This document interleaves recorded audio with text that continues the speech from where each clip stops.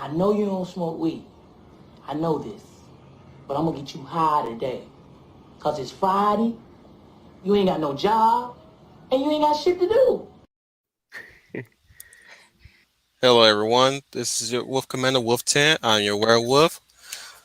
We're going to start fresh this week with the long awaited, long announced, long agonizingly talked about elevator pitch. We have with us today a newcomer of our stream and our first candidate. We'll start off with you, buddy. Final Fantasy Fan 012. Hey, how you doing? That's a nice intro. Next to him is the schooner of the Tuna. Coming at you live underneath on the ground is Schooner Tuna. Hey, coming at you live from a secret government facility buried deep underground, but has excellent Wi-Fi. This is Schooner Tuna. Today, we're going to be taking a look at your stories, your pitches, and what you can contribute to the ever so declining pop culture universe. Please get your ideas out there. Lord knows there is a market now for you guys. The time is to strike now. So, without further ado, let us continue. Coming at you from Occupied Balmora is the man, the myth, the FN, and the number, Trooper FN 2525. Hey everyone, it's Trooper FN2525 with Elevator Pitch. We're going to go ahead and just kind of play with some ideas, answer some questions, ask questions, and just kind of work on personal projects to see if we can kind of help you improve on what you already have. And if not, definitely use this particular platform as a soapbox to go ahead and get your creative juices flowing. Next to him is all the way from the Reploid City, the Maverick Hunter Saint, Brian Gill Martin. Hey, good afternoon, everybody. Hope you're all having a great time today. And yeah, this is going to be if you've got any ideas about what kind of story you'd like to, this is the place to come in. They'll pitch them to us, and we'll kick it around and see what we can do to help you make that story happen. So let's get to this. Final Fantasy fan, do you have a title for your story? I have been trying to decide on a title, and I just decided to go for one approach on basically what the story is about, which I have titled it, just called it Light and Darkness. Light and Darkness. Do you have a project name to it? Well, wait, hang on. I need to know. Is it Light and Darkness or Light in Darkness? Light and Darkness. Okay. Sorry about that. Continue. Okay. I'd ask that because sometimes, even if you don't have a working title, you can have a project name to it too. Mm. So in the case of me, I have a story called Bouncers in the Works, but like that's going to be my working title for that story. But my project name for it is Furry Robot Jocks. I still love it. It's like that's something yeah, it's something I ascribe to in case if I ever decide to change the title again. It's like, oh, just letting you guys know I'm still working on Furry Robot Jocks. But yeah, if you don't have a project name, that's fine. So it's called Light and Darkness. Yeah, because it is the battle between the light and darkness. Can never go wrong with that concept. You're already on the right track here. It's the story of good versus evil. Yes. Before we begin, let me address Melissa Harris. She says she has some work to do with her favorite kid. Thank you, Melissa, for saying hi to us and goodbye. But I don't know if I'm going to be in Professor's stream today. I got things to do. Yep. I mean, maybe Ishii might stream out of the blue. I mean, mostly over there now. I'll probably catch the Batwatch. Mm-hmm. Yep. Is he still doing the Lord of the Rings on Tuesdays? Yeah, he still is doing Lord of the Rings. Yeah, that's probably why. Either that or Star Wars. I don't know. Sometimes they switch. No, they do Star Wars every Thursday. You're right. Star Wars is Thursday. Wait, are you talking about Professor Geek? Yes. Yeah, Professor Geek. Yeah, because I thought he was still continuing on the the Darth Bane trilogy somewhere. Thursday. Every Thursday is Darth Bane trilogy. Yeah. As far as Tuesday is concerned, either Lord of the Rings or something Catholic Bible Geek related. But anyways, go ahead and give us the synopsis of your story of Final Fantasy. All right. I will speak dramatically, so much more narrator. Long ago, there came a legend of two opposing forces in a continuous battle, the light and the darkness. The two sides come to a conclusion to settle this war once and for all. Doing so, the light creates 5 sacred swords. Each sword lies an orb that has the power of 5 elements: earth, fire, wind, water, and thunder. As for the darkness, it has selected among 7 people who have been discriminated by their people or have wanted to take revenge on the world, and it gives them demonic powers that takes the form of the 7 deadly sins: pride, greed, lust, wrath, envy, gluttony, and sloth.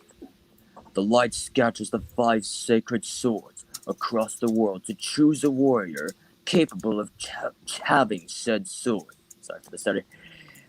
As the warriors are chosen, the darkness begins to consume the land. With the warriors chosen, and now, with the light as their guide, their journey to save the world from the darkness begins. Gotta get back to the past, Samurai Jack. Gotta get back I to the past. I do like the idea of how the odds are tilted somewhat into darkness's favor, because 7 deadly sins, 5 good, 7 evil. Yeah. So, and I assume you also have characters for this. Oh, I was just about to ask him that. Yeah, I actually do have some characters involved. So there are actually a total of 14 major characters, actually. That being 14. 14. All right. So we have an ensemble cast, which is really good. I like this. Yeah. So it's basically like Final Fantasy VI in that regard. Well, pretty much, yeah. Yeah, it's basically Final Fantasy. Like I mean, enough- as said in my yeah, title, tell us. as said in my name, I love Final Fantasy. Mm-hmm. So that's a big inspiration. It's a good source to take from. Yeah. Well, Actually, my it's main not- influence for the story actually came from Kamen Rider Saber, as it was still going on. It's about to end Oh, nice. next week. Just go give us like the 3, at least like the characters that you're gonna be focused on most in Okay. the story. Like, shall I start off with the 5 heroes? Yes. Do it. All right. I'm gonna go from the youngest to oldest, because when I make the before I do the character designs, I always make these character history sheets in order to actually go from there. Really So they're good way more, to start. so they're more for you than they are for the reader. Well, yeah, basically. Yes. No, that's good. That's good. Yeah. Good way to keep basically track came of what you from want to do with Araki. them. Mm-hmm. I said it's a good way to keep track of what you want to do with them. Oh, okay. Yeah, it actually came from Manga Theory and Practice, which basically my map to writing stories. Okay. Alright, the 5 warriors, youngest to oldest of Animos, Ninikos, Pathos. They're actually named after their respective elements in the Greek language. Ooh. Oh, nice. Very nice. Yeah, he is the Wind Warrior. And each of the warriors, they pretty much have their own distinctive sword that is respective to look like their elements. Yes. The second youngest, Astrapi Paramikos Pathos. He is the Thunder Warrior. Thunder. No. Continue. Yeah, it's not Thundercats. No. Just Yeah, I'm I just know. like, I'm thrilled to hear these characters. That's me showing my enthusiasm of these characters. Yeah. Fotia Kaigantas Pathos, he is the leader of the team. He is the warrior of fire. Makes sense. And then now we move on to the two oldest characters. Nero Osophos, he is the wise man of the team. Not necessarily the oldest, but he's more so the tactician. He is the warrior of water. Good Okay. way to associate the element right there. Yeah, and then the eldest character, Guy Ifrontida, he is the earth warrior. He's more so the team's muscle. So he's the As big you guy do. of the group. Yes. So yeah, I'm just basically trying to figure out like their personalities basically described from their elements. Well, I think it's pretty self-explanatory, but I'm not going to tell you how. But Yeah. ultimately, in the end, it's for you to decide. But from what you're saying, it sounds more like that they're derived from the power of their element. So that would mean that the element of fire, while he is the leader, he's clearly a fighter and a bit of a quote unquote hothead, or no? Well, he's kind of like the oldest of his two other brothers, because like the first two I described that go from youngest to oldest, Animos, Asrapi, and Fotia, they're actually brothers. And Fotia is basically the eldest, as yes, he is very passionate, but he's also pretty mature. Asrapi, Okay. I think he's also very warm-hearted as well, because fire can also be very comforting when you're by it and it's cold outside. Yes, exactly. I see. So you're trying to go for more. Okay, so you're trying to show the two sides of fire rather than just the destructive. It's also the life bringer. Yes, basically pretty typical, especially with leaders in Super Sentai, how they can usually be cool-headed. Someone like Takeru Shiba from Shinkenger. What about Goro Hoshino from O-Ranger? He's pretty. Yeah. Yeah, O-Ranger would have had so much potential. It's too bad it would have declined in that freaking terrorist attack. Oh yeah, that. Oh my. Yeah. Yeah, and I'm more so of a Super Sentai fan than I am pretty much of Kamen Rider, but I do have some favorites of Kamen Rider. Anyway. Favorite Power Rangers season? Oh, favorite Power Rangers season. Ooh. It mostly comes from like somewhere in like the late or early 90s seasons of Power Rangers. Actually, I came from in the early 90s. The early 2000s Power Rangers somewhere. So late Saban era to early Disney era? Pretty much, yeah. Okay. Moving on. Tell me, so you're still constructing personalities for these characters, right? Well, pretty much, Or yeah. are you done there? Because you say you have a rich history for each and every one of them. Well, yeah. Because, like, they do actually have a rich history with these characters. But, the characters that we'll be seeing a lot of the past the most are more so the 7 sins, the 7 minor villains of the show. Or not the show, the series. You know, okay, so go ahead and give us those Sin characters. Okay. Thing to know about them, as similarly to how my 5 heroes are named after their respective elements in the Greek language, the 7 minor villains are named after the 7 virtues as their real names, but their sins are named after the 7 deadly sins in the French language. Oh, very cool. That's a cool way of doing it. Okay. Anyway, the first one is, usually I kind of forget. Hang on, get the freaking character history sheet. There we go. Fierte, he is the pride sin. And I always take the designs, which they're usually take some influences on some other fantasy games, usually a lot of Final Fantasy. And as for him, it is heavily inspired by Emperor Mateus, the main villain of Final Fantasy II. By the way, Fancy, Mhm. you talking about designs? Do you have them on paper, or do you have as in any form? It is on paper, yeah. So That's basically how I do my written drawings. drawings. Okay. Yeah. Um, I would like to. We would like to see them sometime, actually, if you ever Um, get a chance to. But okay. but continue what you're saying. Okay. All right. The next one, avidity, is the sin of greed. Mm. Um. Mm. And, oh yeah, they even have their own different weapons too. Whereas Vierte is basically a staff similar to Emperor Mateus. Continue with the character names. Okay. We'll get into that in more detail. Go ahead. Okay. Luxure is the sin of lust. Um.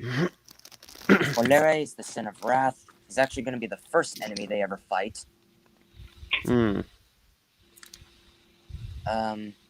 Envy, pretty obvious that the name comes from envy. Mm. Kind of reminds me of Yngwie Malmsteen, the rock band. Mm. Anyway, Gormundis, this is the Light Warrior's lifelong enemy, the sin of gluttony. He is basically the orc. Oh. Mm. So a little bit of Tolkien in there. Yeah. Though he kind of looks a bit more like a. As I drawn him, he kind of looks like one of the warlocks in World of Warcraft, just from the green skin and the. Golden. Almost. And lastly, Parasius. This is the sloth sin. Hmm. I can almost imagine what his design would look like, but you can go ahead and continue. So Okay. these sins, you said they have weapons of their own. Do they have staffs and swords, or do they are they crossbows, guns, They're that kind of usually stuff? different weapons. Because Okay. on Terra, the Dark Entity, he created the weapons. Hmm. Like, with Parasius, the Sin of Sloth, she actually takes a look of a time mage and she actually has a staff, which basically doesn't cause people to go to sleep to put them under a sleeping spell. It would basically cause them to slow down. Hmm. So Oh, like a time interesting. slow effect. Yes. Perception manipulation could also be added as well, Mm. where you think it's moving slow, but it in reality is moving fast. Kind of like what happened to oh, what's his name, when he dealt with one of the top squad leaders from the Soul Society in Hueco Mundo arc. Hmm. Well, they do actually move slow. Yeah. Mm-hmm. They talk normally, but their movements are just slow. Hmm. Oh, nice. Interesting. Um. So you mentioned that that there's discrimination. To what degree of discrimination? Like, what degree of discrimination? Oof. So Don't worry. almost Don't like, feel like you're on the spot. This is the point of elevator pitch. We got to ask these questions so that way it'll help you get a little more creative. yeah. Mm-hmm. It's mostly with them out of spite. Like whenever it comes from hatred, out of anything, basically like Luxio, her story comes from. Are you familiar in any shape or form with the story of King Henry VIII? Yes. Mm. All right, so basically her story, where her husband was cheating on her with another woman because she was being pretty unfaithful to him. So then now she actually figured that out and she basically called him out on that. But then now, because of that, he set her up for execution until Antera shows up and actually tells her that you can basically take revenge on him and take everything from him to show you that he is a liar and rule the castle with an iron fist. So he gives her a whip, which is basically with lust, because she now takes more so of a design to look like a succubus, basically to more so have more so the dominatrix look. I was just going to say. Well, it comes with territory with the whip. Yeah. Oh yeah. And then so she kills Comes with her a neat original package. husband. Yeah. Anyway, so then she kills her old husband and sets the woman that her husband was cheating on to imprisonment, and basically claims her castle as her own. And then now her reinforcements of the guards basically almost being her love slaves, basically. I see. Mm-hmm. Interesting. I kind of like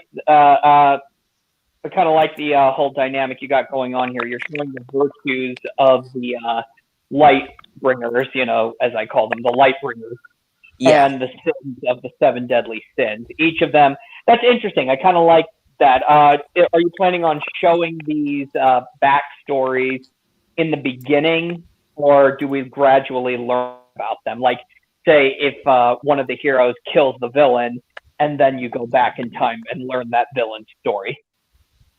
Well, you do get backstory out of most of them, and it's either it happens after they're defeated or before they start the fight. Okay.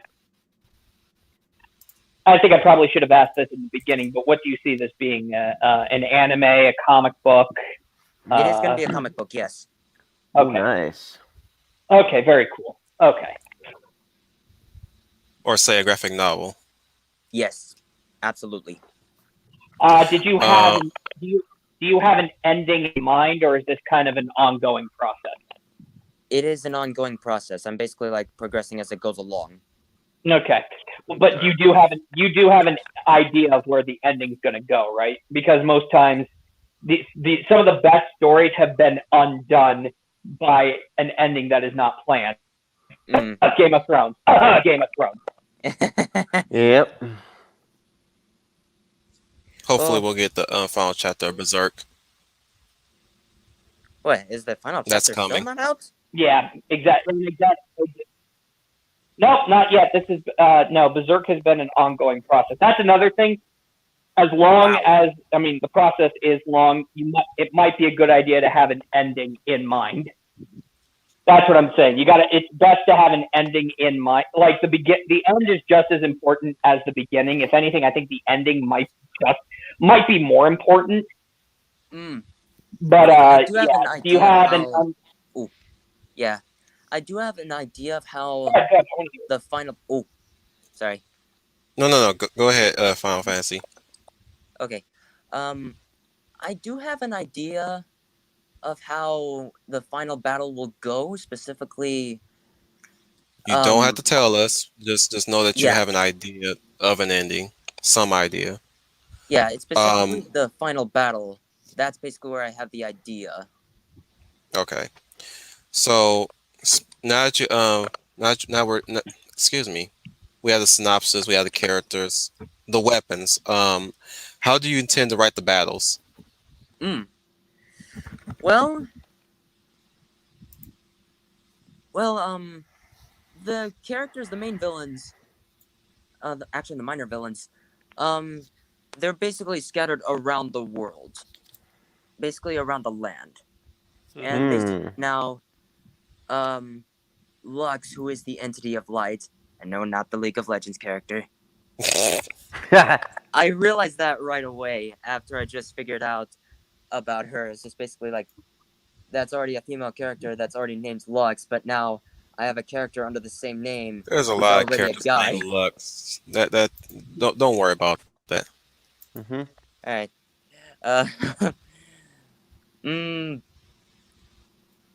Ready? And basically, you would basically show them the map, and it's basically every time. Actually, it only happens once. They would basically cross the swords, and you basically show them a glow that basically shows the entire map, basically on where they are. And he does warn them that there are going to be some of them that are out there in the wild, because there are some that are out there. Some of them that are just some in their own territory. So he warns the heroes that the villains could wear any face and be anywhere. Yes, exactly. So like shapeshifters? Fancy. What I mean by battles, how do you intend to write them as in how does these fights work? You got the light weapons and the dark weapons. I want to see what do they correlate in terms of battles. Oh, like how they fight? Yeah.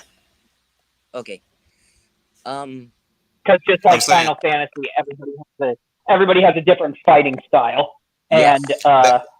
way in which they fight. Yes. That and what are their weaknesses? How do the weakness correlate to the fights too? If they do if each weapon has a weakness.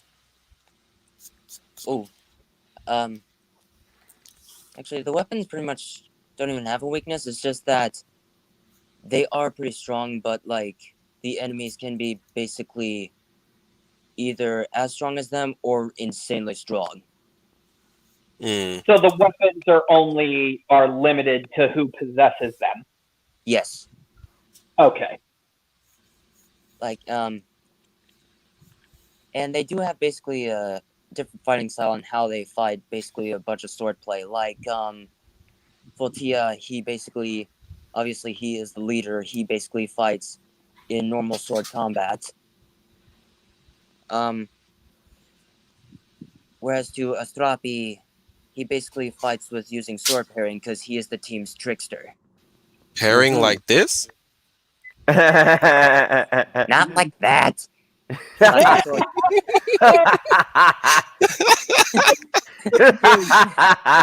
I stinker? Sure you are there, Bugs Bunny. No, like basically sword pairing and sword tricks. Yeah. So would he be like the speedster of the group, or is that another guy? He is the kind of the speedster of the group. Mm-hmm. Well, most of the time, yeah, he basically like dashes around everywhere around the stage, or not the stage. It's not a video game. Basically around everywhere in his area. Well, just go ahead and call it a battle stage, like every Yeah. other anime or any other action movie. It's technically a battle stage. Yeah, Yeah. it's No like a matter stage how in a much you play slice it. rather than a stage in a video game. Yeah. Okay. Yeah. Animos, despite him being a wind warrior, you do see him jumping a lot. He is mostly very fond of aerial combat. It actually makes sense for a guy that's wind-based to be aerial, though. Mm-hmm. I have one way you can do that too. But that's totally up to you if you want to add that in. Okay. Have him do some crazy wuxia moves. Oh yes, I was basically thinking exactly that. I also have a suggestion because you say each of these individuals have power, with the swords of light. They all have unique powers exclusively to them, but do any of them share like common traits? Like, can all of them fly, or or are they like the Greek gods and goddesses? Each of them has a unique talent. Well, they are different from their elements, obviously, but especially how they attack. But they do have some similar feats, such as jumping at very high feats, or basically dashing. Okay. Mm-hmm. Like if you played Dissidia, or Mega Man X, or kind of, yeah. Okay. Yeah, but so I got a question. Oh yeah. So I got another question. I'm sorry. Are they all like on teams, or are they all unaware of the other's presence? What's it? Are the forces of light going to team up and the forces of darkness going to team up, or are they all just separate entities that kind of just come across one another? The Light Warriors, they are a team. Okay. Whereas the Sins are basically like their own separate selves. Basically, they go in each individual fight, just building up to the final boss. Okay. Very cool. Awesome. Pretty cool. Thank you. Which would actually make a lot of sense. Which would make a lot of sense too. Who is the most strongest of all the Sims? Easily Gourmandies, because in the story, Gourmandies, I did mention that Gourmandies is the Light Warrior's lifelong enemy, because before the Light Warriors actually become the Light Warriors, they are the Knights of Heroismos, which is Greek for heroism. Because in the story, there are 3 kingdoms: Dikilsine, Heroismos, and Alithia, which are Greek for justice, heroism, and truth, respectively. Basically, what a hero stands up for. I see. So they didn't just were randomly given these swords by Light. They had to prove themselves to get the sword. Well, I can they almost see a Wonder Woman scenario too, where they're training for it, or at least like Saint Seiya. Anybody they're familiar not. with? They're not trained for it. They're basically chosen for that sword. Really? Yeah, Yeah. they're basically the You chosen mentioned that in the ones. synopsis in the last stream. But what I was thinking of I was almost thinking like a Saint Seiya scenario where they could be chosen, but they could still be trained. Kind of like Yeah. I mean, they how train how basically all their lives because they are basically knights. yeah. It's basically almost like in the Mighty Morphin Power Rangers where they were actually chosen. The teenagers with attitude, they were chosen to be Power Rangers thanks to Zordon. I was Okay. just gonna say that. Yeah, it's pretty much many tokusatsu influences. Oh yeah. I see you're quite a big Tokusatsu fan there. Yeah. Do they have civilian garb, or are they just constantly in their knight armor, if you will? I'm putting that in air quotes, by the way. Okay. They actually they are in their knight's armor, but they do have more civilian looks. But you do predominantly see them in their knight armor pretty much a lot, at least in Okay. like the first 3 chapters.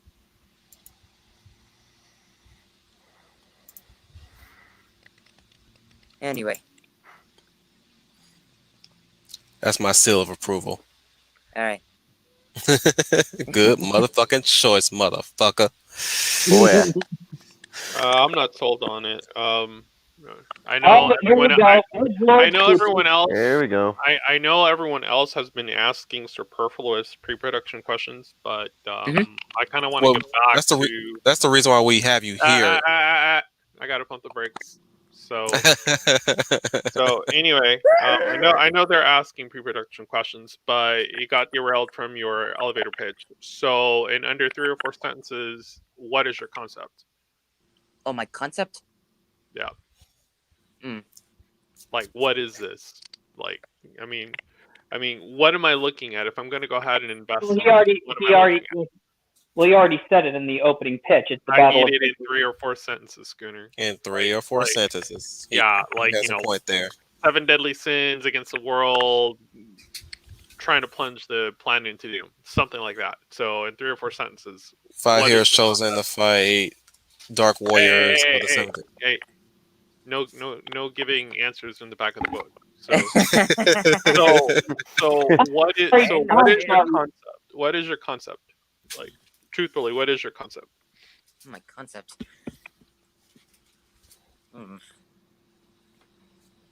My concept, like, what do you mean?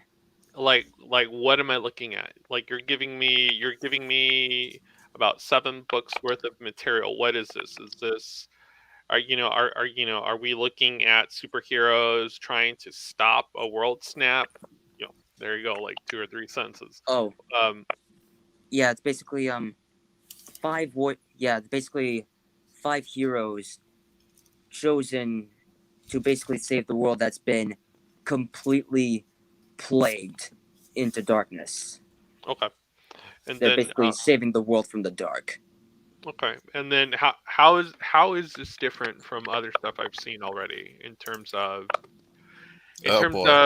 manga and anime and stuff like that? Because obviously it has a lot of Eastern influence, but how is your stuff different than everything else I've already seen? Like, what's gonna want to make me invest in your project? Like, what about it stands out? What's different about it? What hasn't been done before? Like, it's Ooh, that was just mostly my own thoughts. Basically, already my first time being a writer. okay. Don't get intimidated. Don't get So intimidated. then, my answer would be, okay. The way mine is different is because there's only been a few times that the concept of the seven deadly sins has actually been used. It's been used maybe in DC with Shazam, but I want to use it in this way. In this way, dot dot dot dot dot, Oh. and this is how mine is different. So when I say seven deadly sins, don't think Shazam, think this project. Because the Oh. moment you said seven deadly sins, or the moment that came up, I'm like, okay, well, Shazam, like, Mm. it's And like for me, five chosen warriors. I'm looking at, again, the I had to back up on Trooper on that one too. I thought Nanatsu no Tozai or Seven Deadly Sins. I guess But this shows the difference between all of us, because when he was telling us about the knights and the deadly sins and the sword, I was getting Excalibur vibes. Yes. Mm-hmm. what about you, Oh, Brian? When I was thinking about those 5 elements, the way you described them, it actually reminded me a little bit of Go Lion or Voltron, because you have the fire. Excuse me, let me back up a bit. Yes, Black Lion was thunder, Red Lion was fire, Green Lion was wind, Blue Lion was water, Yellow Lion was earth. For me, pretty much that. Yeah. it was Warriors of Virtue. yeah, With I was the, gonna say that too. I was gonna say I was that too, because at one point most projects tend to become very derivative of something else. So it's like, okay, how does it stand out? Because I thought Yeah. the same thing. So, So and then the only the other thing in my notes, it's like, as far as names for these characters, do they have any monikers or nicknames that my Western audience can latch onto? Because it already sounds like it's a very niche project for a very niche audience. Yeah. So how am I going to be able to market this to a wider audience? Oh, I had Because truth be told, I'm only going to get X money from all my weebs. So how do I market this to like their regular knuckle dragger to buy this? like this.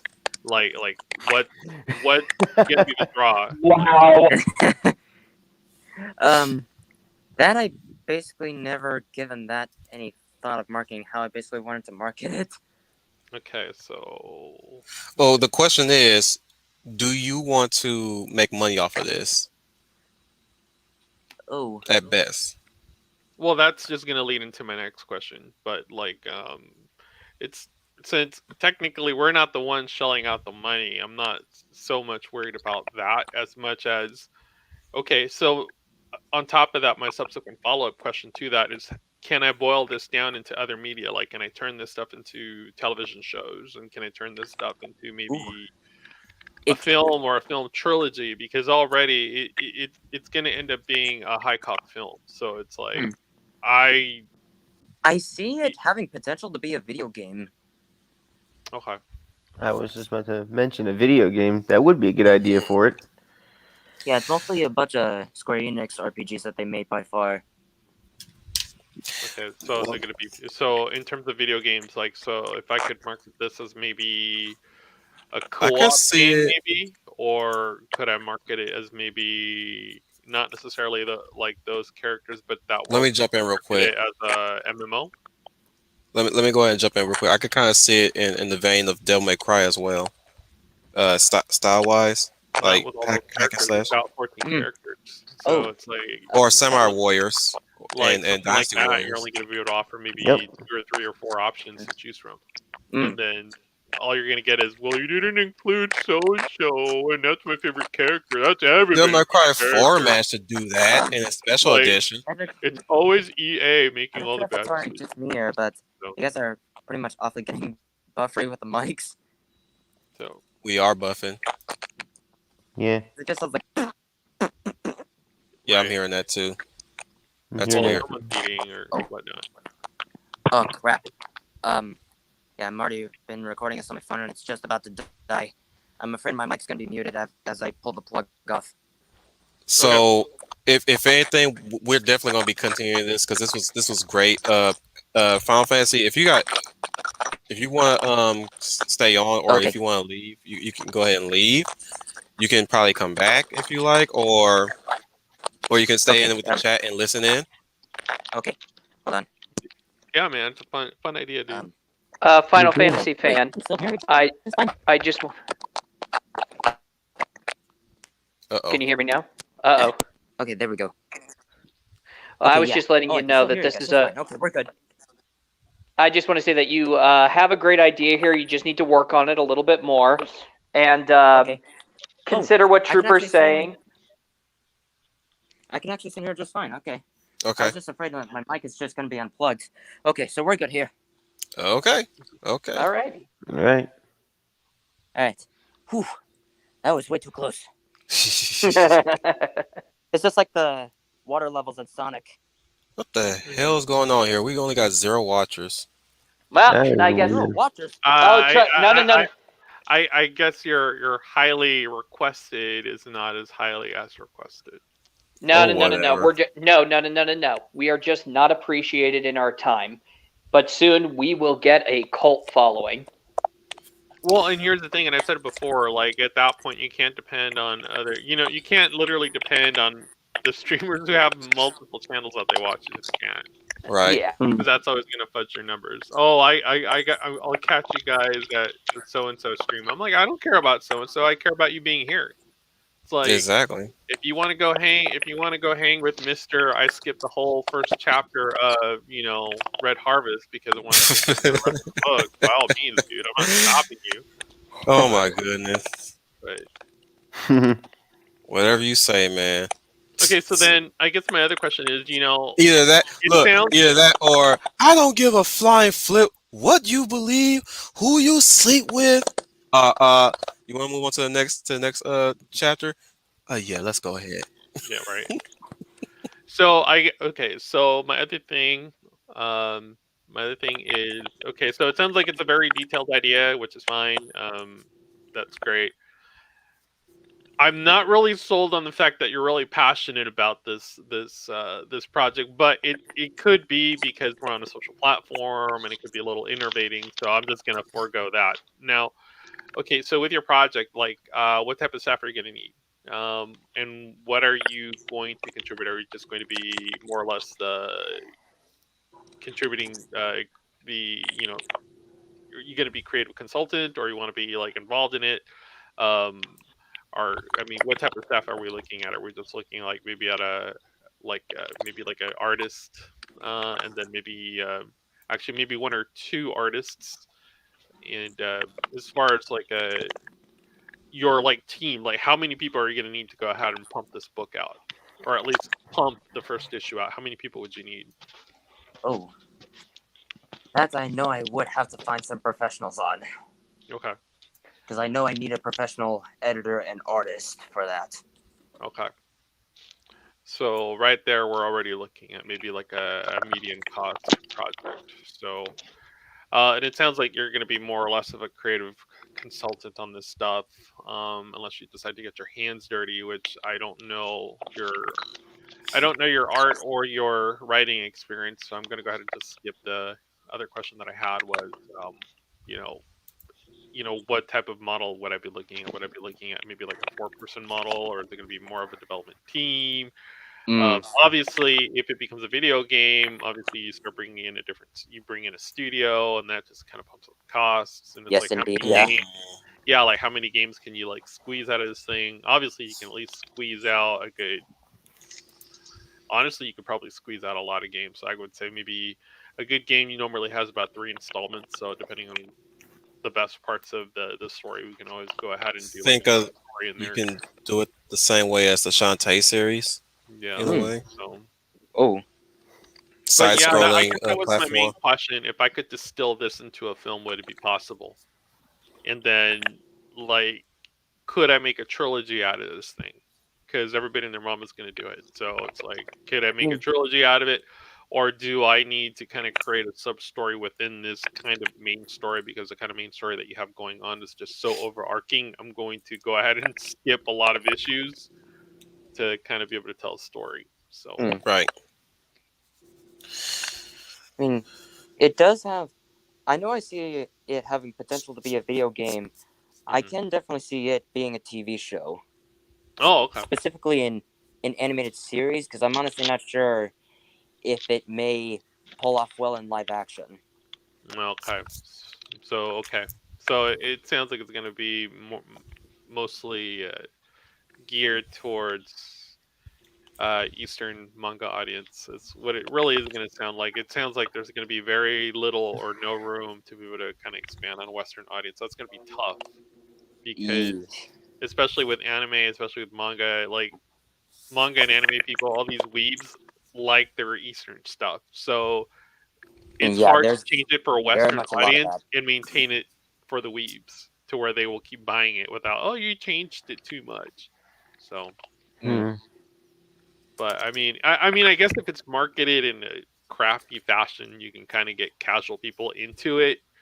But Yeah, more people are starting to kind of move towards the anime and the manga direction anyway, because a lot of this Westernized stuff is just yeah, terrible at the moment. So, yeah.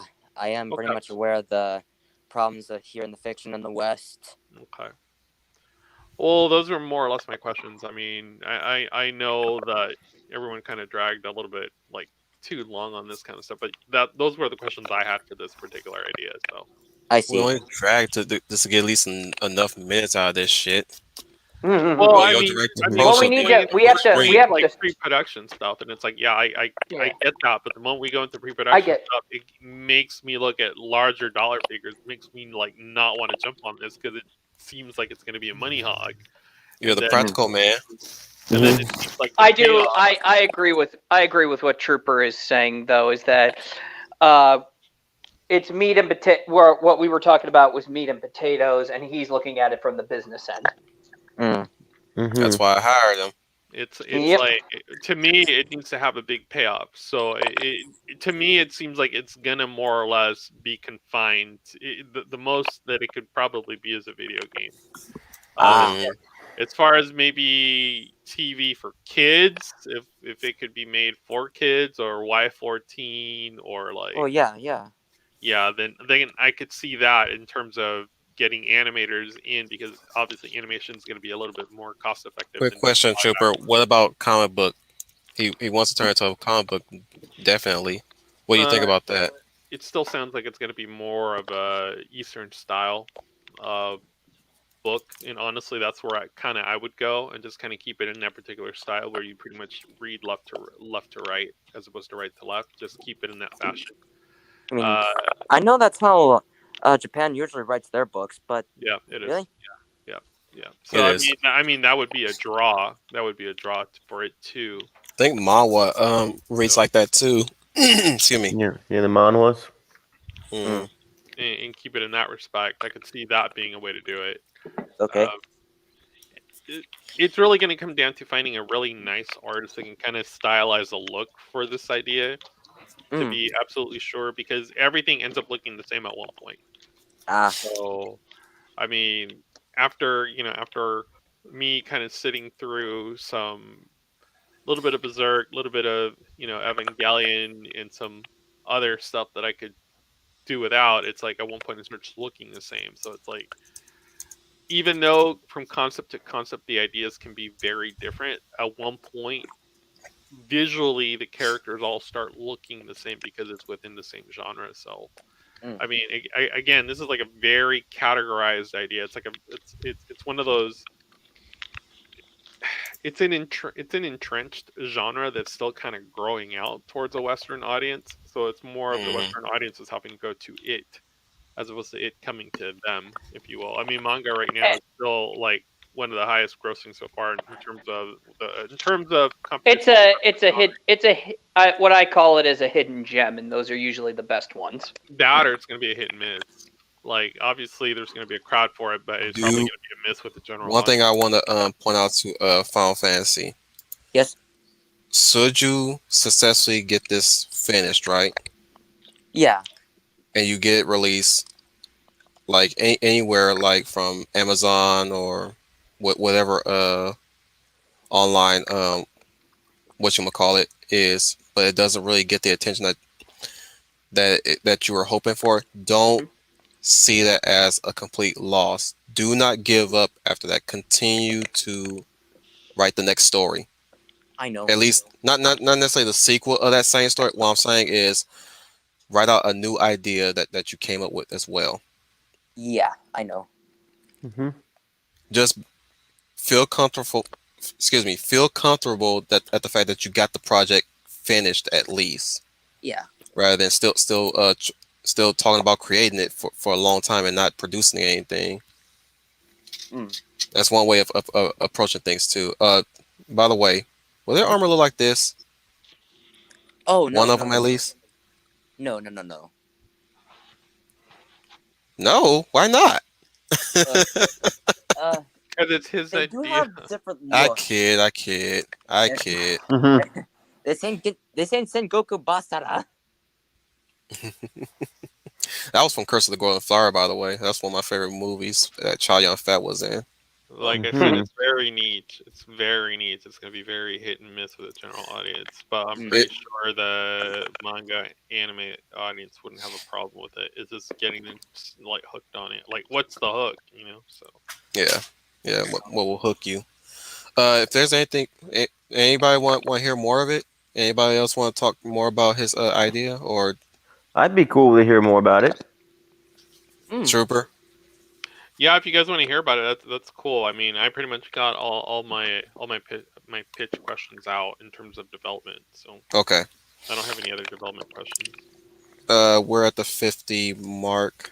Do you want to spend the next 10 minutes on that and then go to the next one? Yeah. Okay. So I think the real another question I have is that so they're all going. So you have the origins of these characters. Have you started writing any of this? I most definitely have. Yeah. Okay.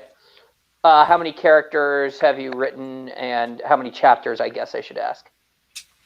Ooh. Uh, there are a total of 14 characters. Cause like, there's already 5 main heroes, and then 7 minor villains, which is a total of 5 plus 7.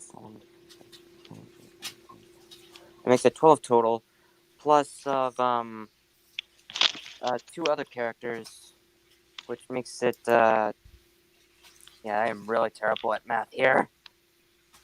Oh, you're doing a good job. Way Yeah. better than me. Yeah, 7, 8, 9, 10, 11, 12, 14. Yeah, 14 characters by adding the 2 additional characters with the minor character being Lux, who is the Light Warrior's guide, because they always have the phrase of "May the light be your guide." Hmm. And then the main villain, Antera, he is the dark entity. Hmm. And as for chapters, it is still going on. Like, I'm letting it go as it basically progresses. Okay, I guess I do have one question. So subsequently, if I need to cancel your project, is there like a doable ending to it at any time that you can kind of default to, or Well, like that would be pretty solid and doesn't leave people hanging, or is this going to be one of these like uh type of stories where it's like It tune ended in on a next time? cliffhanger. Yeah, yeah, like oh, much like um, some of them We can may name a have lot of projects that went that way. some of them may Many have great a stories. cliffhanger. Oh. Yeah, sorry, I thought I heard Schooner talking. It was. But continue what you're saying, Final Fantasy. Some of them may have a cliffhanger. okay. Well, some of them basically don't, as they're basically just revolved around a chapter just getting to build up to the sin of what they're going to be fighting to the next villain before they reach Antera. Okay. I got for a suggestion. Mhm. Um, you may have to limit that number. Mm. If you have any minor characters, just make them as one-off characters. You Oh, really yeah. want to focus. I'm saying you really want to focus on the warriors. That should be your ensemble cast. That should be that we should Yes, be indeed. following, and avoid devoting a chapter to a character that's probably not going to be the focal point of the plot.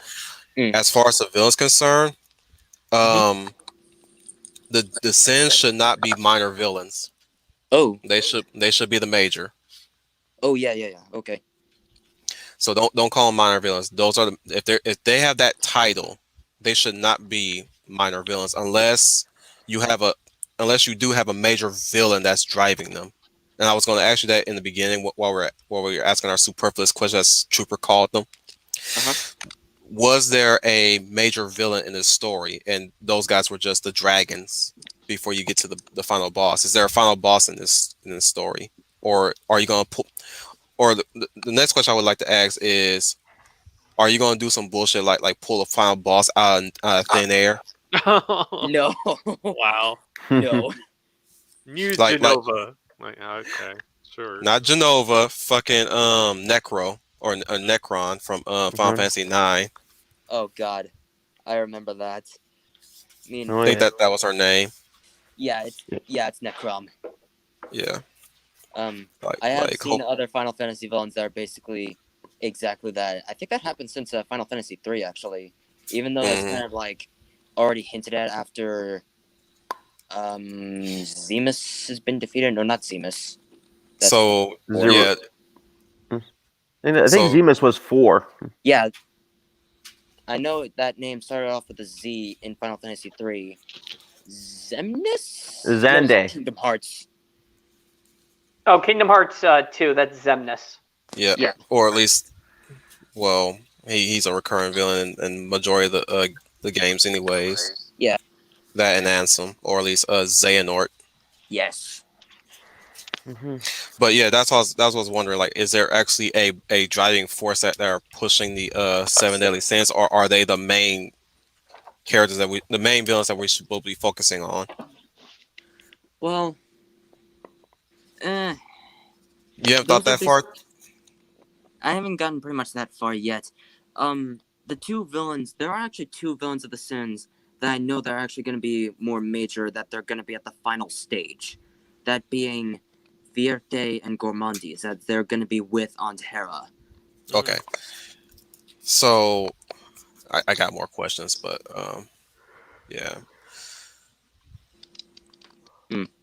I lost my train of thought. Continue what you're saying. Okay. Sorry. You're okay.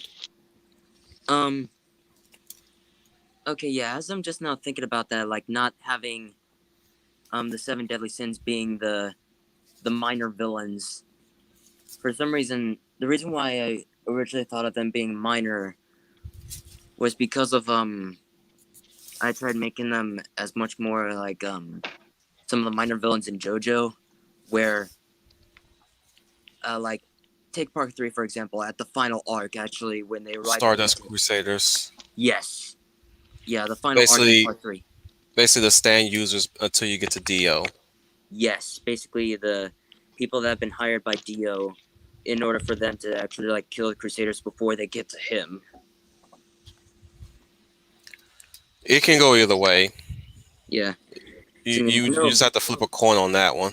Which way you're going to do it? Either make them as the driving force, or they're going to be the foot soldiers of or at least the generals of the major villain.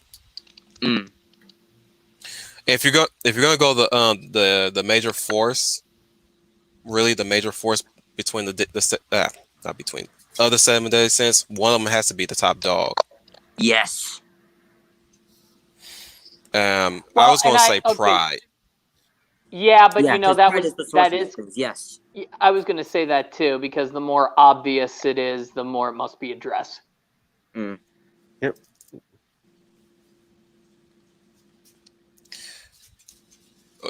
That was it. I was asking Scooter that was it. I was waiting for more. Yeah.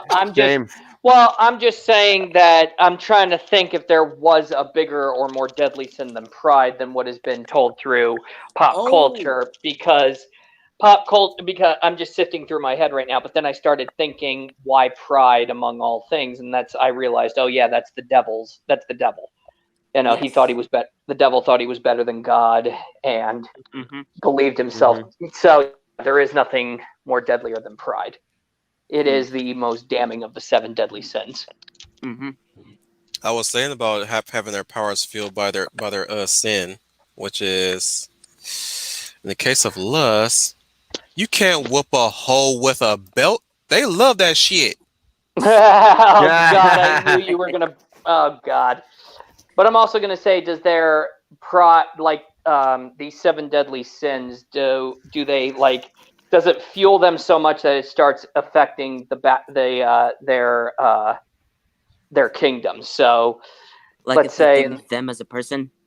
well, not just affecting them, but the people around them. Like this whole their kingdoms are Oh. falling into debauchery. Oh. Mhm. Interesting concept.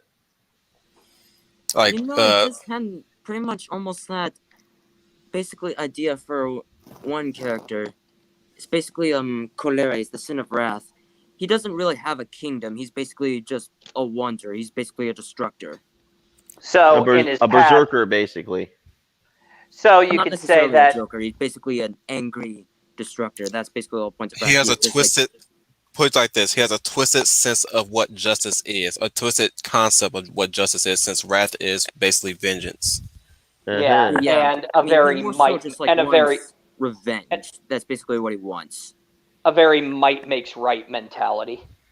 Yep. Or you can make him like Zod from Berserk, where he's just going from battle to battle to find a worthy opponent, and it was his wrath that Oh, when you got said him. Zod, yeah, when you said Zod, I was already thinking Superman. I was gonna say kneel before Zod. Yeah, that's more you are so. not the leader. Oh, Healed so easily. hey, we already got some people coming in on the chat, so we got some watchers. We got I'm Child of in Flower and France. Neo Star Finally. Productions. Yep. Oh well, I guess it's always time for this shit. Mm-hmm. The brilliant star that shines through the night, the sharp thorn on the side of evil. Rise, a man stands before you. Rise, a man stands before you. R-I-Z-E, man power. R-I-Z-E, man power. Rise, a man. Mhm. He is the Razaman. Yep. Yep. So what's being pitched tonight? Oh, you missed it, Neo. Well, you missed Final Fantasy fans pitch, but you can go back and watch it. But we still got a few more pitches tonight, right? The worst sin is Yep. envy. It causes domino effects. It can, yes. I mean, envy can. The worst sin can be envy. It really depends on who you're talking to. Yeah, it depends on how you Yep. spin it. It depends on. Depends on who's doing it. You need to be able to tell me why your particular sin is going to be different than the normative. As far as the trope that pride is the most deadliest sin. It's Yeah. like if Mhm. you're gonna give me the hand that that puppets pride, that's fine, but do it in a way that's captivating. So, Mhm. I mean, if we refer to say video games like Dragon Age, like you have to tell me why the envy demon is more powerful than the pride demon. So. Or you can even use the movie Seven as an example.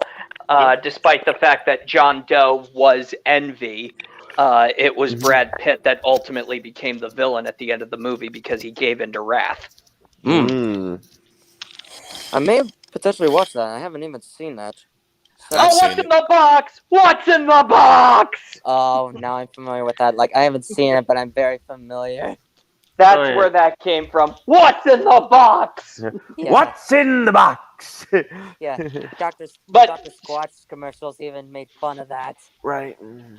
Well, the thing again, though, if you haven't seen Seven, I recommend it. If you ever want to see what the effects of deadly sins are and how they affect the world around them, because that's what Seven was trying to project, trying to show how apathetic and nihilistic, at least the world had become, from Morgan Freeman's point of view, and he's showing this killer is showing the 7 deadly sins at his crime scenes. And it suddenly shakes the apathy from Morgan Freeman's character because he realizes there is so much worse things out there. He thought the world was bad and ugly and terrible before, but then he entered John Doe's world and just saw the sheer evil. He saw true evil, and he realized, you know what? This world is not as bad as I thought it was. Wow. At least that's what I got from it. Mm-hmm. Yes. Yeah.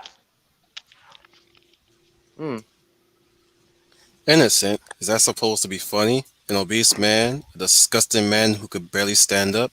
A man of who, if you saw him on the street, you'd point him out to your friends so that they could join you in mocking him?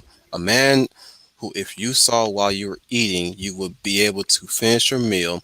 After him, I picked a lawyer, and I know you both must have been secretly thanking me for that one.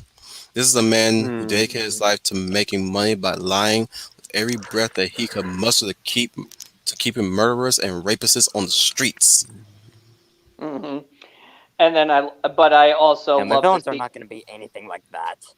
Yeah. You Yeah. will have See, to. Yeah. Yeah. well, You will see, have no, to. you don't have to. You can find a nuanced way of telling it, Mm. but don't just cut and paste villain philosophy or Shakespeare. I mean, some of I the know. No, best what I'm saying villains. is you will have to be. You have to go kind of extreme. You don't have to get too graphic with it. Mhm, Oh, yeah, I know. Just sell them as villains.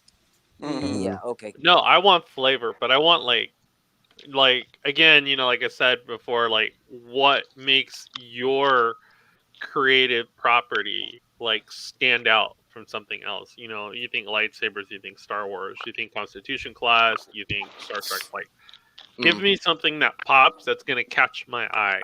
Like when I see the cover of that comic, or when I flip through those pages. Like I want to see like that stuff just pop out at me. Give me like visuals that I crave. Like, Okay, yeah. Mm. Ooh, that would actually. I already just saw the cover and the visuals.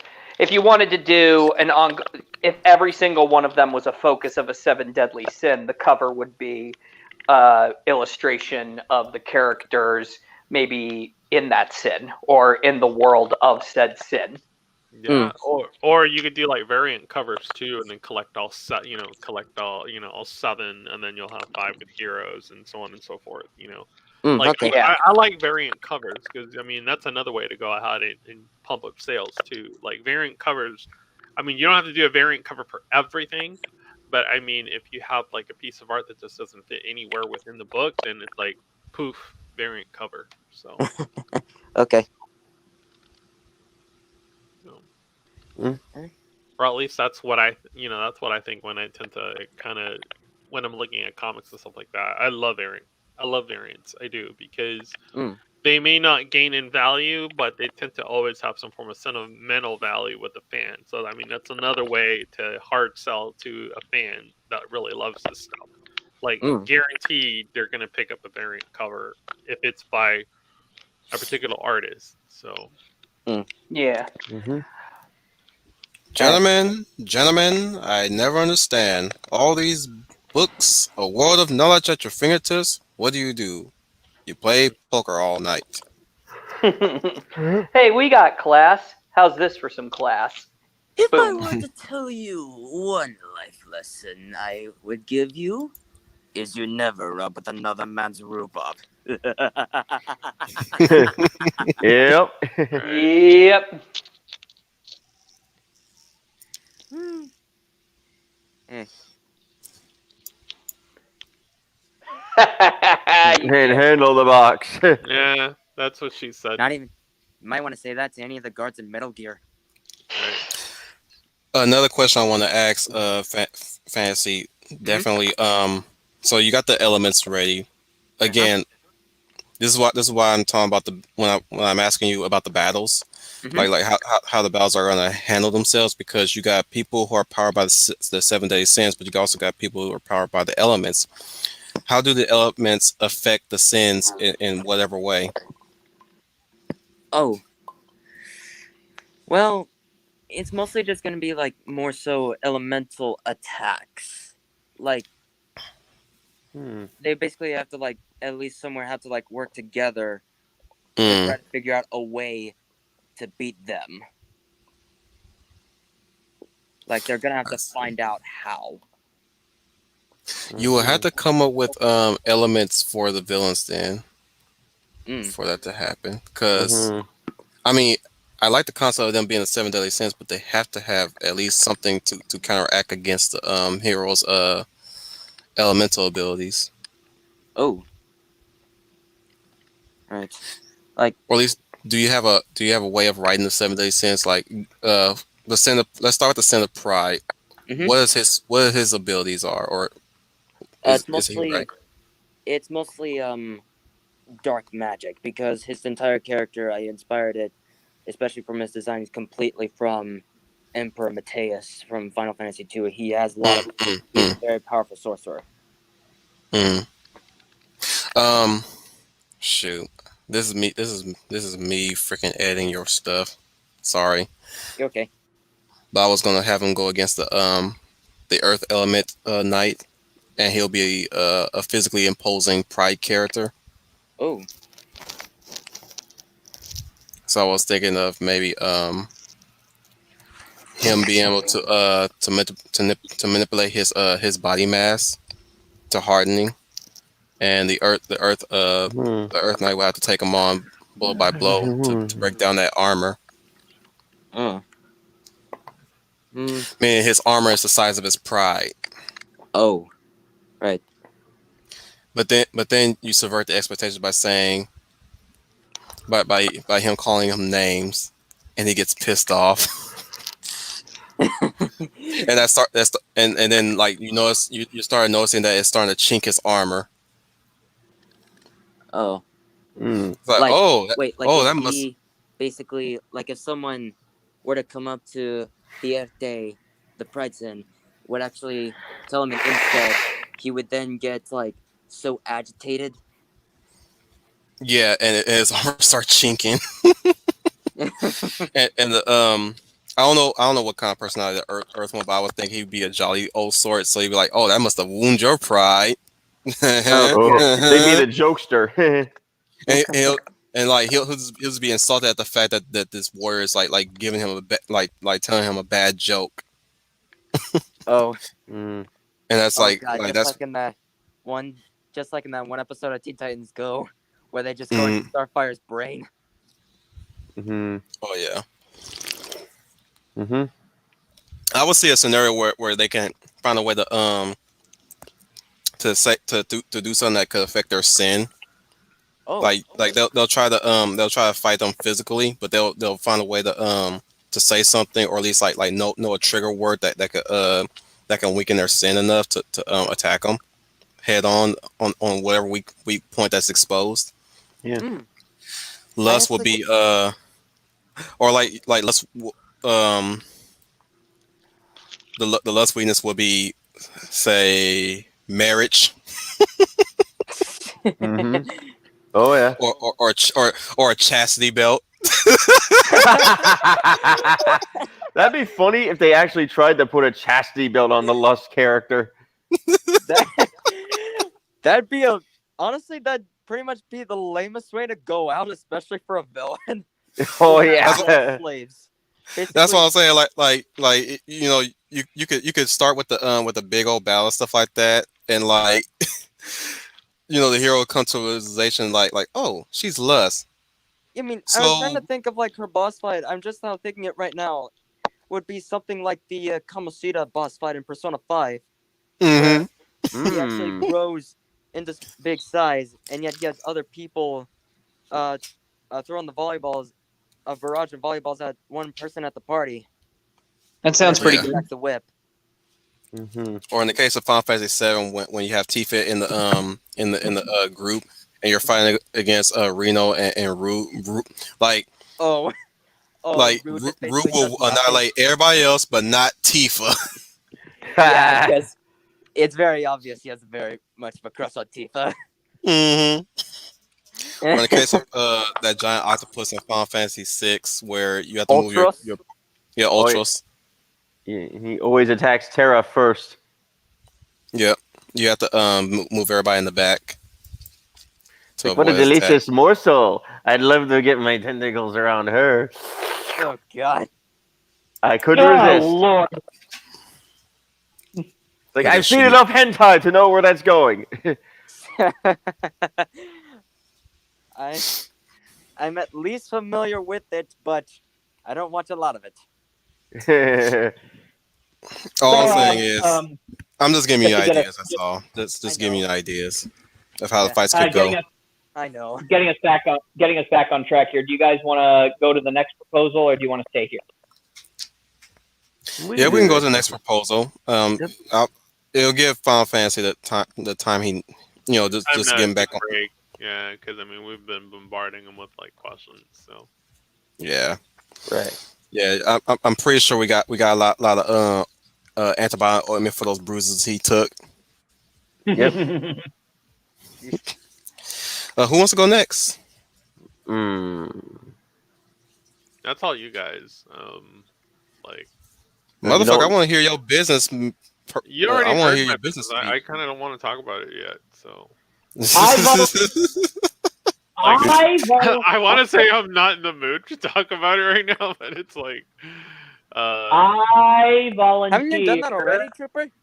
Trooper, I volunteer. We'll sacrifice Schooner. Motherfucker! I volunteer Trooper. Motherfuckers, did you not hear Schooner say, you shut the fuck up! Shut the fuck up! Oh man, that was great. That was beautiful. Go ahead, Schooner. Okay, Well, I yeah, was let's just- go to talk for a minute. Well, I was just saying I was going to volunteer Trooper, but I can, because I got a whole bunch of ideas. I didn't know which one, so I just basically am going to say pick a number, 1 or 2. Okay. We'll start with 2. One. Okay, Troopers voted. Final Fantasy. 1. Okay. I guess 1. Okay. 10.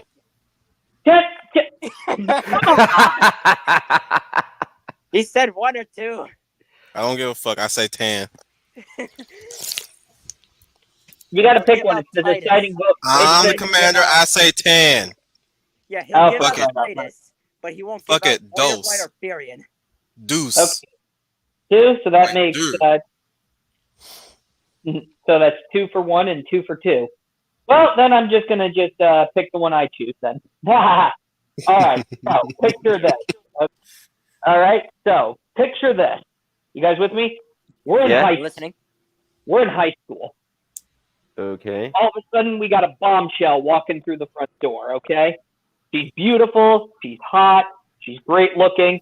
But you realize as she's walking down the hallway, this ain't your typical high school. You know, you got kids using psychically moving their papers. You got some, creatures, otherworldly kind of stuff. Anyway, so you see that this is not your typical high school. But anyway, we're still focusing on the bombshell. Okay, she's walking around, kind of everybody. Oh my God, I knew it! Oh, I knew it was only a matter of time. I just did not. So much mischief in this stream What game is now. that from? Oh, I knew it. It's from Aiken.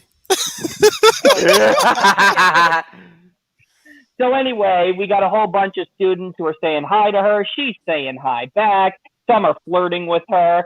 She's flirting back. And then we got this newbie who's getting a little too close to her, I should say, a little too touchy-feely. Puts one hand on bare skin. All of a sudden, his veins pop out and he becomes paralyzed. She gently takes his hand off of her and she says, "Sorry, it's a look, but don't touch, slugger." And she walks off. Ooh. And now Yep, on the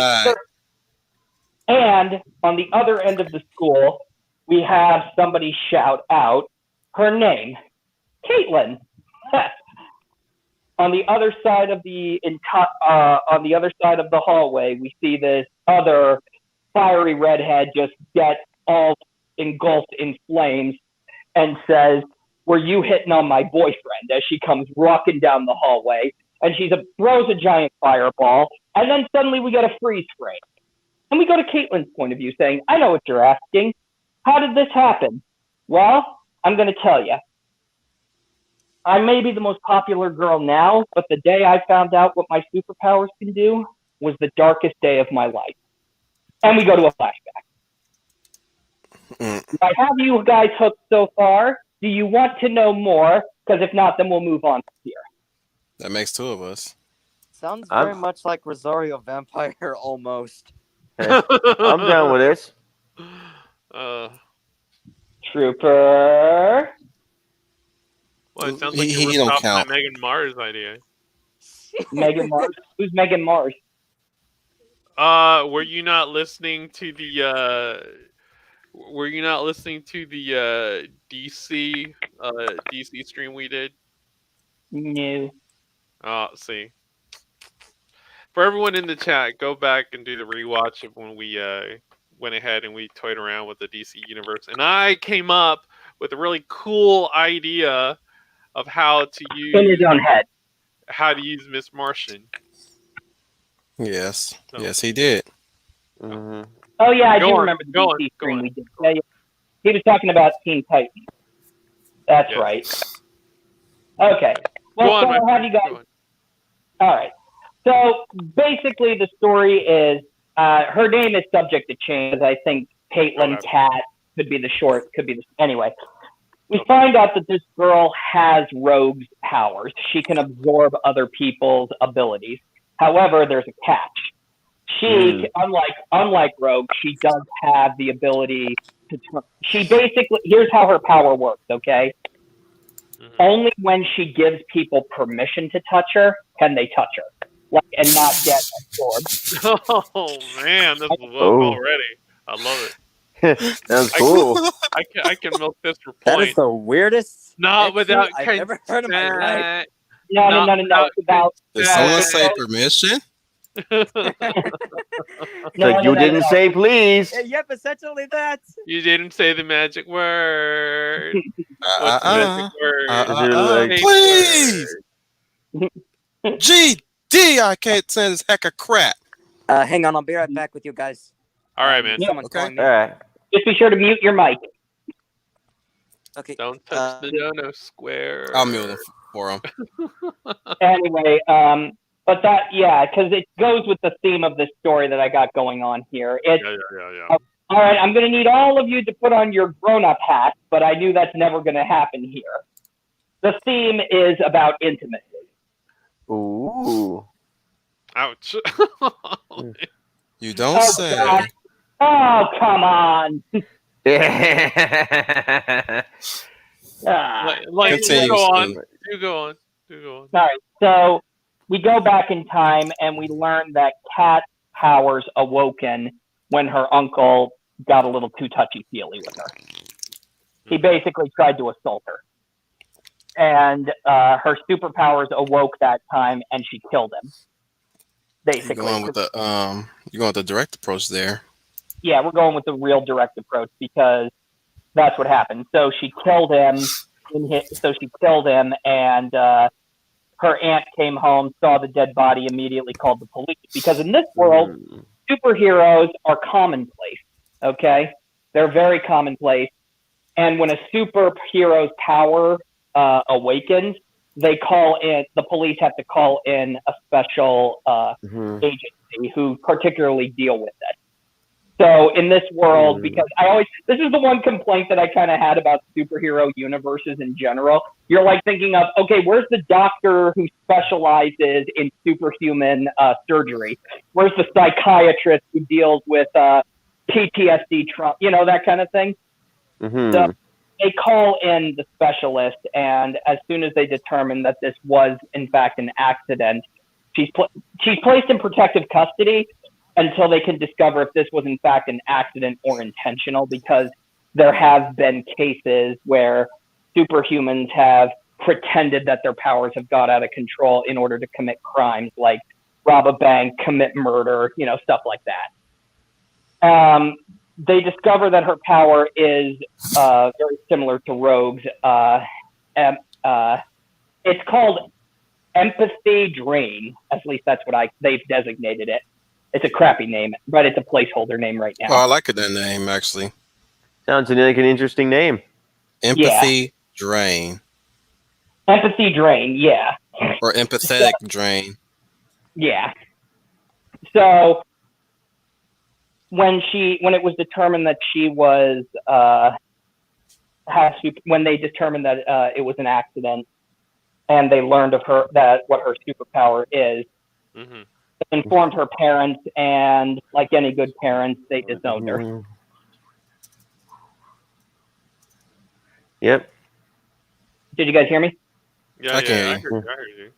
Yeah, okay. I was wondering if you came. Anyway, her parents disowned her, and she got sent to a foster family who took care of superhero children whose powers have developed. So this is the Ma and Pa Kent, if you will. Okay, they were very, very supportive of her. This is where she learned her powers, and she realized that she was like so terrified she covered herself up, very similar to that of Rogue, but the mother and the Ma and Pa Kent, which are temporary placeholder names, have basically encouraged her that she has to get past her trauma, and she needs to, open and be open and expressive, and not shun away from those things that make her different, but embrace them. And she came out of her shell, and as always, she had to when she reached the age of 16, she had to register with the Superhuman Registry Board. Now here's the thing. The Superhuman Registry Board, you got to know this. When she came to accept her powers, there are some unexpected benefits that came from it, because superheroes are commonplace in this world, obviously. They're treated as a high-class citizen. You are like getting deals, you're getting sponsorship, all sorts of stuff, okay? Because you're basically a celebrity if you're a superhero. If you're a celebrity, yeah. It's and unlike, I didn't want to do what, you think that's too much? No, I'm looking at gifts right now.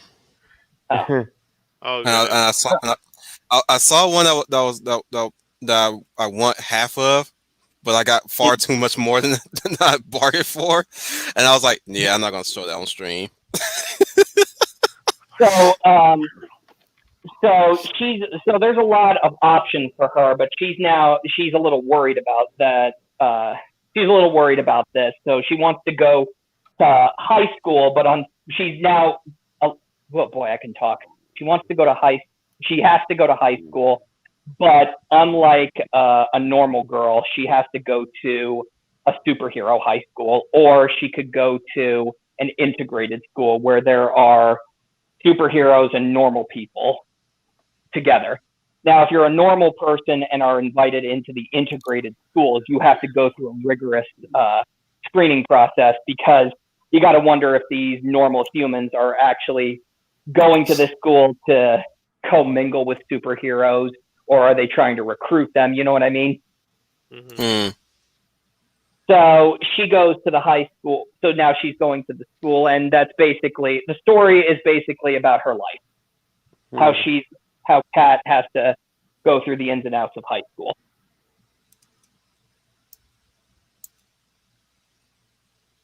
Sounds cool.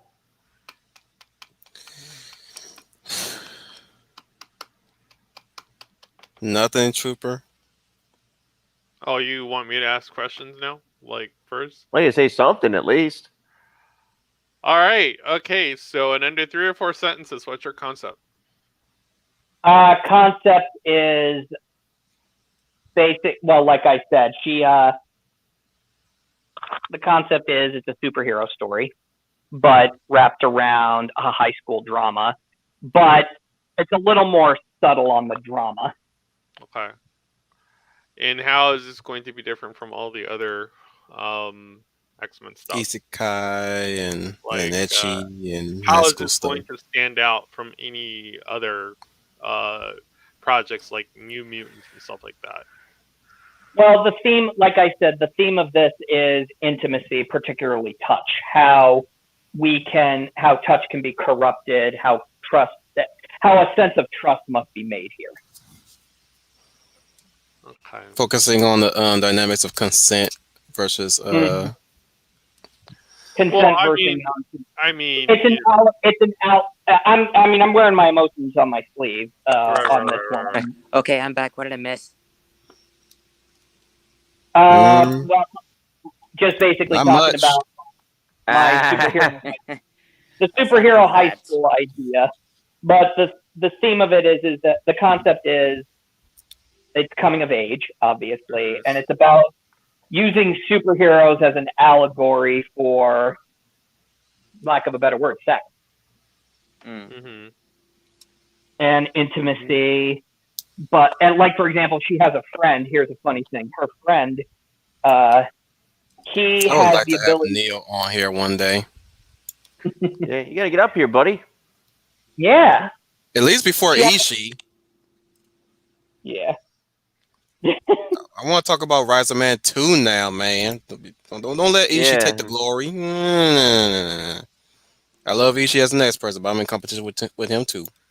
Okay, so already the cell is going to be mutants. So I guess my question is how am I going to be able to hook an audience into this particular franchise, given that we're already oversaturated with mutants? Well, yeah, with superhero stories in general. We're mostly going to be focusing not just on, their powers and their abilities, but we also got to look at the concept of morality. And not only that, choices people have to make in life. Like, does she want to be a professional superhero because so many doors are open to her if she is willing to embrace her powers? But the thing is, her powers may end up just becoming, she may just end up becoming an extension of her powers instead of her powers becoming an extension of her. Okay, and I can already, Go ahead. I was gonna say I can already tell this would be a mid to high cost project, depending on production and effects, and then Yeah. probably even editing. So my question is this: other than it being more or less a episodic type of project that's going to be more or less syndicated on either broadcast cable or television, can I condense it into other mediums? Say, like, could I turn this into a film? Like, I'm asking you the same questions I asked fantasy. So Yeah. You can do that, actually. I actually saw this becoming a limited series comic book run. okay. Like how many I issues? already- Like 6? How many? I was actually going to say 10. I was always going to say 10 because 10's just a nice number. I like 10. Okay.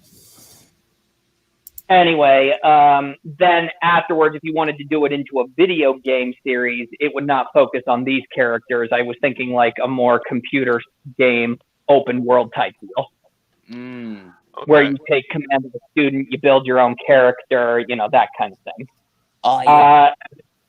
As an animated series, I could just see it being a 10-episode adaptation. As a movie, I can see it just being a one movie type deal.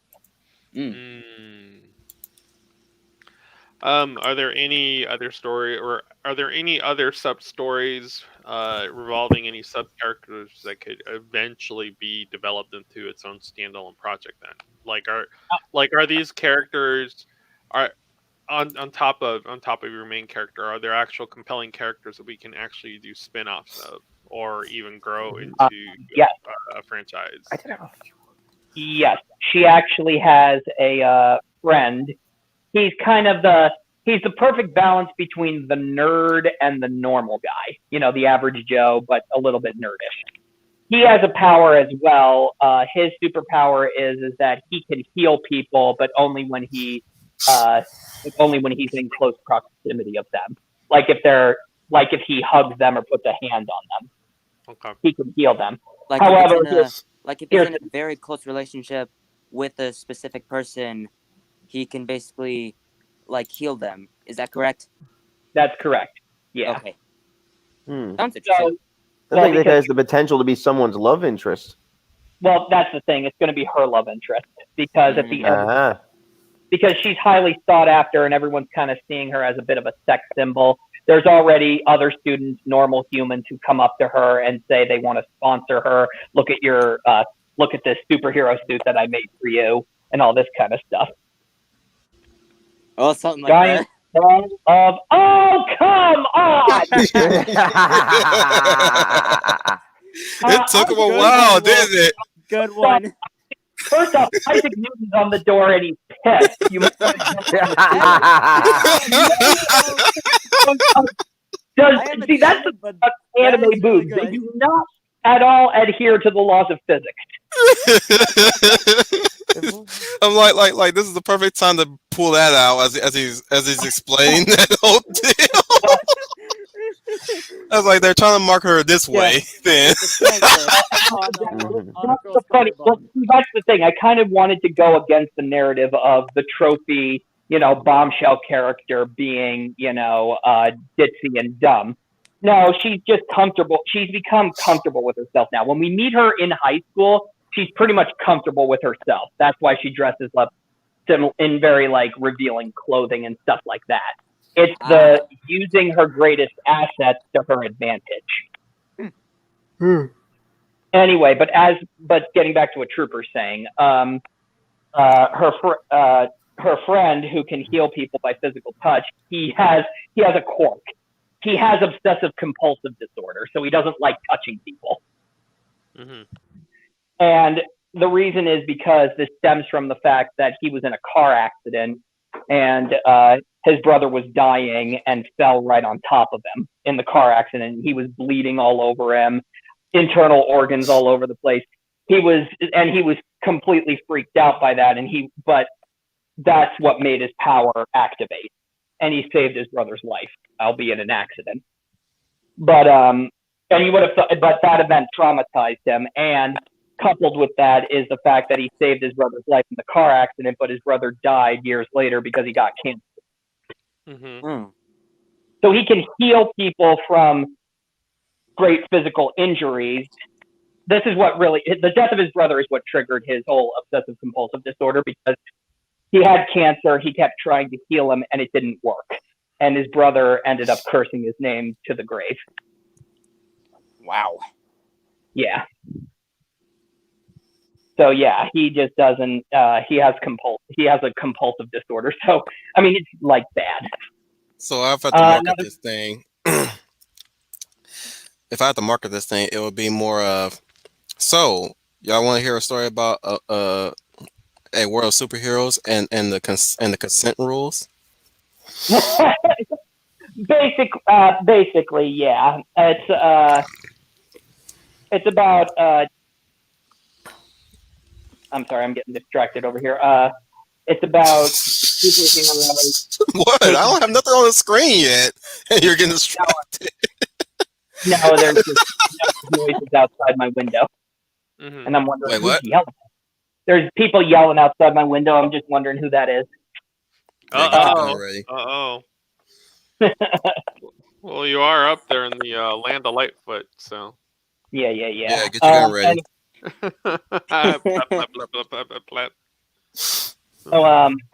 So the story is more of an interpersonal tale with heroes. The superheroes are just a backdrop. Okay. The themes of the story are obviously coming of age, how we want to use our talents, how we choose to do them, how nobody can really tell us how to use them. We need to decide ourselves. Ain't that how some of Marvel's characters do that, particularly the X-Men? Yeah. No, they kind of do. He's following a similar trope. It could have became that, but I feel that X-Men just went back to the superhero trope. Because they are comic books and they have to fight bad guys and all that kind of stuff. Mm. But I was kind of going along the type of. Have you guys ever read the graphic novel Black Hole? No. Actually, I never even heard of that one. It's a good series. It's basically about people who are physically mutating and becoming grossly horrific after having intercourse, and it's an allegory of venereal disease.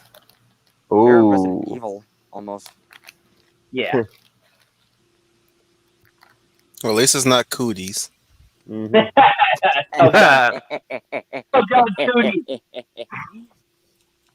But yeah, the series, I did have an ending in mind. It's that Kat and her friend. Kat gets injured in a car accident of all things. She feels so stupid. Anyway, but it ends with her and her friend finally realizing what they mean to each other, and they kiss. And what's funny is that Kat's leg is healed when he kisses her.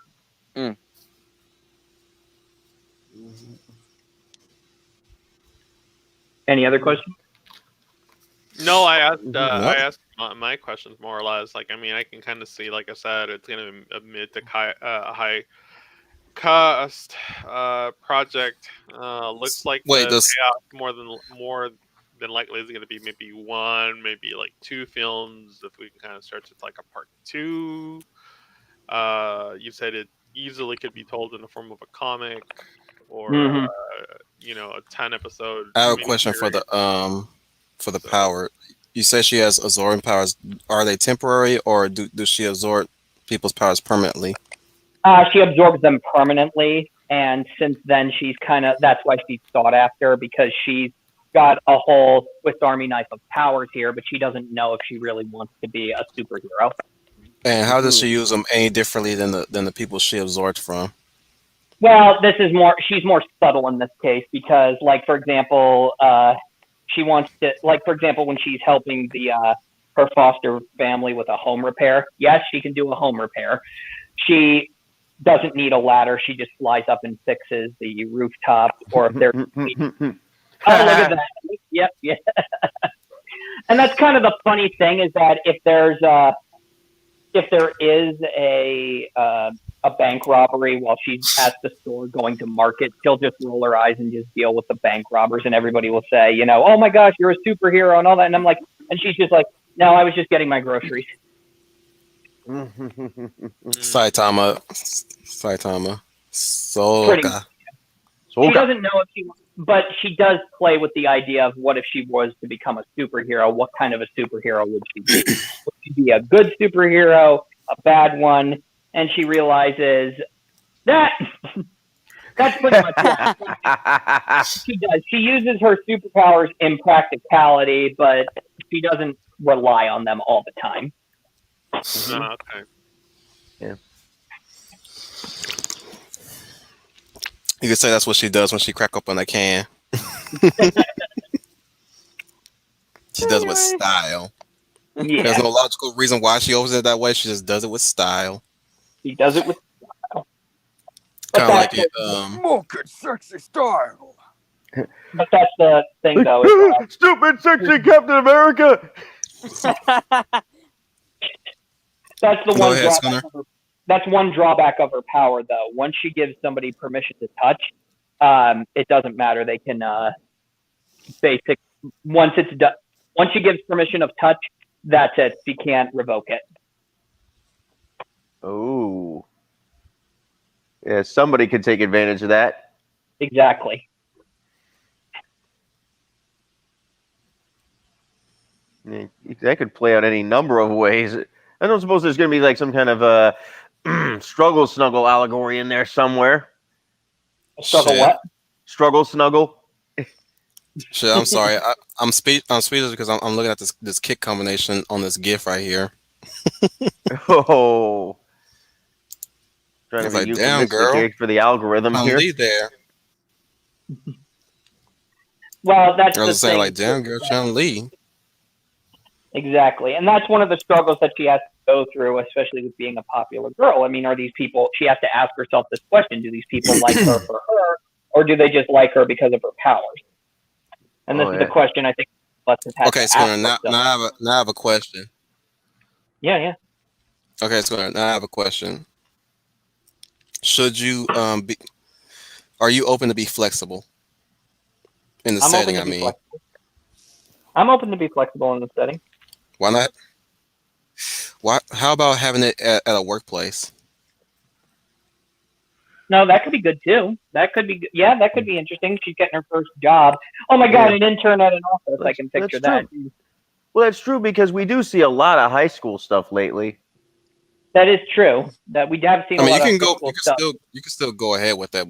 I was just, like you know how these SJ hobos complain about the work and stuff like that. They always talking about the sexual harassment Well, that's an interesting thing too. I mean, if she is in a workplace too, people could always say to her, because I think we've all had people who say this: "What are you doing here? With all of your talent, why aren't you here?" And she's one of the few people who says, "I'm here by choice." You know what I mean? Yep. Yep. So that could be interesting. I mean, she forgoed a life of luxury to challenge herself in being a normal person. Yeah. So would you say she's like a humble hero or what? She's a humble person, because she doesn't know if she wants to if she became a superhero, she said she wanted to be a superhero for the right reasons, not simply sell out like the fame and fortune and all that. Oh yeah, I can see that. In fact, she could. That even gives me more ideas, because she says she didn't want to sell out for fame and fortune, just like this one girl who has become maybe that one girl who can burst into flames, like Johnny Storm from Fantastic Four. She's on the front cover of a magazine, and she says, "I beat her once in high school." Saying you got a boyfriend, and she came and attacked her, and she just did a one-punch KO. Oh yeah. She's being marketed in a magazine as like being the toughest hero chick out there. Yeah. That's interesting. That could be interesting. K.O. Omae wa mou shindeiru. But I also didn't want to do like one. I don't want to do One Punch Man, where it's like, it's a superhero who's in melancholy and all that kind of stuff. I was kind of going for more of the idea. You guys know Huck, right? That because they're in advertising, the humble superhero known as Huck. I was trying to go more for that. Oh yes, I'm very familiar with Huck. Yes, I love Huck. I'm kind of hoping for another one, but I'm a little bit. Yeah. I thought you said Hux, like General Hux from the Star Wars sequel trilogy. No! Good God, no! No. I thought you were talking about Hawk from Cobra Kai. Oh God.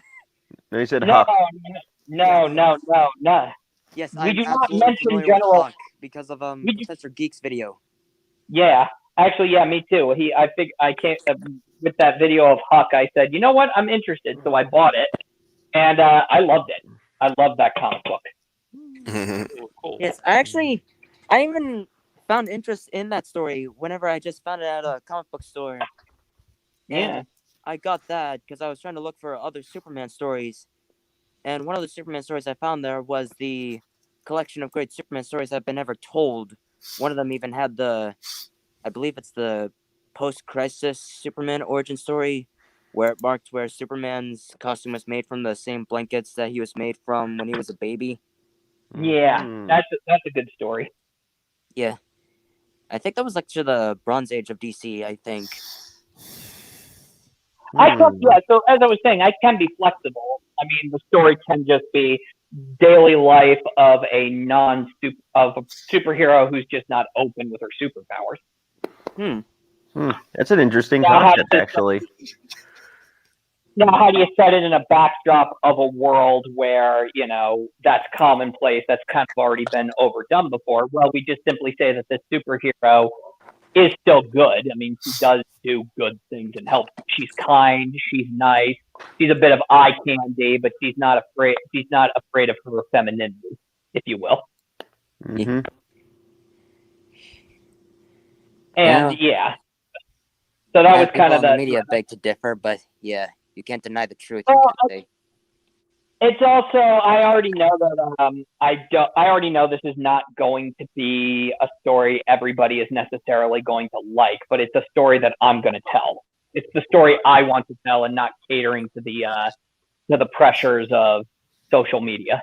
Right. And the woke mob that goes with that. How can I it. make it accessible to the general audience, regardless of social media? Because they're on social media, so how can I make it accessible? Like, how am I going to be able to sell this hyper feminine character to them?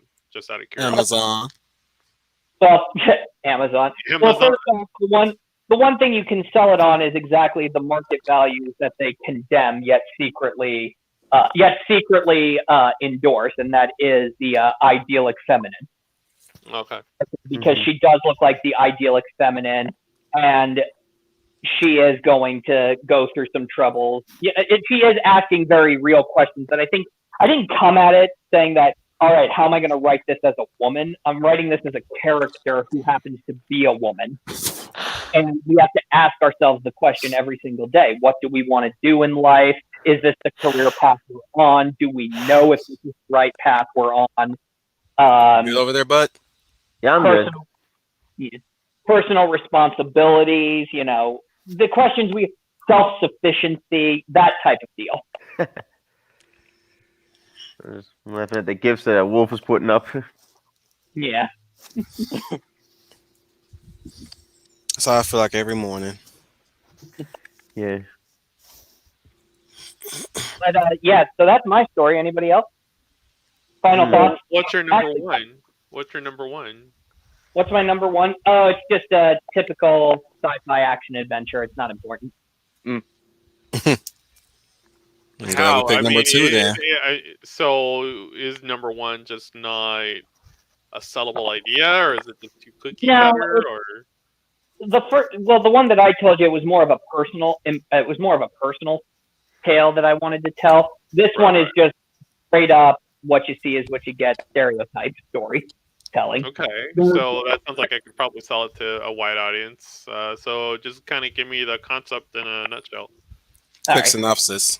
The story, it doesn't have a title. Neither does the other one, by the way. But the story, the working title is Project Lawman. Okay. Basically, quantum leap, but with a western vibe to it. He's a sheriff who gets caught in a time rift because these bandits from another time were trying to steal gold. He gets caught like a sheriff, or like a space cowboy. No, he's a legit sheriff of the Old West. Okay. And he gets caught in the time rift, and he's kind of getting thrown through time and space. This AI unit comes and finds him and tells him that Kirby, Time Warrior. Yeah, exactly. Whenever you said pretty interesting, you could do a lot of stuff with someone from 1876 or something. So an artificial intelligence finds him, tells him he's been thrown out of time, and they can't, because he was caught in the time rift. They were able to catch the criminals who were basically using the time displacement. But unfortunately, because he got caught in the rift, they can't properly send him back. So what they have to do is they kind of have to do a little bit of I believe the AI says, I believe what you call process of elimination.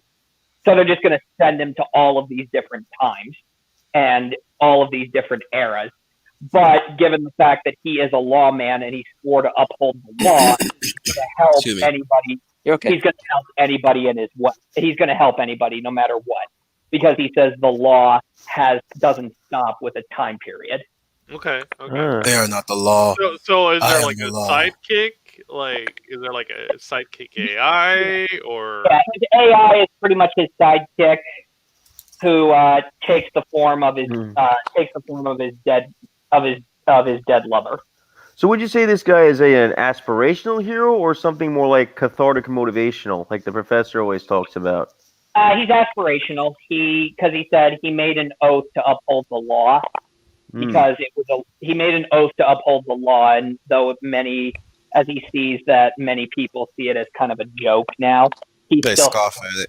Oh, they scoff at it, but he still upholds the law. He basically says that the emperor is no different than the peasant. I'm getting Andromeda vibes here. Well, this is more enjoyable in the sense of I could see a lot more practical stuff done in terms of effects and in terms of leaning more towards beat comedy and not so much slapstick, but because you do have a cowboy from say 1876 in 1992 or whatnot, I could see the cost kind of getting a little high, no, not really. I mean, it would be a lot of secondhand stores, but I could see it being fun in terms of the audience kind of joining in on, this dude being amazed by ATM machines, or when like a check register says, "Please take all your items," and him, taking his hat and kind of bowing to Real the quick, to the guys. check register. So Yes, Wolf? Real quick. How many of you are familiar with Andromeda? Are we Not talking Mass Gene? Effect. impasse. We're talking Haven't Gene seen it. Roddenberry. You're talking about what was it? We know Gene Andromeda. Roddenberry's Andromeda. Yeah. Andromeda. Yeah. I'm familiar with it. That's what it sounds like to me. Only difference is that Sorbo's character was whisked away years later into the future, Mm-hmm. whereas this guy was like from a century away. Yeah. Mm-hmm. He reminds me. That's pretty good. Yeah. But Yeah, he reminds me of Dylan. That's what I'm saying. He reminds me of Dylan, yeah, and he where holds. he's still trying to You could definitely crank out 7 seasons out of this thing for sure. Yeah. I mean, being open ended like that. I mean, going through different time periods, it could get kind of costly if you push it, but if you play your cards right, it's kind of like Quantum Leap. Where That's exactly where I was going. I was going for Quantum Leap with the Old West. yeah, like you don't have to spend too much money on it. You just have to have a good actor that's Quantum Leap charismatic meets and Red can Dead deliver Redemption. the comedy aspect of it. like Kevin There's going to be a lot of Sorbo. comedy aspect of it because I mean, this guy has never seen an automated check register. This guy has never seen a car. He's never seen a register. Oh my God, that could be hilarious. For example, if he sees Awesome. a big flat screen TV and he's watching a song and he's watching somebody sing the song "Set Me Free." He keeps trying to break the TV, like saying, "Come out, you person who is trapped inside such device." That kind of stuff. Yeah. So Or he sees an action. He sees an action scene in a movie. He pulls out his gun and just fire 2 shots at it. I guess you could say it's a fish out of water. Yeah, it's a fish out of water. But what's funny is that not only does he get shot into the different eras of the past, he can also get shot into the far future. Wow. Just for the people in the back. But he still maintains his ethics of being a lawman. Oh, hey, Dominic. Hey, Dom. Hey, man, share this stream. Ain't nobody, everybody asleep. Wake them up. Well, it is Tuesday. Everybody's at work, and everybody's kind of just getting home. Quick, somebody get SpongeBob's alarm clock to wake everybody up. Right. But yeah, 30 minutes later. But see, I'm more receptive to this particular idea than your previous one. Yeah, like I said, this one to me seems to have a lot of potential where you could go with it in terms of you can turn this into books, you can turn this into a movie, you could turn this into like a little web series also. Dude, make that money first before you invest into your passion project. Yeah. Mm-hmm. Well, that's the thing. My story with the other one definitely is a passion project. And it's got Buck Roger vibes to it. Mm-hmm. It's to quote Rhodey, you should leave with this next time. It's got Quantum Leap. I mean, like, it's got the type of vibes that it can play well syndicated. Damn, I wish Fiona was with us today. And if you do it right, it'll appeal to a young audience too if you do it right. So yeah, and it has a built-in ending perfectly. If it was a there was a cancellation. Oh, okay, cool. There's a lot of crackling going on. Who's crackling? Who's making popcorn? Don't look at me. Sounds like an alien. Ripley. So. sounds like a predator. Right. I can't do the click sound. Want some candy? Want some candy?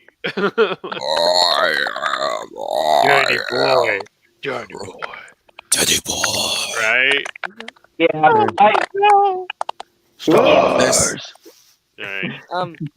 Schooner, whenever I heard like the idea of your story from like having a character being upholded by the law, like the character like is the law, right? Yeah, he adheres to the laws of the West, which is laws of basically laws of property, laws of personal life, and stuff like that. Oh, and what's funny about that is I originally thought it was going to be like something like, at least something that some affiliations with RoboCop for some reason. Mm-hmm. I'll say more Judge Dredd. Yeah, or that too. Yeah. Well, and that could be in the episodic adventures. He can't always solve the problem with just his gun or reasoning. Hey, Dominic, if you're gonna share that stream, tell them we got boobs. Boobs. BEWBS boobs. I'm sorry, I couldn't resist. And we also got guns. Welcome to anime. Have a look around. And Who knew you had such a sense of humor there, AFF? Yeah. Yeah, my sister loves that song. I noticed. Okay, so we got Schooner with his multiverse. Who's next? I guess that'll be me. I'm a little nervous about this. Don't be nervous. So you had 2 heads enough to get yourself ready, man. Yeah. Okay, so how am I gonna start? Looks like this. This also doubles as shut up. Like, get those vocal cords worked out. Look, this also doubles as us having fun with all kind of crazy pictures that we can think of. Well, that's true. Too. So you don't necessarily have to think of a project that you want to bring up. Like think of the most stupidest shit you could come up with, and just run wild with that shit. Kind of like that aristocrats joke. Yeah. Are you not familiar with that shit? All right. Well, since I know Schooner's doing a superhero thing, how about I go with different track? Okay. How do you guys feel about monster hunting? How do you guys feel about it taking place on, like, say, in New Jersey? Because I noticed that a lot of stories out there are definitely always centered around like the big cities like New York, California, Chicago, and all of that. Let's take something to the Jersey Shore, right? Oh god. So you got these 4 main characters, right? 2 of which I've already shown on MeWe. And then let's say that they're like, say, a metal band, right? And then they become monster hunters at some point. Okay. So the way it happens is like, don't even take it the same direction of the Monster Hunter movie. Are you going to use any Jersey legendary monsters? I'm thinking of going with the Jersey Shore somewhere down the line, but not as a first monster. Like the first monster would basically be a werewolf. Can you have the monsters kill the cast of the Jersey Shore? I'm sorry, what? I knew that was coming up. Yeah, no. Oh, hell no, not the cast of the Jersey Shore. These guys are going to be a hell of a lot more respectable. Have the monsters kill the cast of the Jersey Shore. No, Pauly D. Like, come on, man. So they're just going to be like fighting classic movie monsters somewhat? They'll be fighting they'll be fighting a whole lot of different monsters too, but they'll also be fighting like deranged cults that like worship them and shit. Oh, cool. Are we also going to get some Eldritch horror movie vibes here? Well, we're also going to get like, some martial arts as well. Okay. Yeah, well, let's start with the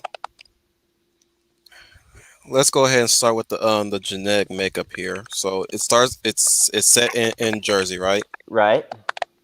And you got the protagonists. Who are the protagonists? I got 4 in mind. 2 I've already drawn. Their names are Nicole, Mona, Chang, and Otto. Start with Nicole and Mona. All right. What their position in the plot is. Well, Nicole is the one that kind of gets it rolling because, like, so it's like a temperate Friday night, right? She's coming home, and then by the she's coming home on Jersey Turnpike, and she sees a destroyed car with like 2 dead bodies inside of it, right? Whoa! A disturbance. Oh yes. So she like gets off her motorcycle because she's also a biker chick, and she's getting around to inspect it, and then a werewolf jumps in and tries to get at her, and we get our first fight from there. Okay. So and I think you'll like this and where instead of winning, it actually like picks her up at one point, and actually slams her on top of the freaking car, right? So and then she gets off, and then she's trying to fight back in it some more, and then just knocks her around. Okay. Long story short, Okay, she's aware. She's now aware of the monsters, right? Yeah, she's now aware of it thanks to this incident. And then we're gonna. What if I told you we could go back to like a flashback here to see how it all gets up? Because this first fight is just setting the tone that yes, this In is Mia's a res. I'm sorry, what? It's starting in Mia's res. Mia's res. In medias res, yeah. I Like don't. how like you show what was there, and then you go back and show how we got there. Yes, Mm. I figured like that would be a good way. I figured it'd be a good way to hook the audience because a lot of people take too long to get to the point of what their story is about. So I'm just gonna come out and say yes, this is a story that has martial arts, monster hunting, and all that kind of good stuff. I was already thinking the Capcom's Monster Hunter games for some reason when you said that. Yeah. Same here. Yeah. Yeah, I was thinking like somewhere in the modern day. So what do you guys think so far? I'm loving Sounds it so interesting. In fact, I got this cool idea of where you can do, if you're ever going to do a intro, you start the intro off with them performing like, their musical score. Because I like the idea of music playing a big theme in this. Yeah. I figured I'd just try something new because we've already done like high school guys. We've already done like other stuff. So let's try like somebody that's already out of high school and they're trying to find their place in the world. That would be one of the themes. Like the metal is just something they're trying to do, and then all of a sudden all this weird shit goes on. Yeah. Yeah. So we go back to we go back in time after our first fight, and this is where we get to know the rest of the cast. We get to see like, let me back up a bit. So then we're at this. How do I want to put this? So there must be some good listeners in the chat because nobody's not responding. Yeah, that kind of sucks. No, it doesn't. I think it's the clicking. Yeah. So all right. So the setting when we go back in our flashback is that they're at this Irish pub up in say like a local one, and it's like they're playing along a week. This is where we let the characters establish themselves, because we have this disturbance going on with a drunk woman, right? Mm. And then like we get this, like she's causing a disturbance, and then some kid gets tripped up by her antics, and we get to see Nicole kind of ask their dad to bring the kid over to her so that she can patch him up. Lady still continues to cause a disturbance, and then Mona goes after her and shit. That kind of establishes her as kind of the hammer in the group, who's the first to take action in a fight. Okay. Is everybody? Yeah, and then as they're fighting, like the drunk lady's trying to grab a chair, and then Chang steps in. He grabs the chair out of her hand with kind of doing a finger at going So I got a question. Okay. This kid that they're jumping in, which is going to be like the catalyst for the introduction of our characters. Pretty much. Is this kid going to kind of be the pseudo sidekick character? Not exactly. He's just sort of a random pedestrian that they help to kind of establish that these are good people. That they're not just a bunch of a-holes. Okay. I kind of take a break from. Which is good, but if I could make a suggestion, this could be our audience insert character. That's one way to do it. I don't know. For some reason, I always think that kind of like loner character or something like that can also fit very well in video games. Think something like Power Fantasy self-insert characters like Master Chief from Halo or Solid Snake from Metal Gear, something like that. Yeah. Yeah. Sounds like an interesting one. Oh, wait. Which character were you referring to? The kid or someone else? Somebody else. Oh, you were thinking of probably Mona, right? Kind of, yeah. Yeah, well, I wasn't thinking so much a loner as so much as he is like the first one to just, whenever there's a trouble, she's like taking point the literal tip of the spear, like you can see her in my avatar here. She's the one with the little staff weapon.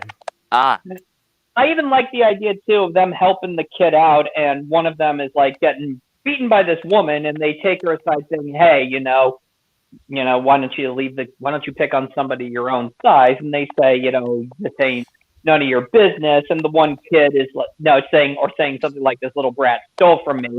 The kid could be like going, "I ain't no brat, and I didn't steal from you," and he's about to hit her when one of the heroes comes in and just basically says, no, violence never solved anything. Yeah. I was just thinking of having Mona just quickly throw her right out of the bar because this lady's already gonna get arrested at some point anyhow, so why not? Okay, Brian. Yeah. Brian. So what I really want to ask is, it sounds like you got the characters, the heroes, and stuff like that. But what is the force driving the monsters, or at least, Well, is there even a force at all that's bringing out the monsters? Are they appearing out of nowhere, or is there a central figure that's like you mentioned a cult and everything, but like, is there any essential person? Well, at first, I wouldn't say there would be an essential force. That's something I could explore in a later chapter. So Nobody's typing. Is somebody typing? Like I said, as for a central big bad, I don't think it would. Yeah, I was thinking not to have a central big bad at first because I wanted to kind of, where it could be more of an adventure story where random things are happening and they go to investigate it, and then our fights begin from there. Interesting. If you wanted a big bad, though, it would be kind of cool if it was Count Dracula. Yeah, well, it could be anything. It could be like, or sometimes politicians that are dealing in the occult or something. It could be, I mean, it could be just. I lost my train of thought here. Like, can it even be a mastermind, something like behind that? Oh, I could see that being cool too. A mad scientist trying to open portals to or siphon spirit energy. Yeah, because or even open a door to another world where monsters are the norm, and then somehow they leak out into our world, and well, there you go. Yeah, because I was thinking trying to put this have some vibes from Tokusou Sentai Deca Ranger, where it doesn't really necessarily have a central bad guy, but there is a mastermind behind that. Yeah. But Power Rangers SPD basically pretty much did that with Grum, who's Fancy. If you don't mind me asking, where are you from? Huh? If you don't mind me asking, where are you from? You don't have to tell me what address. I'm saying what state? Indiana. Oh. Indiana, huh? Nice. And that's where I'm telling you, everybody is like East Coast. Everybody's like East or Central, man. No one's on avocado time. I'm telling you right now, it's Erie in Indiana. Huh? Does anyone remember Erie, Indiana? I remember that show. Yeah, I remember that. I love that. What show? Erie, Indiana. Oh. With Brink being the brother. That Andy Brinker. The guy who's in Hocus Pocus, who plays Max, he's in that show. He plays the main character. Oh. Yeah, it was on Fox for quite a while. Only one season. Criminally underrated. It moved to Disney Channel, didn't it? It did, and then they canceled it and then made something called the Zack Files. I like Erie, Indiana way more. Yeah. Then the sister started leading the charge when they moved to Disney. I think so. I believe so. Yeah. Because they kind of made Andy Brinker kind of like this musclehead. Yeah. I remember that. Which is kind of upsetting because the first few episodes were just so hilariously funny. Yeah. I mean, it really got the dark comedy really good. Especially the one mom who keeps her children perfectly preserved by putting them in these airtight container bags. Yeah. Wow. Even Tony J came on the show at one point. Oh yeah. I think we're getting off track here too. Yeah. Sorry. Let's continue. Yeah. So what else would you guys like to hear about? Got any other questions? How do they fight these monsters? How do they slay them? Like, is It's there a lit. specific rule to slaying these monsters? Not as well. They use their weapons to do it because so Nicole has a sword for her weapon. Mona has the Guandao. Otto uses guns, and I'm still thinking of a weapon for Chang because Chang is supposed to be the No, no. strong man in the What I'm group. saying is, any of you guys familiar? Okay, any of you guys familiar with Demon Slayer? Yes. Yeah. I haven't watched it Okay, yet. so where I'm going with this is that in Demon Slayer, like you can have a sword all you want or whatever or cutting tool, right? Right. There's a specific way you have to kill the Well. are they called the Yoma, right? Or they're called demons. Right. There's basically a specific way you have to kill it in order to really kill it. Ah. Mhm. That's what I'm asking. Like in the case of vampires, there's One- like we all know the weaknesses, but you know you have to have a rules set Yeah. up to where you have to specifically kill them. How you specifically have to kill them. I would say most of them can be killed by normal means, or they would have to exploit a certain weakness that they have. Okay. So Yeah. in the If same a vampire gets vein, killed, oh sorry, if a vampire gets killed by a whip, I would be geeking out. Yeah. Yeah. You might see some of that because of Castlevania vibes and Yes. Mhm. I love That's Castlevania. that's what I'm saying. Like I would like to see some details like that in your story. Yeah. That's from me though. Like if you Well, want to just kill them by the conventional means, go ahead. well, But like there- I'm just thinking like you know we're talking about monsters. If you really want to be that kind of monster enthusiast, like if you really want to show off how you do the research Mhm. on certain monsters, Yeah. you would want to have a way of how the humans Oh yeah. your human characters kill these monsters specifically, not just use a weapon and just kill Right. monster. It's like you have to find Or you have to they think could of use a way of how to kill them. yeah, if it's especially if it's something like kaiju size, they would need like something really big to do it. Hmm. That's actually really perfect. Again, just like in the rules of Monster Hunter, like small weapons, they are pretty effective, but they hardly won't do anything to the big monsters. So you need a bigger weapon. Right. And if Or you did want this to expand into a series, it starts off locally in New Jersey with the yeah. success, because I know you can't keep the monsters playing under wraps. So Right. at some point, people are going to find out that these guys are monster hunters, and they get called for gigs, but secretly they're being called to kill monsters. Yeah. Oh yeah. That'd be one way to do it. It'd be a good Or way to get it. one way of putting it, what kind of zombies are you gonna bring in? What kind Oh, yeah. what kind of undead are you gonna bring in? Are you gonna bring in ghouls? Are you gonna bring in zombies? Because ghouls and zombies are different Right. beasts entirely. Well, I'm glad you brought up the zombies because I was also thinking of experimenting with my characters having chi-based abilities. Oh, interesting. Yeah. I was also thinking of going with like the three principal elements for Nicole, Mona, and Chang. So you have Nicole is lightning, Chang is ice, Mona is fire, and Otto has no element. So it's a little like the four guardians from Mega Man Zero. Mmm. Zero! Yup. No! What am I fighting for? Yeah. I was thinking of going No, with this that little cannot be happening. I have How is played this some of the older possible? Mega Man games, but I haven't even played anything of Oh, Mega yeah. Man Zero or Mega Man X. But Schooners are already geeking out at this. Yeah. Yeah, so like I said, so like each of these three elements, and there'd be like a total of 8 elements, which like different. Sorry, I'm like I can't speak today. Sorry. You're okay.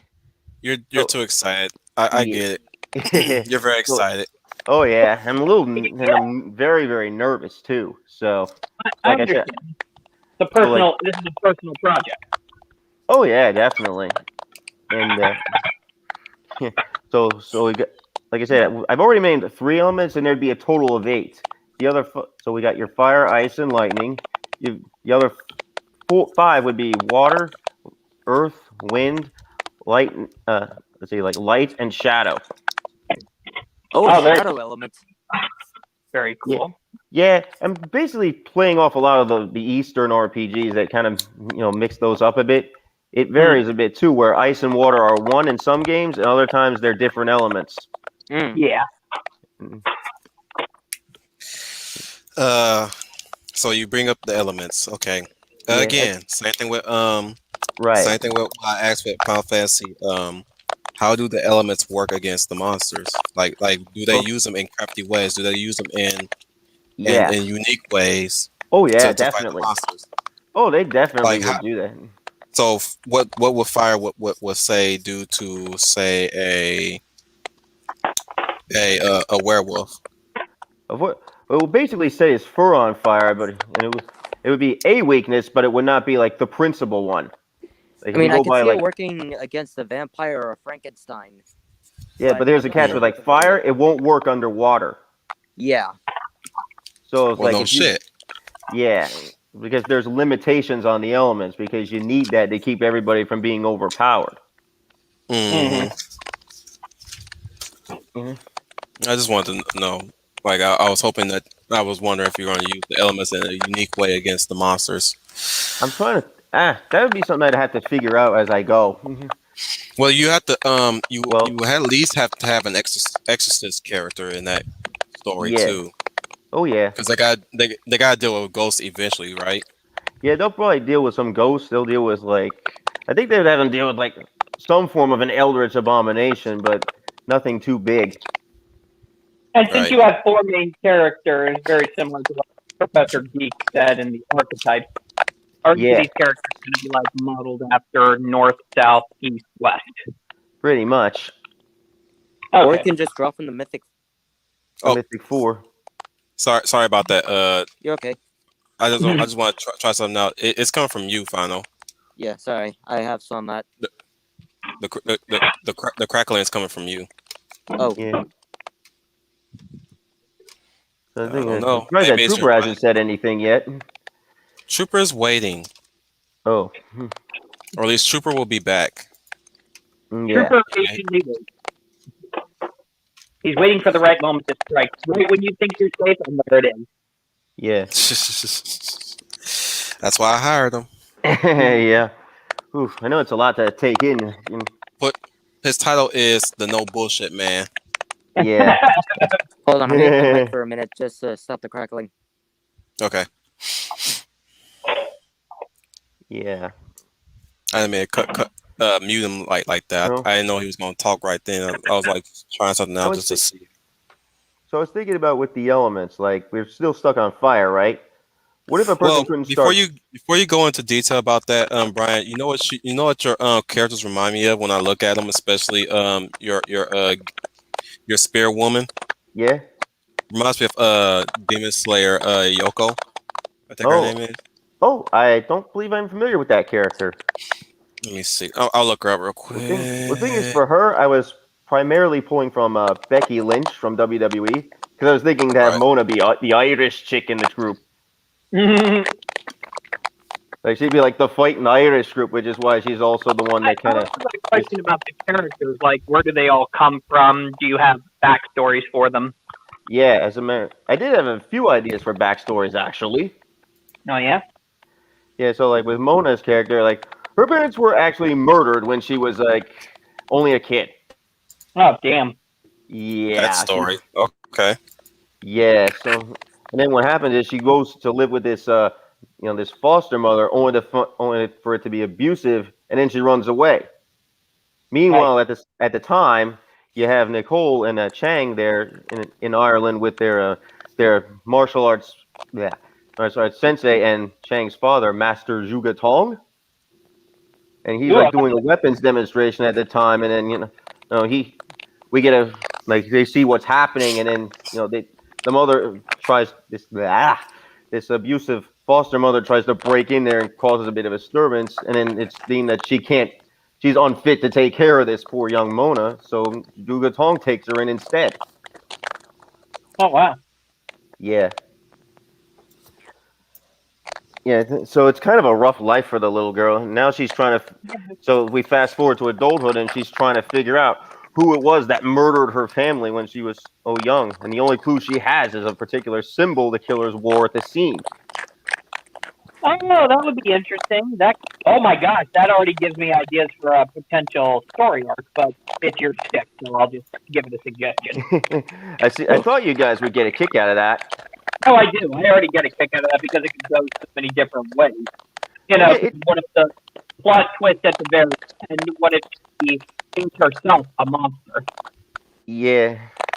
Or at the very least, her origin has ties to a cult that worships an eldritch horror. Yeah, exactly, too. So it could be intriguing that supernatural elements are more so drawn to her, or she can track them. Yeah, or it could go any number of ways. It could even be She reminds me of this character, Brian. That's a nice one. Devil Hunter Yoko. Yeah. Very. She cutie pie. There's another one that I can't for the life of me remember the name of, and she was always like near Yoko every time I look her up. Yeah. And I'm just I'll let you know when I see her. All right. Well, I'll show you guys when I see it when I see her.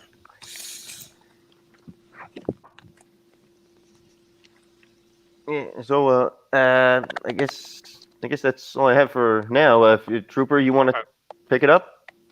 Well, what I was going to ask you, and you kind of answered some of the questions, like what was your concept, which was like monsters in DC, and how's it different monster, or not DC, New Jersey. How's it different monsters in Jersey? It sounds like it's going to be more or less like a mid to maybe high cost project, depending on if it goes to live or if it just stays straight animation. Yeah. But like, how many people would this project like involve? Like, would you turn this into a comic, or would it be like more episodic stuff? Or Good question. I think I would probably make it like a comic at first, but if you wanted to, we could do like a television, like an animated series, or even a series of video games if you'd like. You would Flash be animation, writing maybe. the stories, or would you need like a story writer? I think I would have to co-write it with somebody. Okay. And then as far as if you obviously you think you can probably do it with maybe two artists. All right, let me actually pedal that back. Okay, so if we do it as a comic, how many comics do you think we can get out of this thing? Like, you think maybe like a few trades, or We could probably do a couple trades if. Okay. I want to say that it lends itself to maybe adding different story arcs. As we close one off, we can start another. But Yeah. are there any characters right now that you could like develop, like if it takes off, that we could probably like spin into like a second comic, A second in the same world, So you mean like side characters, or like say you're intentionally introducing a character to spin them off into something else within that same world. Like has that been maybe something that's kind of crossed your mind, or you just want to stick to your main characters? And I did have an idea for bringing in some new characters who would be like allies to the main four at different points. I'll be right back. They would kind of come and go as the story would dictate. Okay. Like I don't know if that answers the question. I think so, because I mean, with something like that, like when it comes to like monsters tend to be like very popular. If you do like monster shtick, if you will, like if you do it well, like it has its own built-in audience already. Mm-hmm. So I mean that has more or less like a mass appeal to people. I mean, it's not necessarily indicative of a Western or an Eastern audience. So Right. like we've had an example of a very Eastern influenced project against a project that's influenced not only by like a personal story, but uses like a mega franchise to tell it, and then yours, which is kind of like a one-off, because you don't really see a lot of like zombie horror monster stuff on TV right now. Right. So I mean, A lot of our stories that we came up with are very Eastern based when we think about it. Yeah. Yeah. Like what would be an example of that, FF? Mm-hmm.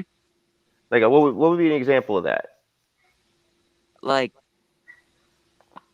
with you and I's ideas with our elements, like with my story, it's actually where the 5 warriors, they're actually based on their elements. It's actually more so not necessarily like elements by nature, but more so with magic. It is a fantasy. Ah, nice. What are we Whereas for talking you, about? it's oh, We were I was talking just about like, the elements and aspect of our stories. yeah, it's Mhm. basically from how I realized that a lot of our stories are pretty much Eastern based once you think about it. Like Mm. to give off with Brian's example, you said that your elements are actually like more so based on their roles with like basically using elements by nature, right? Something like that, yes. Yeah. Whereas to my characters, that they're basically the roles of their specific elements, it is a fantasy where their elemental attacks are not actually caused by nature. It is essentially magic. Yes. Yeah. That's a good It contrast, actually. seems like we're deriving a lot from Eastern influences at this point instead of our Western influences to some degree. Hmm. Yeah, I Well, wonder not why. mine were going more for Western. Yeah, Yeah. like Schooner's like so far the only one that's Oh deriving yeah, his from Western influences as far as yeah. Because the only Western influence that you can basically draw from here is either from a cop or a cowboy. Basically, almost like any archetypal hero, which you can basically draw up anywhere. Yep. So, like, Trooper, I'm did you still want to add fighting for the anything West. else? I still believe. Yeah. I don't really think I have anything else to ask. I pretty much asked the same questions that I asked everybody else. Yeah. So as far as like it's as far as how much you would be involved, obviously you'd probably be what you said you'd be like a co-writer. Yeah. So more or less, as I'm guessing, if we could crank out at least a good season or two, you would get in terms of like I'm calling it television, but in terms of comics, I'm thinking 1 or 2 trades. I think there should be enough legs to kind of get where this is going, and kind of come up with more fleshed out ideas, and maybe kind of get a little crazy with it even more, Oh, and, yeah. and kind of make Jersey a thing. You know how people usually, when we talk about monsters and stuff, you think Sunnydale, or you think, Yep. or depending on the show, you think of that city it's associated with. So, Yeah. okay. Yeah. Yeah, Yeah. but That, but a show based in New Jersey is interesting. A like localized show, you can actually. That would be very interesting because you don't see anything coming out of Jersey. Like it's usually like DC if it's political, I was or hoping. metropolitan cities like New York, LA, well, San that's what I said See, earlier. here's what no, but here's the thing. I was hoping he would at least incorporate Yeah. into his story. Like I'm sure Jersey have some local folklore Oh, in yeah. their There's going to be in that. it, but you didn't expound upon it. I suggest you get on that. Like you Yeah. would love, like if you love Jersey, or at least you love your Jersey City, right? I'm living in like Jersey Shore. Yeah, if you got anything, It's called New Jersey, and there's I'm saying if you love anything around your neck of the woods, you would tell that story. Like Oh, yeah. if you really want to show people what living in Jersey is like, or Yeah. what the cultural standouts in in that uh, in your neck of the woods, you would definitely show that in your writing in the Oh, yeah. setting. That goes You without got. saying. I'm just saying, Brian. You gotta keep in mind. I know you pulling from Eastern influences, but Yeah. if you really want to if you really want to sell this comic, like you really want to really entrench your readers into the culture of Jersey, because nobody knows what Jersey is like. That'd be like Yep. me saying Monsters in California. I would have to like really brush up on my California history. Oh yeah. Well, Hollywood is already filled with monsters, so it's pretty set. Yeah, pretty Yep. much.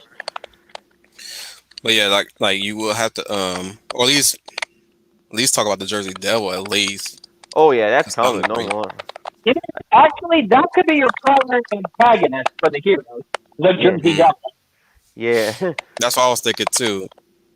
Just to give Oh, you, that'd be crazy. Yeah. Mhm. just give me an idea, man. Like I mean, bruh, you talking about all this Eastern stuff, and you ain't even thought of like just talking about like the love of Jersey, man. Like Oh that should yeah. be your standpoint right there. Oh yeah. And I wanted to. I guess I kind of overlooked it because I was like trying to get all the concepts for story and yeah, such, and I forgot yeah. about that part. The Eastern part should be the crazy where you get crazy on. Like even Oh though yeah. it's like Jersey, you could poke fun at the fact that she's wielding a Chinese weapon, essentially, Pretty much. Or or some. what could be really hilarious is that a monster from Asia, like or Japan, comes to New Jersey, and they say, "Well, what are you doing all the way here in New Jersey?" Oh yeah, there'd be some humor like that too. It got boring at home. I figured I'd travel abroad. I was also thinking of having like, well, since one of the characters is Irish, maybe we could also pull from Irish folklore as well. Hmm. Yeah. Like her But original home is like Dublin, Ireland. but I leave that to you to do research on to figure a way to incorporate that. Yeah. Like I said, I like this. I like the. I'm just like very interest. Like from my outsider's perspective, if I was reading this, I'm like I'm more interested in the Jersey culture right now. Oh yeah, definitely. Well, there's a lot here to work about because you got your boardwalks over in the Jersey Shore. Like where I am, you're about an hour from everything. You know, you could Mhm, listen now. You go to mhm. convention centers. You got various restaurants. You've got boardwalks. You've got I'm trying to think. Ooh, I mean, ooh. The Jersey Devil shows up. Fog comes around him oh yeah, It's going back because to he's Silent Hill now. yep. So Silent because Hill vibes right there. play up the aspect that the Jersey Devil is in legend is so mysterious that a lot of people come Yeah. up with their own speculation. So like Oh, he's there's always even shrouded in mist, and he's a silhouette within the mist. oh yeah, well there's stuff even beyond that too. But the reason I Yeah. also wanted to bring in like human cults was so that we could emphasize the martial arts aspect of it as well. So you get these fights where everybody's like duking it out and so everybody's got weapons, kind of like watching like the old Ninja Turtles movie or something. Mm. That was one of my Ah, that was another one of my okay. influences was the four different characters all with their own unique weapon and fighting style. Okay. Get this. When the last time you ever seen a cult actually do martial arts? Not often, but I was thinking of like Los Not Canoe. often. No, Look, I'm not trying to sound like I'm shedding on that idea. Like you can have that, but think think critically about this. Like yeah, the heroes do martial arts, but yeah, the cult should not be the reason why they learn martial arts. nope. It isn't. Just point that out there. It Um, isn't. They learn their martial arts from a man who's like a father figure to them. I mentioned his name earlier. yeah, you will have to. I would say if you want to play it up on why you learn the martial arts, let's just go with the that they would sometimes fight like Asian demons. Yeah, Since you bring up foreigners coming into to America, yeah. or maybe you could say that the cult Get ready for there the backlash because they're going to Well, come after you for that one. I was don't also the reason I wanted to have him originally was just something that the wait character in this. All right. I got it. An Asian cult society. Yep, that's something we could play around with. Because hardly anybody ever talk about there was cults in some parts of the overseas, in third world Hmm. countries, like Yep. the like that Hmm. one cult that people tend to connect to when it comes to the Mother series, Yeah. the blue coat, as I like to call them. Yeah. Hmm. I forgot the name of them. I forgot, but I think Yeah. they're called Free Love or some shit like that. Yeah. But So yeah, you can probably reference those guys if you like. If you Yeah, want to do I'd have to Asian folks. I'd have to research them, but yeah, it is something I could do.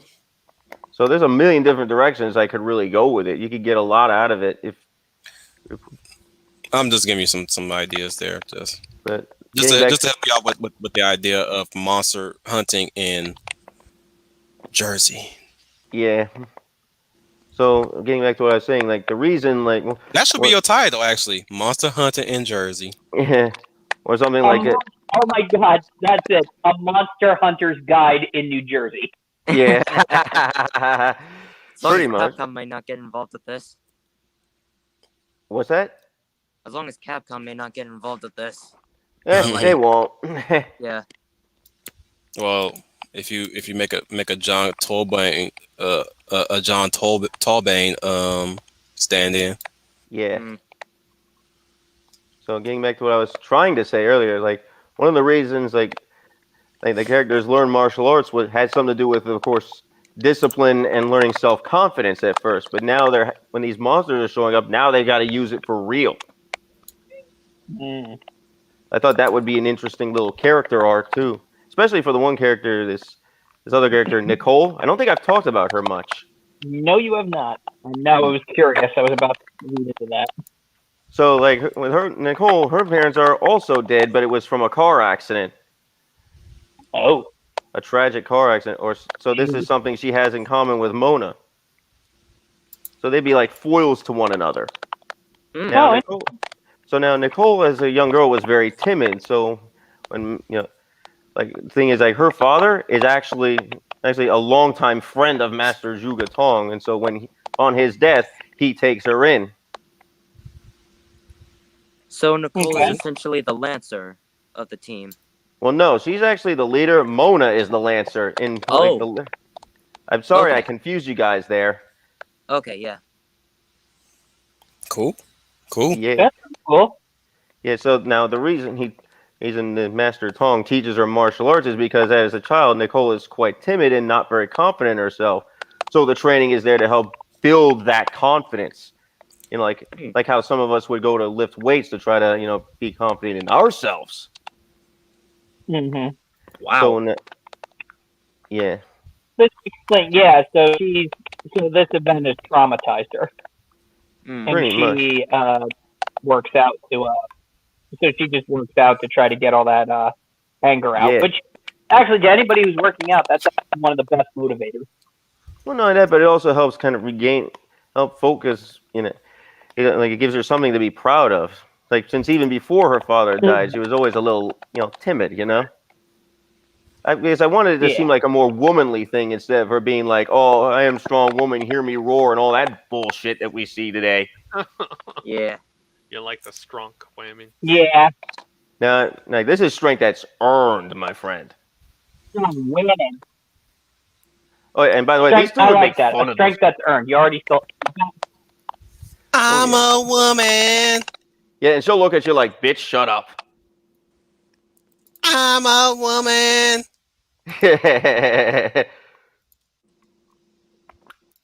I'm a. Ah, you shut the fuck up! I love that. That was so perfectly timed.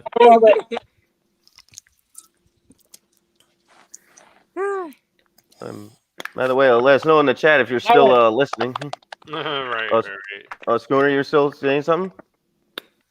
No, I was just saying. Well, okay. Well, I mean, at Brian's done. Do we want to move on to the next one? Yeah. You kept on stuttering. English, motherfucker, do you speak it? That never gets old. No, does not. I guess I'll just step up.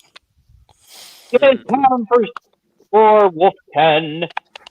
I think you guys been waiting for this for the longest time anyway, since I keep talking ad nauseum about furry robot jocks. Ooh, do tell. I'm very curious. Yeah. So, working project title will be Furry Robot Jocks. The working title will be Bouncers. It's basically a world full of anthropomorphic Ew, that was a tongue tie. Excuse me. Anthropomorphic animals in a alien planet, Hmm. mostly populated by walking talking animals and other fauna, Right. but the world is ravaged by war for far too long between two factions, which is you got your garden variety of animal wildlife Yeah. versus your prehistoric ice age mammals, Right. which are from another continent that's now long dead and came to Right. invade the continent for resources or land to live on. Hmm. Mhm. Settled upon a truce to non-engagement, and war is outlawed. Pretty much, war is costly, so their resources will have to be matched by single combat if they so choose to distribute land and resource. So each faction, or at least sovereign colony, pick out their champion to Right. engage in single combat.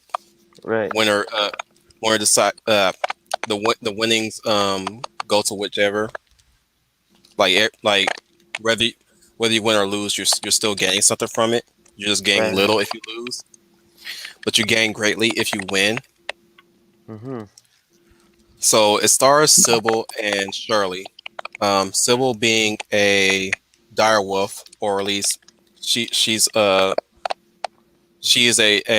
direwolf from the continent I talked about that's long dead.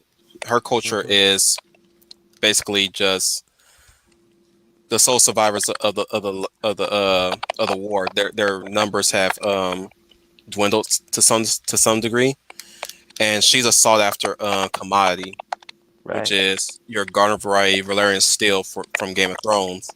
Right. So if you had one like her, you're pretty much set Mm. to But win. I'm guessing that Sybil doesn't like signing on with people. Yeah. Okay. So yeah, any other animal can join up. It's just that when you get let's okay, I'll give you the names of the prehistoric animals. Habram. If you have a Habram as your bouncer, as they're called, the Right. fighters are called bouncers. If you have a Habram on your team, you're guaranteed victory because they're superior in strength Right. against the common animal. But there are animals that can't take on a Habram. Right. So she's paired up with Shirley, a goat, who's her handler now. And bouncers are basically the fighters. The handlers are the you could say they're the squires to the knights. They groom them, keep them in condition, keep making sure they eat right. They train well for a match or for any conflict, because it's not always just a single combat thing. They also defend territory within their districts. I see. Yep. So yeah.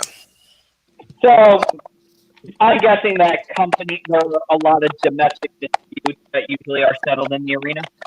Mm-hmm. Mm. Or Some kind of outside, or outside dispute. So what inside kind or of? outside. Oh, okay. It's just that they use these type of fights to avoid um, growing conflicts, as in Right. shootouts or open war, Mm. Okay. to minimize collateral. Okay. So I'm going to ask. So Are they the settle it districts? like gentlemen? Mm-hmm. Nice. You have a question? Go ahead. So I got a question. Yeah. Are there, like you were talking about the various districts? Are there the impoverished districts and the wealthier districts? Yeah, it's not necessarily a tale of who has what or who has more. It's more of who, like I said, the benefits are through the combat. Like no, Mhm. like even if they even if you lose, you're still getting something. It's kind of like that kind of win lose ratio when it comes to matches in the ring. Oh, Hmm. okay. If you're a combatant, even though you lose, you still get paid. Just not as Yeah. much as the winner. So it's a little like MMA in that sense. Yeah. So I got a question then. What is the goal or motive of Sybil? What does she want? The distance. She wants to arrange get into the tournament, basically that's held every year at this one particular mega city called Zalem. Okay. Yeah. She has to win at least 10 matches. To get to Zalem. Mm-hmm. Okay. To qualify to get to Zalem. Interesting. So does the matches have to be in a row, or can it be broken up? In a row. Oh. So far she's been soloing it, and that's a problem. So it can't be just. So it can't be like she would win 2, lose 1, and then win another 2 to get it that way. Yeah. But she has to win straight in a row. Yeah, but in the beginning part, she's been soloing it, and that's a problem because you're not supposed to fight solo. You have to have at least somebody sponsoring you. So that's where and Sybil doesn't like that. And Sybil doesn't like that because she's a lone wolf, like you say. Yeah. So she would need someone to be a Paul Heyman to her Brock Lesnar. In the form of Carmella, the Beaver, which is she has her own motives as to why she wants Sybil on her team.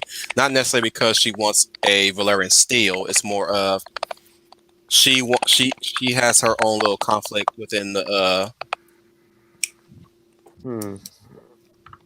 hierarchy, the noble class. See, she's trying to re-earn her spot in Zalem. Yeah. And and the GoPro, what was her name? Shirley. Shirley wants to sponsor her for what reason? No, Shirley got roped. Okay, in the case of Shirley's position, she just got roped into it. She's a fish out of water. In fact, she started off as an uber fan of the matches because she used to watch it from her home, but she moved to the setting that we're going to start off the story in, Braca. And she happened to be where Sybil was having her 5th match. She's at the start of the story. Sybil has already won 5 matches. That's where he started taking notice. And and Carmella basically just signed them in to assign her to Sybil to be her handler. Oh, that's interesting. And so now Shirley has to learn. Go ahead. No, I'm sorry. Go ahead. Continue. Shirley has to learn the ropes of how to be a handler. So not only she's roped up with a stubborn wolf, she's also got to learn how to make sure she's she's taking care of the matches and sponsoring and stuff like that. So hijinks ensues in that front. Their relationship is kind of like Xena and Gabrielle on that front. So Trooper might ask, explain the concept in 4 lines or less. Animal people fight each other in the ring for supremacy and resources. Okay. With a lot of big tits and big tails. How is your IP different from all the other? How is your IP different from all the other furry fanfic out there? Well, for one, it sure as hell ain't Zootopia. Okay, but that doesn't tell me how it's different. Like, I mean, yeah, okay, so it's not how it's different. How it's not. I stylized it to where it's its own world, separate from our own. Okay. It's got like a lot of people ask, well, how do they feed with every animal is anthropomorphic? There's other species of animals that are quadrupedal that never learn to stand upright. So I saw that one. The planet that they're on has a different ecosystem and biosphere than ours. The prehistoric animals are still around, so they didn't go extinct. And no, there are no reptiles, but they are amphibians. I haven't figured out how to design the reptiles yet, but there are amphibians on this planet. Right. Oh, okay. Now, there's 2 ways I want to go about this, but that was the first way I was going about it.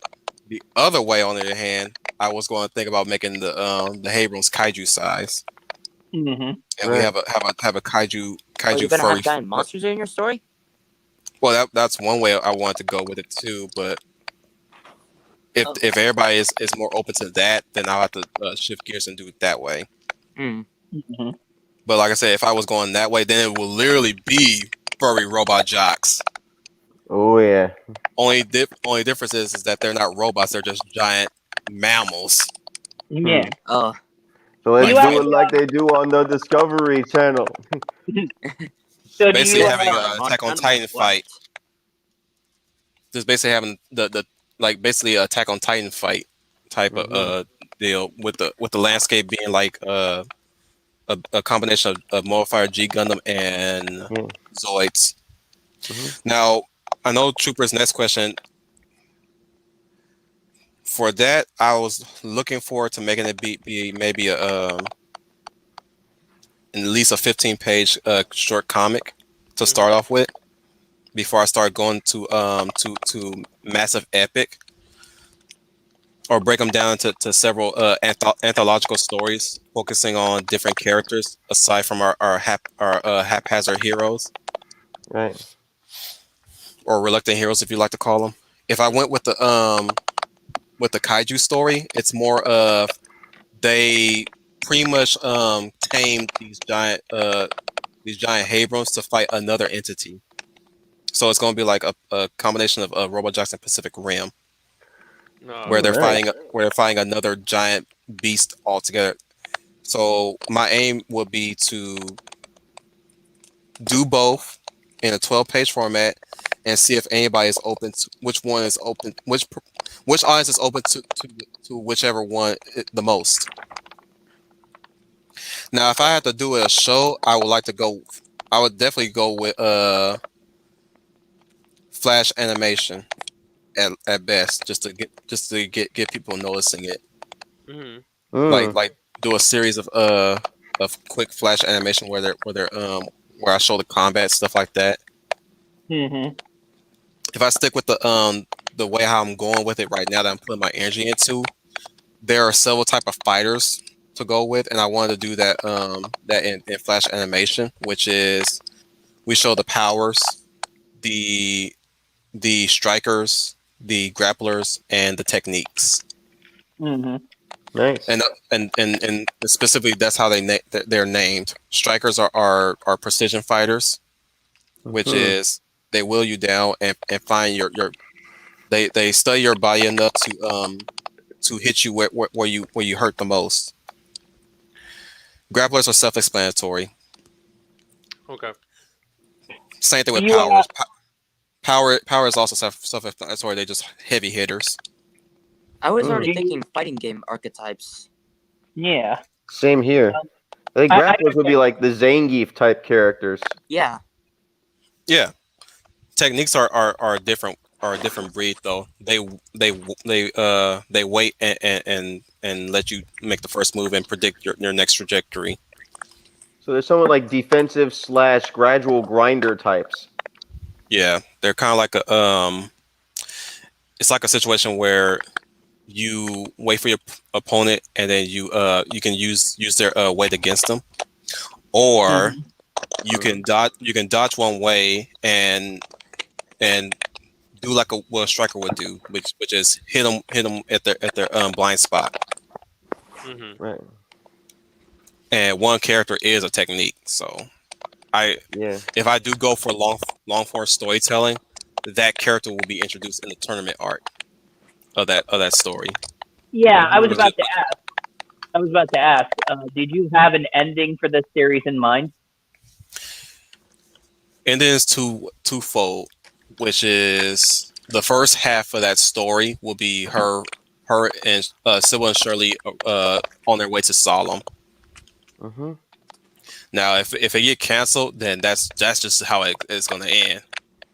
Okay. Which means you will never get. I'm just saying, like, sadly, you will never get to see any other new characters Well, it could apart from end that. on a relatively high note because they say they're going to Solemn to partake in the tournament. Mhm. Sybil They're feels for the first time in her life, Sybil's dream is actually being recognized, and she is what she should be happy about it, but she's instead a little intimidated because now her dream is right before her, and now she has to seize it, and she just doesn't know if she should. She's just intimidated. She doesn't know if she can go that far, but Shirley needs to be her, because I'm guessing that Shirley's going to become like her confidant and friend. Yep. is telling her that, well, we got this far. I'm sure we can win the tournament together. I know for a fact you're going to win this tournament for sure because you got me. In the case of Carmilla, it's more of a shaky alliance. Okay. That's the early design of Sybil. Right. Very cool. And I've since then had added some more details, and again, I'm going to be finalizing her design pretty soon. Y'all see it. Y'all see it on the MeWe, definitely. And those who are following me on Twitter, y'all see it on there too. It's a very rich, diverse cast of characters here too. I mean, you had 2 dogs that are policemen. Yeah, Charlene is she's not necessarily a policeman. She's a army unit that's now been rebranded after the war. Okay. Because they were like during the war, Habram was whooping the continent that the setting take place on is Ustina. So the war between Habram and Ustina went on as long as it did because the invasion of from Habram went as swiftly as they predicted. They could never reacted that fast, and when that happened, territories were taken by Habram. So Mursa, which is where Carmilla comes from, organized essentially dog soldier army, which is made up of damn it, I gave them a name, but they're a clan excuse me. They're a cast of clans of dog warriors that they uplifted and trained into a formidable army that can take on the Habram. Now, how they succeeded was that Habram may have had the superior fire strength. The Mercen regulars, as they're called, had the knowledge of the land and knew how to attack them where they at least expected. Basically, George Washington's guerrilla tactics. No, I see. And with basically smart fighting instead of fighting hard. Yeah. And that turned the tide of the war, and of course the other factions that united against Habram once they woke up start joining the fray, and that's where they fought Habram down to its dwindling numbers. Those that managed to get off the island left to unknown regions, so there's no telling if those guys ever came back or they died on the spot out to sea. Whereas the ones that survived and was still on the continent, they were given amnesty because the other side would not want to basically drive another continent to complete extinction. They basically just show honor when Habram surrendered, and now they were given civilian status on to Ustina and had their own little colony set up, and this is where the whole no open war conflict happened right after the Second War, which is the war between fools and kings, where remnant Habram tried to go back to their conquering ways, and that's when the Mercen regulars again struck back, and that's where we have the outlaw rule of open war, and that's why we now fight in single combat, and that's how land is distributed and given to those who want the most, because there's people that want their homes back, but Habram's occupying it. So can I venture an idea here, though? Or not venture an idea? I'm sorry. More of a question. Is this why the tournament is such a big deal? Because the tournaments are basically now they've moved out of their little sphere of getting qualified for the game. Now every victory is going to come for the tournament universe, for the tournament arc. Every battle fought is a hard fought battle, and every victory is a consequence. Sometimes it does drive wedges between sovereign colonies. Some Okay. people some people don't like to be occupied by a victor. Yeah. Others are very happy to have their victors occupying because sometimes even if it means that they will change their sovereign colonies traditions and everything, they benefited from that change. So I will definitely Okay. show some world building on that front where Civil kind of has this discuss at how a sovereign colony is allowing change to their traditional values and all that stuff, but they also explain how before that victory they were already in the dumps, but since they lost to the other side and the other side moved in on their stuff, they actually benefited more for that change. So in a way, it's kind of like an allegory to how we had how the SJ Hobos always view colonization as a bad thing. Mm-hmm. Yeah. Oh yeah. Filthy Okay. colonizer. That's interesting. This can also lead into some very intriguing hijinks because here comes Sybil, who kind of is.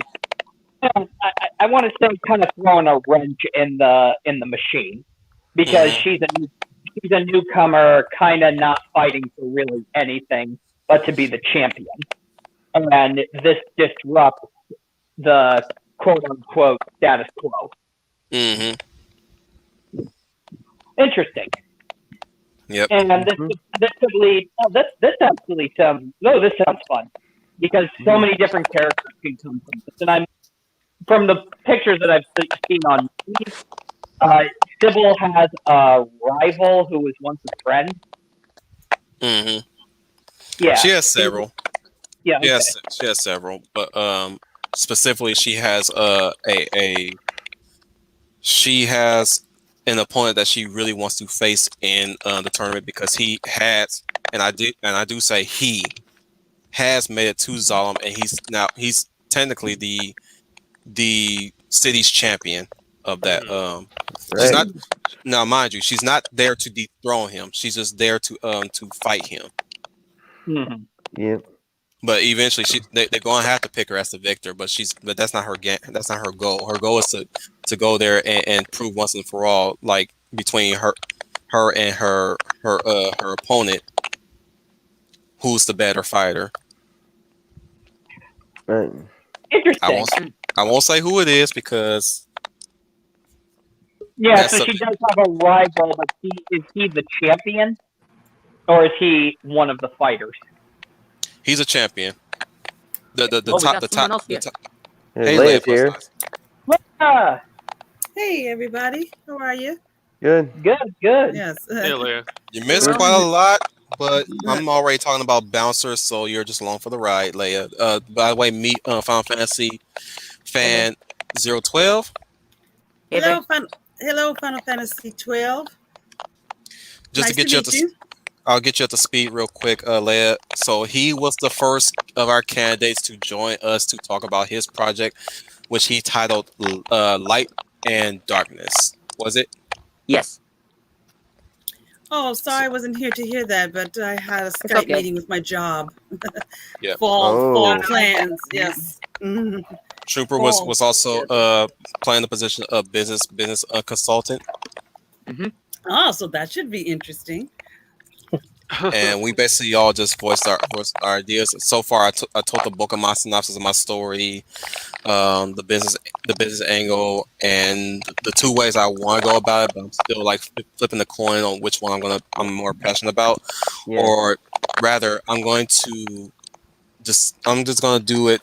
I'm gonna split it off into two 12 to 10 pages to see which one is more receptive, and whoever decides, or at least if I get more love for which side, that's why I'll soldier on through. Mm-hmm. So on one hand, it's the story is basically Rocky with furries, I see. with a sprinkle of robot jocks as far as the storyline is concerned. Yep. The other way is literally robot jocks with furries, but the furries are kaiju size. Get the Megazords for that one. Yep. So we're everybody's in agreement with your pitch, Commander. Yeah, to some degree. Oh, okay. Mm. Well, if I mean, there's I don't know if I convinced Trooper or not. I mean, Oh. he's not for the degeneracy. Really? Oh, no Look, kidding. to me, it sounds like these characters are overpowered. Sometimes Yeah. It's like, So I mean, if Well, I if think you the are major. big, you have to go bigger. So my question is, how can one bring this to a film or to some other media Mm. if we're already starting with a big We sure size as hell ain't budget? gonna. We sure as hell ain't gonna be doing it in media, or at least a live action film. Well, There's what no I'm getting at, is, let's say I decide, hey, I like your project. Let's turn this into a film. Like this is already starting to turn into $160 million project. It's Like, gonna have to be so- one film, man. Commander, what you think of animation? Animation wise, again, I was thinking of Your Flash char- animation. Okay. I'll start off small. I got a question. If this was to get a full-length theatrical release, would you go for not live action, but for motion capture? Motion capture CGI, Yeah, but maybe. instead of going down to make it more real, I'd go for like kind of like what BioWare motion capture animation, or like what they were using for the Old Republic Yeah. trailer. Hell to the no, that's too high a budget. Yeah. If anything else, I will definitely make it a fighting game. Yeah, Yeah. I definitely see it having potential of being a fighting game. Oh, That'd you be know a very what? good fighting game, actually. You could do 3D fighting, but you could do 2D story mode. Mm. Or maybe you could do like maybe a 2D fighter with 3D graphics. Yeah, Now, that's if I what want to, that's what I was trying to. now Trooper, you said big budget. I would go with the kaiju story then. Okay. I'd definitely go with the kaiju story. As far as like the small scale tournament fighting story, that's not in the cards on that one. That would have to be a fighting game. Okay. But how would differ? Well, when the last time you ever seen animal people fight each other? Well, there was bloody I don't war. know. I mean, my first reaction is it's very niche. Again, I mean, this is probably the I second disagree. very medium. I think it would start off as a niche, but with the characters, since they're very the way he's describing them, I think a lot of people could connect with them. But my okay, so how am I going to sell people on something like this, like the casual audience? How am I going to sell the casual audience on this? Is, I guess, the best question to ask. Bunch In of terms of, animal okay, so they're likable characters. We already have this I got it. thing I got it. around. Call it Animal Carnage. Everybody eat that stuff up. Kind of a generic name for a fighting game once you think about it. Kind of No, is. Well, that's the niche of marketability. Just say animals fighting each other. Warpath, Jurassic Park, anyone? Yeah, exactly. Primal Rage. Exactly. So Again, the like I selling point is that it's kaiju, but it's not Zootopia. I'm like, okay, so it's like it's already like putting itself like between like two like big IPs. Like, how is this IP gonna be like the IP to go read, if you will? Like what about it stands out? I mean, I know it's a very detailed universe. It's almost got a lot of Eastern Give me a sec, influence Trooper. in that sense. Give me a sec. Yeah.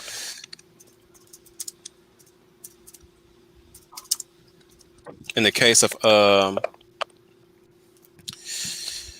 if I go with the kaiju angle to it, Mhm. let's go with Pacific Rim style, which is Okay. See, I could get Neuralink, Okay. Neuralinking. Interesting. Yeah, because when I think Pacific Rim, I think like mechas and all that stuff. Yeah, So. it's basically selling the neurology Yeah. of the connection between the small animals and the large animals. Okay.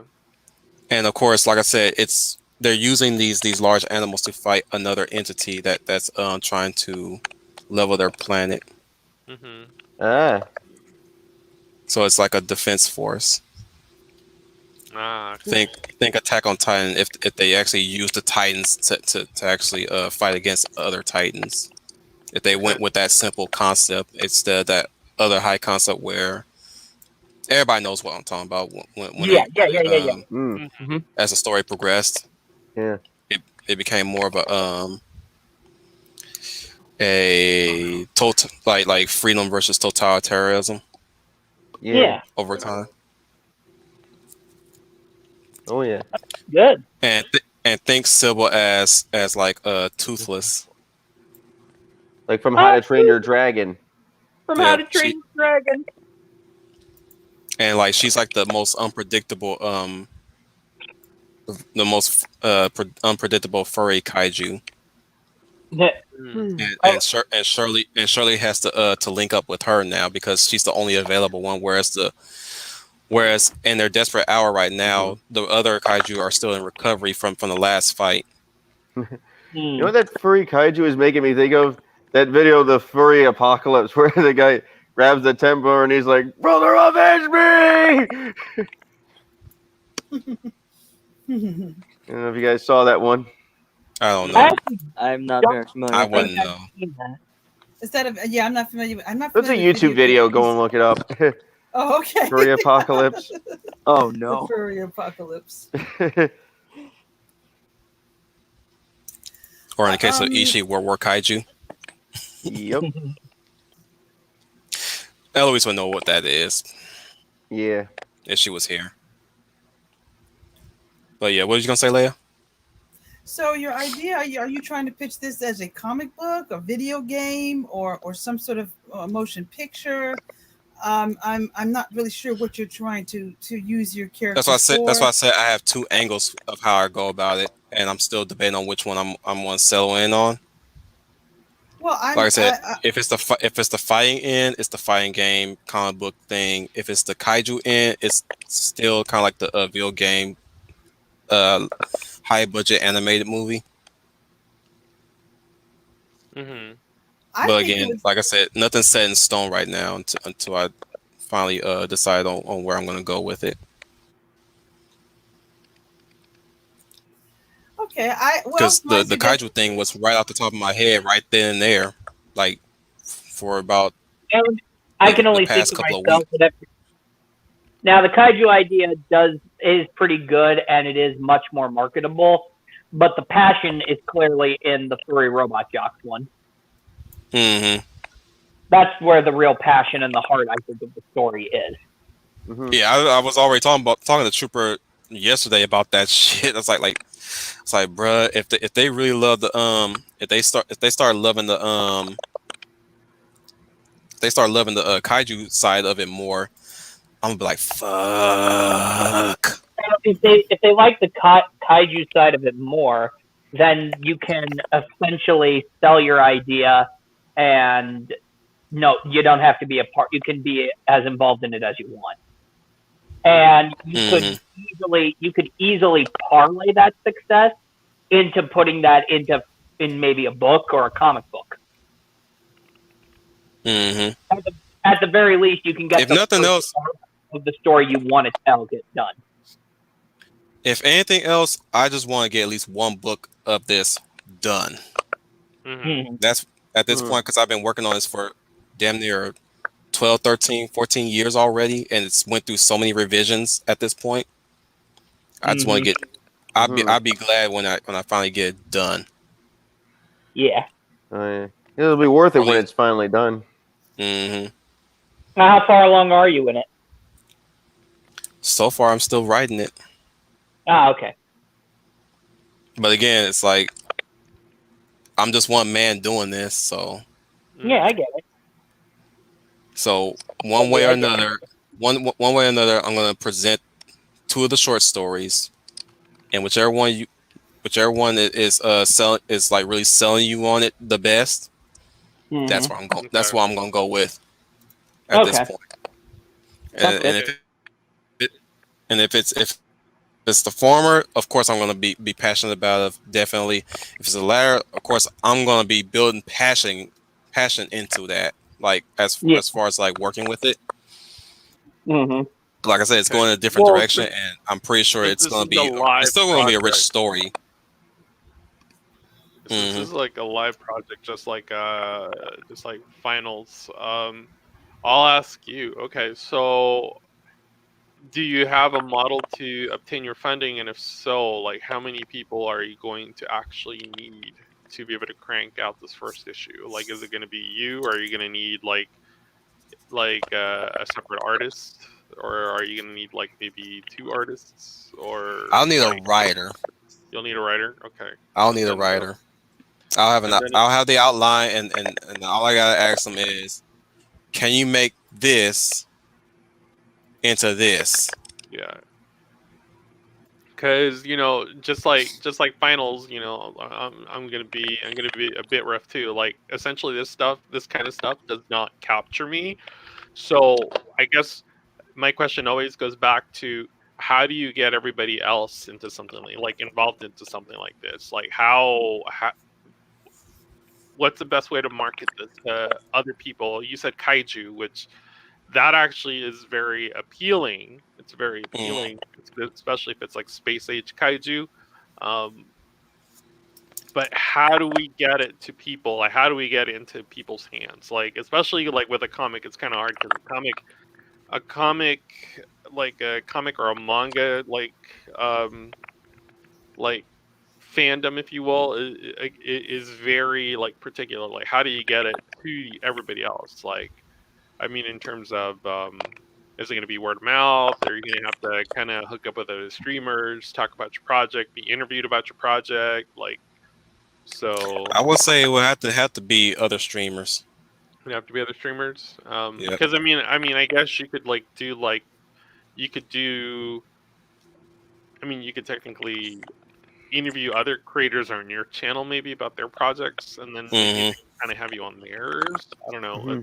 That would be something I would like it's to up do. to you how you want to go ahead and do that, because you actually already have a built-in platform for YouTube as a creator. So I guess it's finding a way to kind of getting involved with other creators to kind of get your project out there as well. So, and then I guess my other question would be, I know you're passionate about this particular project, as you've already mentioned. You've already spent about 14 years on it.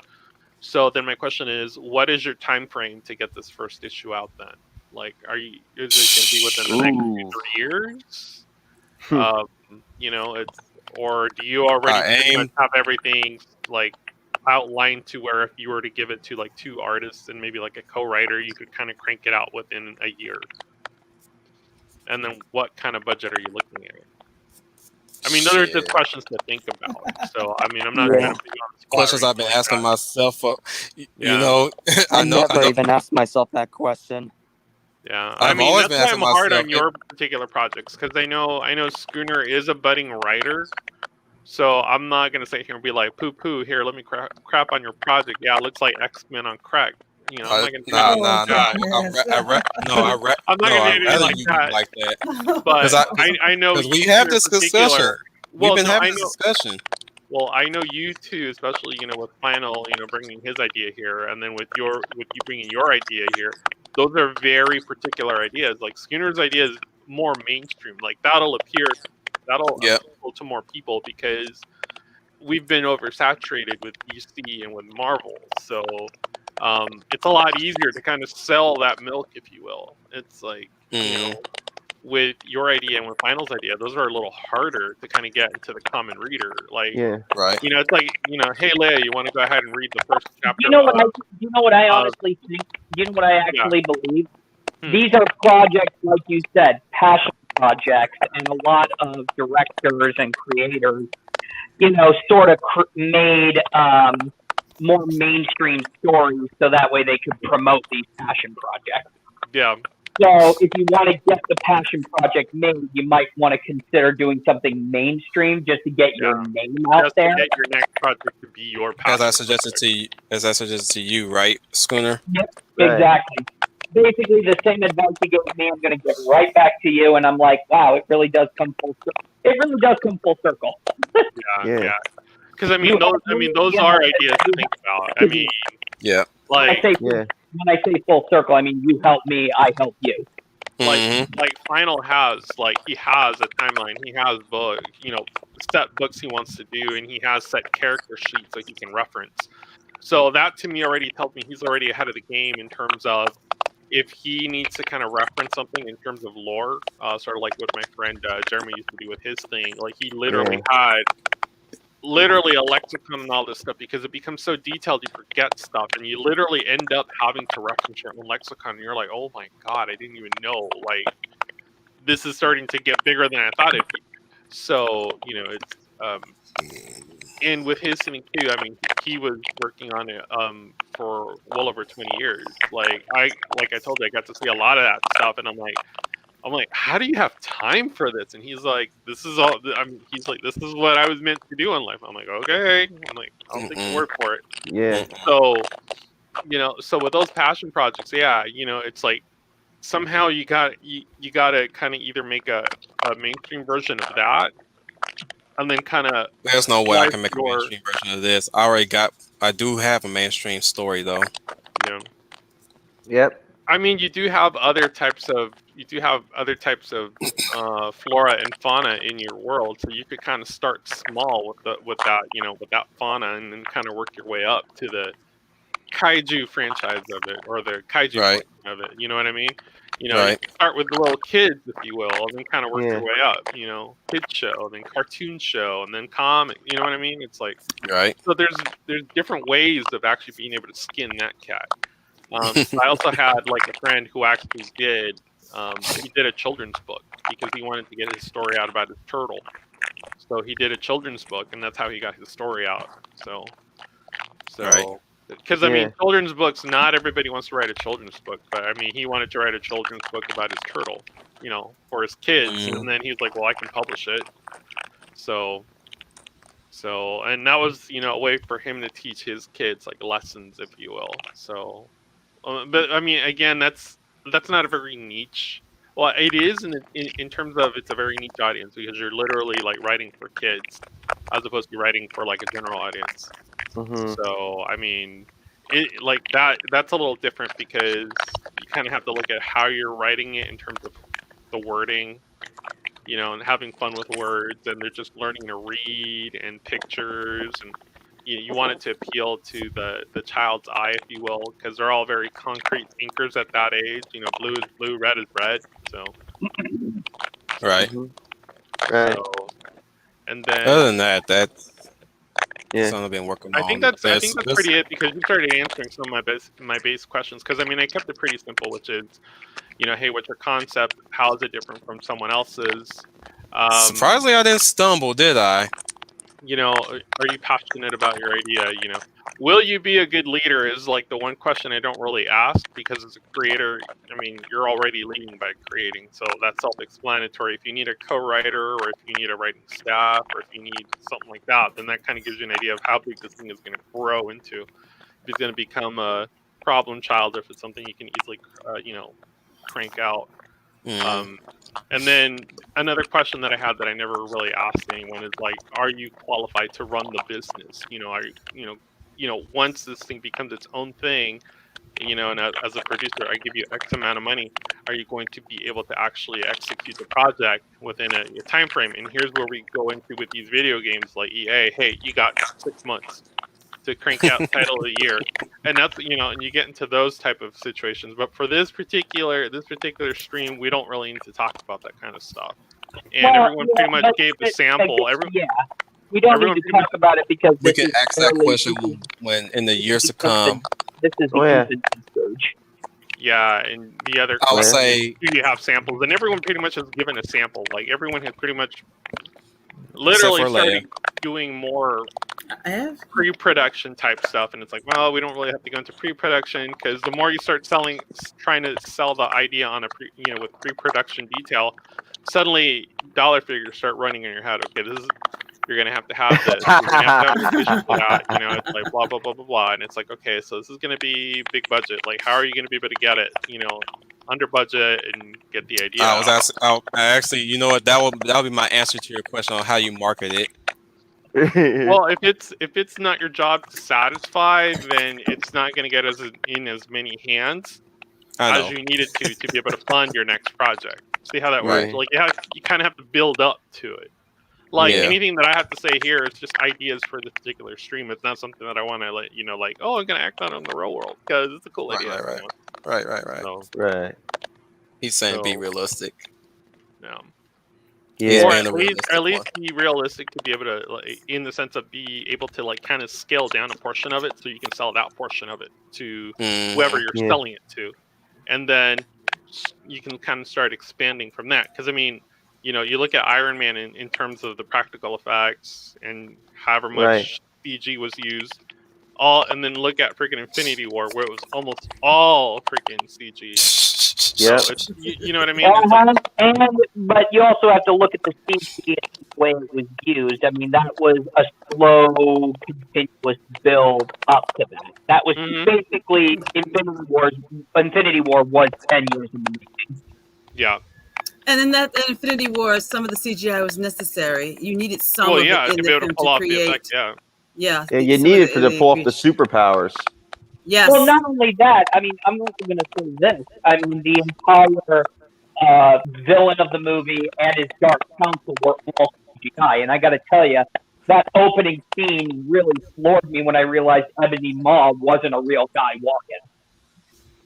Yeah, I have to agree. That was very impressive. If the CGI is where you can't tell if it's real or not, then that's good CGI. And that's I like crazy that. how I like that. The way how his feet looked, just by that simple walk, it looked like somebody really was walking into that frame. That's what I thought at first. And then when it panned right on up, it's him.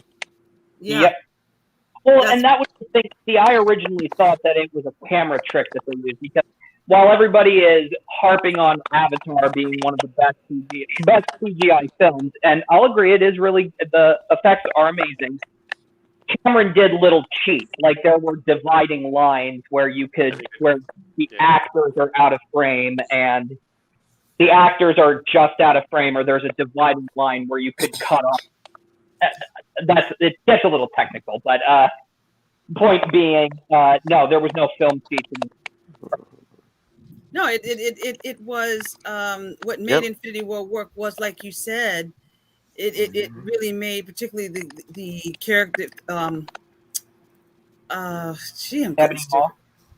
Ebony Maw and Thanos' crew, or Thanos' whole crew. Proxima and Corvus.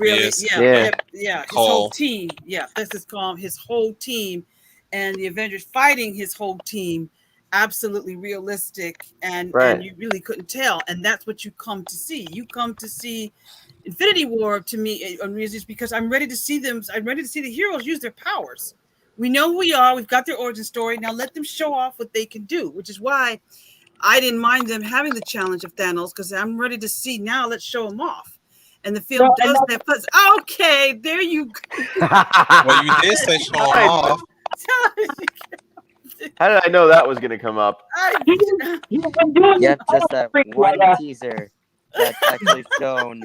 Because he knows that Leia is such a big Cat fan. He knows. I don't know. You know me too well, you guys. I could be trying to make a point, and then he throws my Steve in there in the hottest, sexiest, arousingest pics that he possibly can. I'm surprised he doesn't have the one where he pulls the helicopter down. But back to don't tempt me.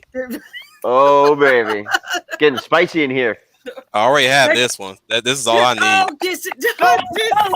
Oh man, that's harsh. Okay. I mean, you had me at that one, but now that you bring up the helicopter scene, oh my goodness! And no telling if I ever decide to bring that one up. But Dun, dun, dun, yeah, dun. since you're being very talkative, Leia, let's go with your pitch now.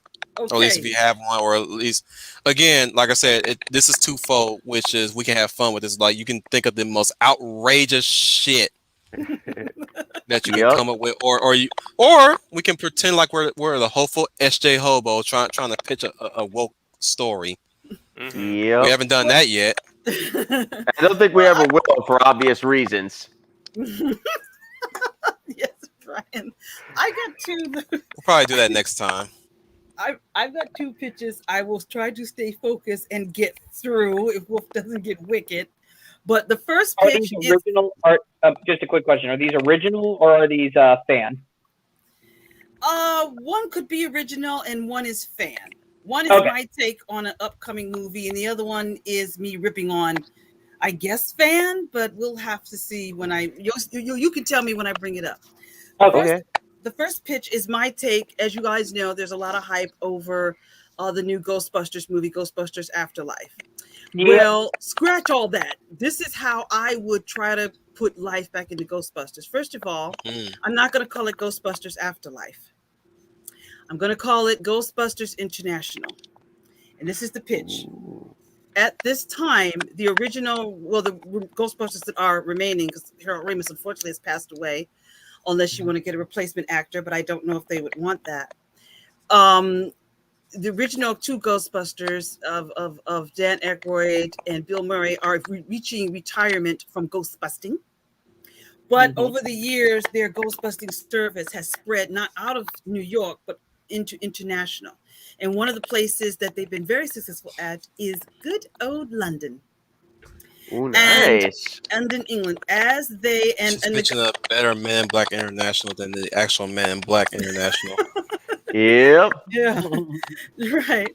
The guy I was thinking to replace Harold Ramis, I was thinking Eddie Murphy, but I'll get into that. Why I was thinking it could be somebody else, but I'm thinking why I'm thinking that. Well, the other two guys are getting ready to retire, but there is a great disturbance coming from London, England, that there is an outcry of supernatural forces that are invading the city.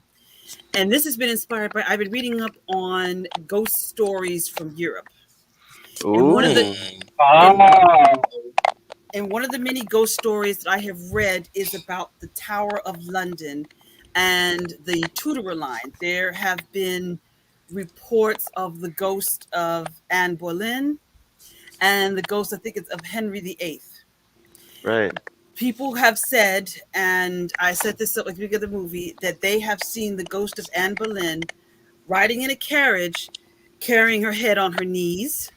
Ooh. Which I think that would be a great effect. And they say they hear the ghost of, they say it's Henry VIII's wives really haunting the Tower of London.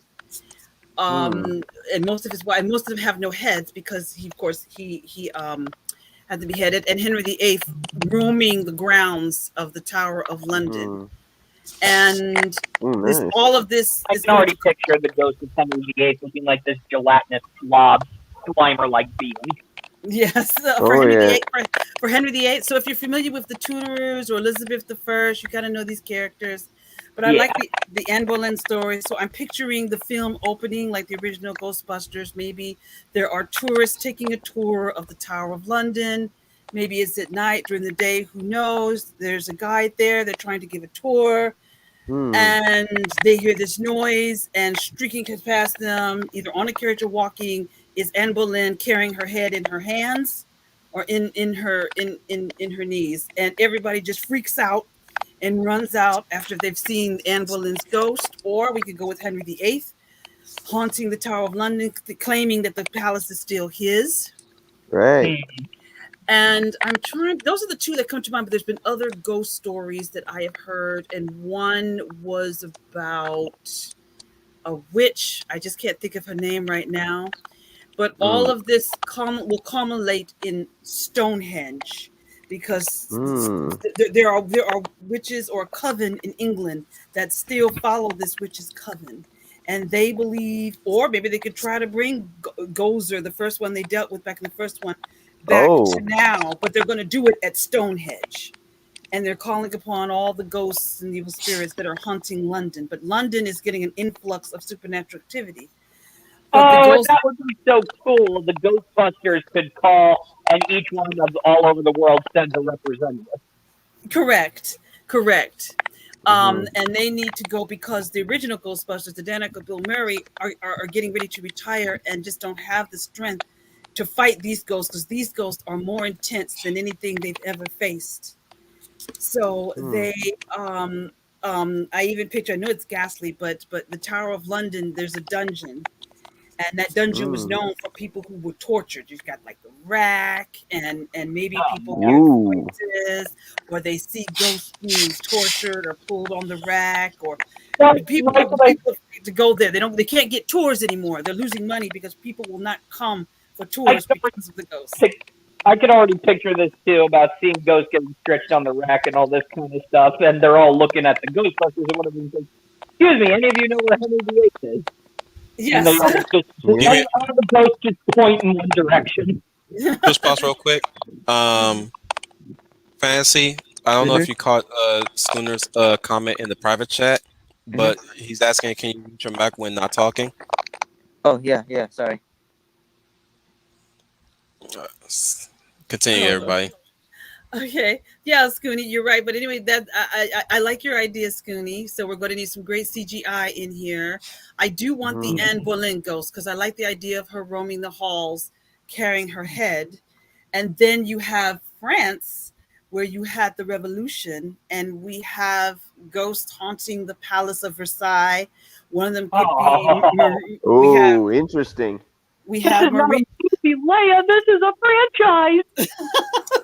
Yes, and this time we have the ghost of Marie Antoinette she can either carry her head or she's headless and she's roaming Versailles. And there's other people. Most of the people have lost their head to the guillotine, but she's the most famous one, probably. That. So we're going to have Marie Antoinette haunting the Palace of Versailles, and that's now Versailles is losing tourism because people refuse to go there because they feel like the ghost of Louis XIV or Marie Antoinette is haunting that palace. Is haunting the Palace of Versailles, and I want these ghosts to be scary, even though she may be seen in her Marie Antoinette gown, whatever. But like I said, they could either be headless or maybe she can remove her head and scare them or spook them or anything of that nature. But it's haunted by people who have lost their head to the guillotine.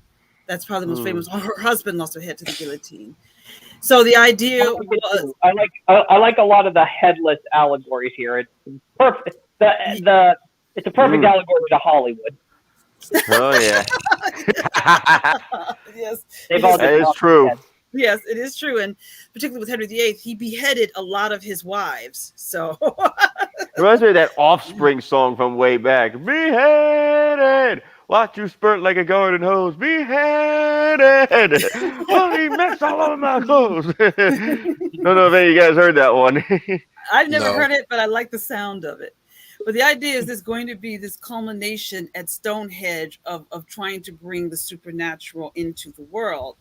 So the Ghostbusters now have gone international. They need them in Europe. Yeah. And what I do with my film is if we have, because I still want to give respect to Bill Murray and Dan Aykroyd and the other, of course, Sigourney Weaver, all of those people that were in the first one. So their idea is they need to train or to train some new Ghostbusters, but they've got to be from England and they've got to be from France. So they need to go international. So they need to find a way. I got the perfect catalyst for this too. Should the original Ghostbusters actually know about the international Ghostbusters, or do they get a call from London and saying, yeah, we kind of need some help? You know, we were all inspired by the Ghostbusters, so they need to send the next generation of Ghostbusters, the one that the original cast. Well, I'm actually glad Schooner brought that up because this would actually be a good chance to introduce some new characters who could take over once Bill Murray and Dan Aykroyd's characters have retired. Right. Unlike the way they did the first time. Like that fiction. What Yes. Well, okay. I'm timing them. I'm timing them as you guys are speaking. Continue, Brian. I did, despite being distracted, I heard that comment. Scooney, I heard yours too. That's what I'm thinking. But guys, I'm telling you, it's not going to be Ghostbusters First Class. I want them to be sort of semi-adult when they come into this. So in other words, no kids. I'm sorry. It's not going to be. It's not going to be Ghostbusters. Why? She mean adults like that. Yes. Pretty much. Yes, that's what. Well, they'd also be younger adults too. They wouldn't be like kids, Yes. like Leia was saying. I even had a crazy idea too, just to tie it back into Ghostbusters 2, that one of the recruits or the younger recruits is an adult Oscar. You know, the baby from the second movie. Yeah, Oh, you could yeah. do that. We lost Yeah, Smile. you could do That that. would work. Yep. Yeah, be like a nice little continuity nod there. Yes. A little continuity nod there. He and Peter and we're not going to introduce like horrible dad dynamics here. We're not doing that. No, I Yeah. refuse to do hell that. no. No, I'm not No. playing that. He and Bill Murray are actually on really good terms, and they can all go to different parts of the world, Ghostbusters International, and we could show they can be like almost little vignettes. How Yes. they deal with the ghost problem in London, how they deal with the ghost problem in France, you know, all these places all over the world, and then you can say all of them are connected and they all lead to We saw the Stonehenge. crackling problem. Yes. Yep. Somewhat. Yeah, we got the crackling problem stuff. Scooney, you're thinking you and I are thinking on the same page. Yeah, that's the point. The point is one's going to go to England and train, and we get some interesting characters in England that are they're the mirror image of who they were, except they're in England and they're in France. They're supernatural, and I'm thinking even one could be, you know, now you have these supernatural reality shows. You guys know the maybe one or two could be guys, or a guy and a gal, I'll be fair, that do something on television, you know, and maybe they're like, well, we're Mythbusters, and they get the call that the Ghostbusters need to go international, and they sign up for it because they've been fans of the Ghostbusters most of their lives, and all of their lives. They heard about the events in New York, and they get the call to become Ghostbusters. And I don't know who that was for, but I hope someone's happy. Yeah, they're going to get the call. So the idea of it is when they go to England and when they go to France, they get mirror images of themselves. You guys follow me? If you remember the first movie, how they were. Which could actually be hilarious, because if Oscar goes to London to go meet the London Ghostbusters, he steps out and he's looking at an old picture of the old team, and he's like going, you know, I got to tell you, no matter what generation, these guys are always going to be considered the vintage ones. And then he takes a step outside and he sees the London Ghostbusters, almost the London version of the Ghostbusters. And he's looking at the photograph. He's looking at them. He's looking at the photograph and looking at them. And he's like going, what? Exactly. Hey, gamer. Hey, gamer, you missed a lot, buddy. Yeah, A exactly. whole lot. Yeah. I'm gamer. I'm currently pitching my idea of how I would do the new Ghostbusters film, and that's exactly right, Scooney. They're mirror images, but I want them to be like adults. But they're not. It's not Stranger Things Ghostbusters parody. This is. I don't know, but I'm just to play devil's advocate here for Ghostbusters Afterlife. Okay, go ahead. I think it is smart where they're going with this version, because they're trying to show legacy. But I do agree that it does feel like Goonies. Yeah. Too much. It feels There's very nothing wrong with that. I mean, No, look there at what is- it's no, pulling there's- from. Like, it's pulling from I like know. Stranger Things and stuff like that. I mean, But that Well, they got actors but- from but- yeah. But Yeah, it's, but Stranger Things was a copy of, you know, a lot of things that came before. And you guys know, but we're in 2010. You need to get your head out of 1980 and put yourself in 2010. Well, Not I a lot of wait, people whoa. were around in here's the 1980. problem. Trooper, hang on, So hang on. you have Hang on. to I want to connect it to something people can connect to Let me get just the because if you franchise. make a copy of a copy the copy of the copy doesn't come Look, out right. I know And you want have a very Ghostbusters, but you're not gonna get it. You want Ghostbusters, and this No. movie has to do well. I mean, No, okay, well, revenue-wise, it already has got- to do. We It already has to got do a well. Ghostbusters 3. We already But got again, a He's saying, you or have, else. you have people that will not connect to these older films. Like you have to I know. somehow bridge that gap, and you have to give it I a understand, completely exactly. different look. I'm not I- arguing with that. I'm not arguing with that. In fact, I think Right, it's a good idea to show the kids, or in this case, the grandkids, because we're Right, kind of right. because we kind of missed a generation here. Yep. So we're now going to Egon's kids, which I think is the greatest tribute to Harold Ramis, because right there it's his family. And you even got the little girl who's like a little mini Egon, which I think is Yeah. funny. And when you look, okay, so now I can tie it to Goonies, since you kind of walked into that pop culture trap. So Yeah. if you look at the freaking kids films in the 1980s in which the Ghostbusters took place, what kind of films did you have? You had Stand By Me. You also had Explorers. You also had Goonies. I mean, if you want to go ahead and hit them with nostalgia, that was what was available at that time. So, I mean, to add a little kind of spookiness of Stranger Things to it, literally is only like icing on a cake. It's all packaging at the very end of the day. But It's Stranger a Ghostbuster spookiness story, of but this is all Stranger packaging. Things led into the spookiness of Stranger Things came from Ghostbusters. I'm saying, Yeah, that's remember, what I thought. Yeah, remember, but that's what Stranger Things was an has in idea common that was with stretched too far. Ghostbusters. Stranger Yeah. Things was an idea that has been stretched thin. The first I think- season, great, yeah. but as the seasons went on, it was the same idea being stretched. Oh my God! See, I hate that. I hate that movie because that Oof, first now off it's not the type of fan service. the Newton's laws of motion at all. I'm just illustrating what Leia's point here. That's all I'm doing. She's talking about something stretched too far. That's me illustrating what she's saying. But that's if viewers actually sat there and watched all the seasons. I can guarantee you that not everyone did that. I'm one of those people that did not do that. I have first and second season. That's all I need. Like, I don't need to keep with it and be like, oh my God, they went woke. They ate the woke juice. Woke this, woke that. That's not me.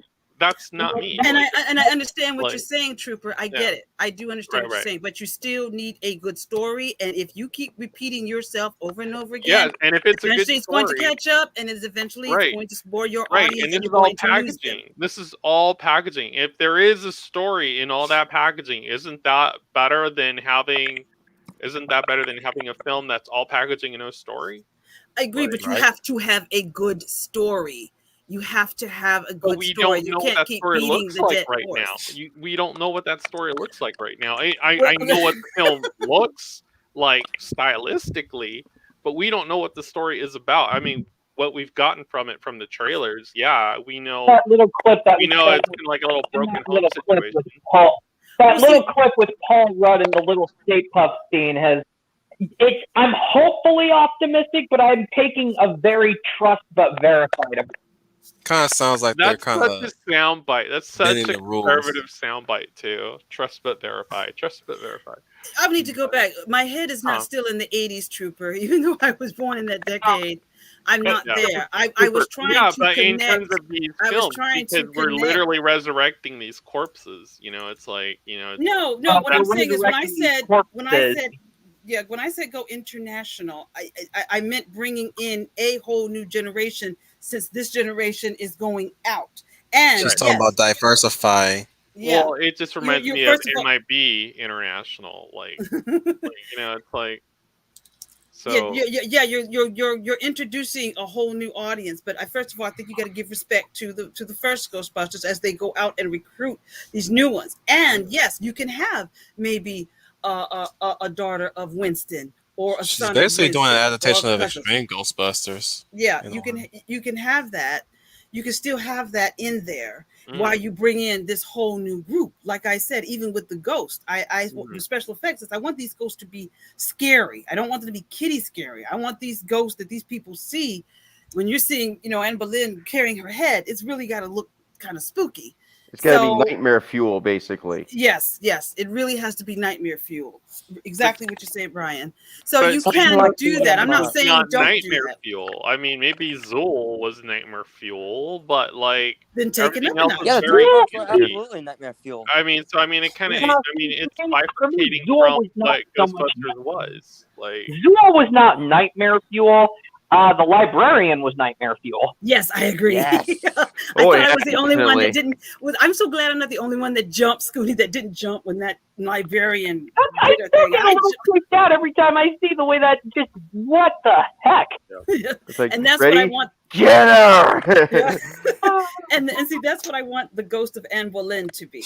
That's what I want Anne Boleyn's. If anyone out there is familiar with the story of Henry VIII and Anne Boleyn, of course, he beheaded her. Yes. But I've recently been reading some stories, and there are some YouTube videos where people have said they have seen her ghost, and she's carrying her head. So I want a similar effect. So either she can remove it and do something like that, or she turns around, or the head is in her hand, or it's floating. Oh, this could be creepy. When she's fighting the Ghostbusters, she throws her head, and then her head morphs into this demonic face. Yeah. I like that. That's That would be cool. Yes, that's exactly. I want even the horseman scare. can even be in there. Yeah. Yeah, good one. conversely, when she's bored, she just plays. You know, she does bowling with her head. So I'll take it, Trooper. I'll take it. And yours too. Fantasy. that type of stuff, you know, is Yes, because I was indicative of just what you thinking would that the see in headless horseman would fit Ghostbusters. right in. So, Yes, because the horseman is in the Sleepy Hollows in New York. Am I correct? I believe so. Yeah. believe Oh, so. okay. Well, it still can fit in, but all those ghosts can fit in. So the Mhm. idea was in this one, I want the ghost to be nightmare. You're right. I want them to take it up a notch. The ghost that they're dealing with. That this is not friendly kitty ghosts. These ghosts are scary. It's not gonna be 2016 Ghosts where they're all cartoony and colorful and shit. Yeah, I don't want them to be cartoony. Marie Antoinette. It's that's also another one. terrifying because if ghosts start rising, especially because Yeah, or at least something like the picture that Wolf just pulled up. Yeah, you could have him and Boleyn like that. That maybe like Trooper, someone said she takes her head off and the head floats, and then the head does that big old something right in front of them, and they're like, whoa, this is and even the old Ghostbusters can realize we don't have the power or the strength to fight these ghosts are 10 times what we've dealt with, so we can't do it. But a younger group, a younger crowd, if we train, can do it, and we need to grab it Or from England. I could just say Peter Bakeman just going like this. I mean, Dan Aykroyd's character, Ray says, "Peter, you up for another adventure?" Ray, we're 80. Can we just give it to somebody else, please? Yeah, Pretty much. And maybe they go there and think that Anne Boleyn is no big deal. Marie Antoinette Where's is no Winston? big deal. Winston is in this too, because I want someone from Winston to be on the team as well. So it could be his son or daughter. That's perfect. The new Ghostbusters are going over there, and Peter's like happy to pass that work off to them. Ray's like going, whoa. We're really going to these new guys and go over there. And then Winston could just say, I can chaperone. Yeah, I can see Ray kind of really serious with them, like saying, well, we have to be careful about this. It's very particular. You must do exactly like this, blah blah blah blah blah blah blah by the book, blah blah blah blah blah like this. If you want to catch these typical types of ghosts, I can see him doing all that stuff, and these Ghostbusters. And Winston is just going, Ray, they got this. Yeah. Yes, that's exactly what I'm thinking. And then he's like going, he's like, well, Winston, we don't even know maybe if they're ready for this or not. Peter, will you give me some backup here? I'll call the airport. Yes. But the thing is, it's kind of hard to convince Bill Murray to be in these movies these days. Yeah. Even when he's in there, he'd just be like, okay, yeah, I'm here. Here's a few lines. Goodbye. Yeah, that's going to be. Too. Yeah, okay, you have to know this. The reason why we never got a Ghostbusters 3 was because of Bill Murray. Yeah, he just didn't want to be in there. Well, he wasn't happy with Ghostbusters 2. Am I wrong? He did not like that script. Yeah. He didn't Yeah. do sequels. That's He the entire reason basically why he said, didn't "I want to don't be do there. sequels." Well, from what I've heard from the stories, it sounded like Bill Murray felt betrayed where they were trying to go with the first draft, Right. Mhm. We're talking especially about. with Bankman's character. Yeah, Yep. Are we talking about 2? Yeah, yeah. From I'm gonna Ghostbusters 2. rip on Ghostbusters 2. I think it's an okay movie. It's okay for a sequel. I think it's mm, okay, but disappointing. I felt it became. Someone described this as it became too much like the cartoons. It Yeah, was that's kind pretty of. much why. Yep. Yeah, There's yeah. because of Pretty the much got a ghost. cartoons. And the It reason why I'm basically more willing to let go of Ghostbusters is because we technically got a Ghostbusters 3 in Ghostbusters the video game, and yes, it's a solid game, it is and really good. Yes. it's a solid game, and the original voice cast returned, and even Dan Aykroyd and Harold Ramis both were co-writers on this game. So that's Ghostbusters 3. So anybody who's saying that Ghostbusters Afterlife is a betrayal, I'm like, no, it isn't. What were fantasy? What were you going to say, right quick, about the Bill Murray thing or Ghost? I mean, Ghostbusters 2 as a whole. I'm sorry, I didn't. I Yeah, you're wanted okay. to. I think it's because the thing was, the first movie captured so many imaginations from everybody, even to kids. They latched onto that, and yet so much so it got so popularized thanks to the toys, the NES games, and then eventually, uh, especially the toys, and then that's how we got Ghostbusters 2, and I think Yeah, that's basically why. yeah, Mhm. because I like you were saying, Wolf. The stories I hear is that Bill Murray did not like this direction of 2 or the script of 2, and he was turned off a lot by it. So maybe that was betrayal. I don't know if it was betrayal or not, but I knew 2, and I can kind of see what he's saying. I do feel like I watched 2 the other night, and like I can see what he's saying. Because some of it was like, oh, come on. We don't need to know if slime has a personality. Was the baby really necessary? So yeah, Oh I can yeah. sure kind as hell didn't need no damn girlfriend. yeah, Yeah. yeah. That wasn't needed. So I can see his frustration. I can't really blame him for that. I can see his frustration, and I think Mhm. it's for the very reason Fantasy just said. They thought they were trying to tone it down for children, and it should have been kicked up a notch.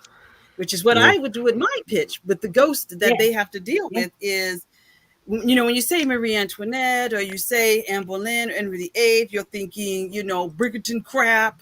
No, these are ghosts that when they go into the Tower of London, We're not. which is no, which was known, people say they can hear the moaning of prisoners at night. I read that they could hear the moaning of prisoners being tortured on the rack and all kinds of torture. They can hear them as you walk through the tower.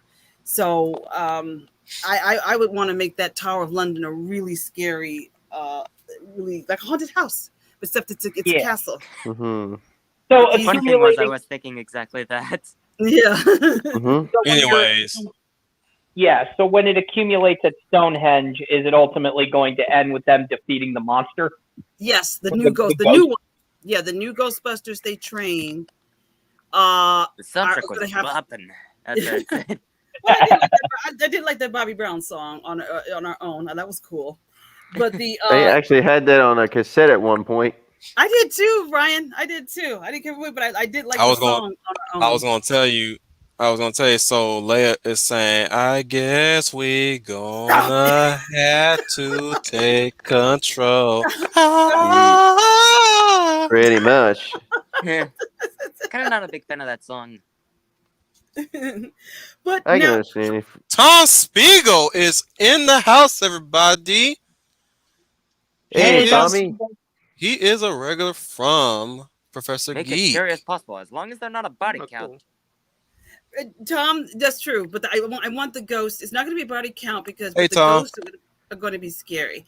And Scooney, right? The ending is the final battle at Stonehenge, and the new Ghostbusters have to fight the evil that's bringing all these spirits to life in Europe. That's where So they have to come. That I know Trooper once wants to ask this his usual questions, but I got a few questions on my end as far as like proton packs and technology concerned. Are they going to update the technology in their ghost catching group? Yes, I think the technology should be upgraded because these definitely. ghosts are much more fiercer to deal with. It's not dealing with Slimer, So these ghosts. But they're gonna have we're not gonna have proton pistol whips, right? no. I Or honestly, proton fist power glove. no, but we're gonna try to Nope. update the technology. You guys are slow on the uptake, aren't you? No, Yeah, you're thinking of no, but 2016, aren't you? But I dare not address that blasphemous thing that they call a film. I do not acknowledge its existence. Yes, me neither. I don't want to go there with that. Yeah, that movie that was one just is Ghostbusters 2 on a sugar rush. I'm Pretty gonna commit sacrilege, but I did kind of like the pistol whips. Mm. I did kind of like those. The other we're weapons not just felt having very pistol video game whips. The problem I had with their with that movie was the fact that they were eliminating the ghosts, not capturing them. Right. Yeah. Yes. They turned into a straight up action movie flair, and it's like I was like, what the hell are Like- they? Why are they blowing up the ghosts? It's like, motherfucker, the Ghostbusters are scientists. Thank you. Yes, Thank it's very you, video game problem esque is- with the gadgets. So problem basically, is- what we got in 2016, we got this. My motherfucking boss!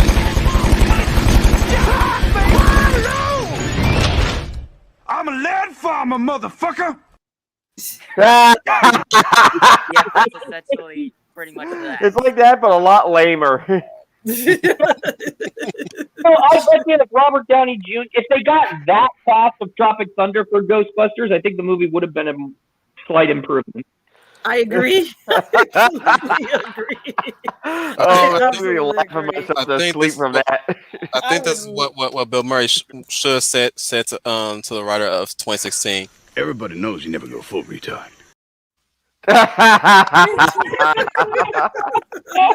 Oh man, that's great. That I agree, Wolf. That is what we should. That's what the movie should have been made of. Maybe they'll be like that. I don't know, but they won't be. They're not to blow them up. They are to capture them. But Stonehenge is capturing these ghosts, and it's not going to be as easy as they think. It's not going to be easy to catch the ghost of Marie Antoinette or the ghost of Anne Boleyn or Henry VIII. He's not going to go quietly. So Oh hell no. So that is. Oh, that could be actually something really interesting. These ghosts can be tougher than what they've dealt with in New York. It's because of how tethered they are to history. Yeah. Okay. Like, Now, you really real want to go quick. like macabre? You could bring in the ghost of Elizabeth Bathory or something. All right, God. so we pretty much got the Come on, Brian. synopsis. We Yeah. got a little bit of makeup. We kind of argued our points here and there, but I would like to hear Trooper's business side of things on the questions that he wants to ask. All right, and in like a sentence or two, what's your concept? My Within How do two you- sentences. How do you My explain concept- it in a sentence or two, like 4 sentences or less? Ghostbusters go international with an all-new crew, trained by the older Ghostbusters who are retiring. Okay. And the difference, obviously. Damn, you that it's overachiever. an international film, but how is it different from MIB International? Like, how is it different from a lot of these like Here, other half a bucky. franchises that? Yeah. How are they different from all these other similar franchises to that? Like, how is this going to stand out being the latest installment? What do you do differently than most sequels that fail? Catch Big Monster and you know MIB's the problem with MIB International is that you did not have the original stars of the MIB films. right. Mm-hmm. So in this film, we are going to bring back, fingers crossed, Dan Aykroyd, Bill Murray, and the one that played Ernie Winston Hudson. and Ernie Hudson. Hudson. Ernie Hudson. We're going to have Ernie Hudson. But they are going to be training a brand new cast, which requires maybe some young, hot, up and coming actors. Mm-hmm. But the spirit of the Ghostbusters will still be the same. But the old ones have to come in to train the new ones so they can pass the torch over to them. Whereas the other film did not pass the torch.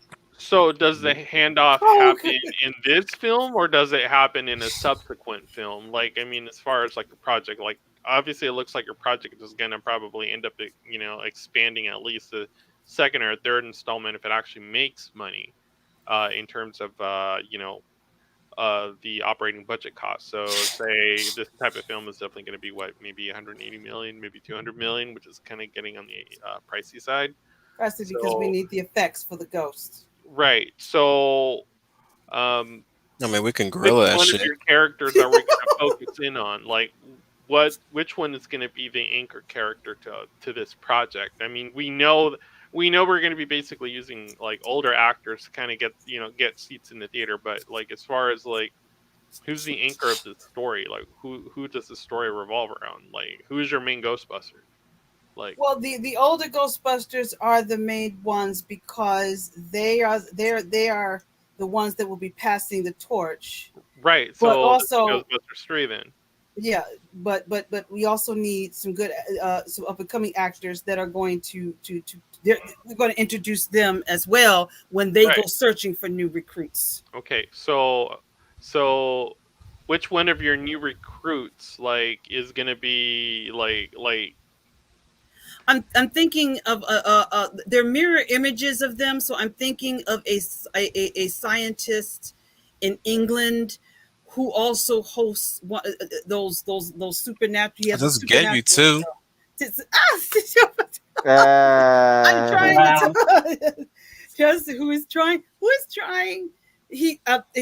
No, he's in England. He's like the Dan Aykroyd character, but he has a show on television where he goes hunting, like one of these reality shows you see all the time where people say they saw something or claim something. But he's always admired. So like he's so if I were to get like an Eddie Redmayne, could maybe Eddie Redmayne play that character? Or I mean, what type of scientist geek are you looking for? Like, you know what, too? We can actually play with the cast if we can get our hands with some actors, because Lord knows anybody who's anybody would want to be in a Ghostbusters movie. Yeah. So, I mean, how would you feel if you got Jason Statham? Oh my goodness! I kid you not, Jason Statham. I mean, he's proven. If you watch, I know the actor. The director completely botched Ghostbusters 2016, but his other movies of the past, Bridesmaids and Spy, were actually hilarious. Statham, especially in Spy, was hilarious. Yes. I fail to recognize the correlation. Exactly. Yeah, I could see him as a Ghostbuster that is ready. How the hell did you waste a Charles Dance? I know. How could you waste Charles Dance? Not know this range of motion for this actor. He should have been the bad guy. Charles Dance should have been the villain. He would have made a terrifying ghost. I mean, he already made a terrifying. See, guys, I was thinking also Kit Harington. Oh, that would be cool. I've seen Kit Harington in glasses and look like a professor. So I'm going there. I was thinking one of them, Kit Harington. That's one of them that I'm thinking, and maybe he could be like the more serious that takes the or Rob Stark. Rob Stark, his brother. Yeah, Rob Stark, the other Stark, whatever. Yeah. So I'm thinking one of those. And what is the other guy? I can't think of his name, but he was in. Why not Peter Dinklage? Peter Dinklage. That's a name you could throw out there. Why don't we just throw the whole cast of Game of Thrones in there at this point? We'll put in Emilia Clarke. We'll get Charles. They are Game of Thrones. Yeah, they are familiar names. I was thinking of the other guy that was. Man, the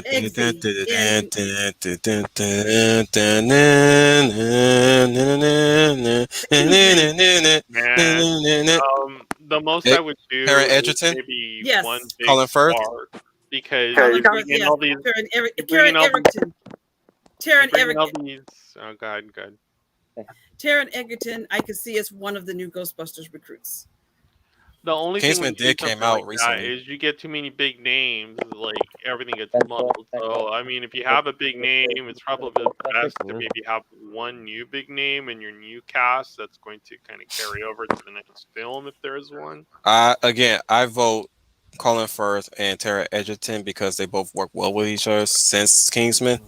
Yeah. And Yes. Yes. The yes. most I would do is maybe like an Eddie Redmayne or like Alexander Skarsgård. That's about as far as I would go.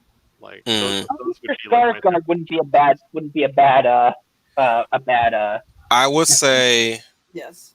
don't make the new team big. Right. Keep them two at least, like two recruits that they're just branching out. But here's the thing. Okay, so if you have two, you use one big name and one no name actor. Big name wants more money on the second one, and it's like, okay, bye. Now you only have one of your new teams, so now you kind of have to rewrite. You kind of have to pen a different intro to kind of put two more people in. So it's like, or one person in, or however. So I sure as hell ain't gonna get Melissa McCarthy. Tell Oh you that right hell no! No female from that movie is going to be in this one. well, no, I don't care Kristen how. Wiig. Why No, not? God, no. Why not? God, Why no. not Miss Sunday? No. Because they're talentless and ugly. Leslie Jones. This is serious business. This Yeah, is you not can- goofy. You can't even convince me that one comedian actress who probably would have been better as for the role of Ursula to look like, yeah, she probably would have been better to play the role of Ursula, would be convincing to be a Ghostbuster. You mean to tell me you could? Hey, it's Leslie Jones.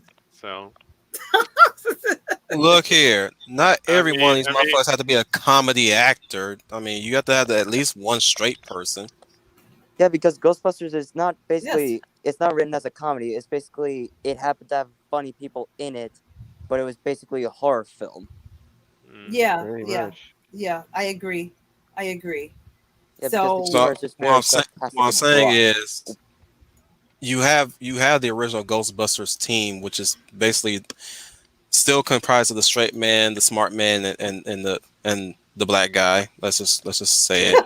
It's the brains, the eyes, the heart, and the mouth. No. The right. everyman. I like that fantasy. The everyman was Winston. You had two scientists, a wise ass, and an everyman. Oh, okay. That Simon makes Pegg sense. and Bruce Campbell. Simon Pegg and Bruce Campbell. Now, that There would you be. go. Yeah. Yep. That would be interesting. Unlikely combination that would actually work because Bruce Campbell just hams up his line. Simon Pegg is always the best reactionary.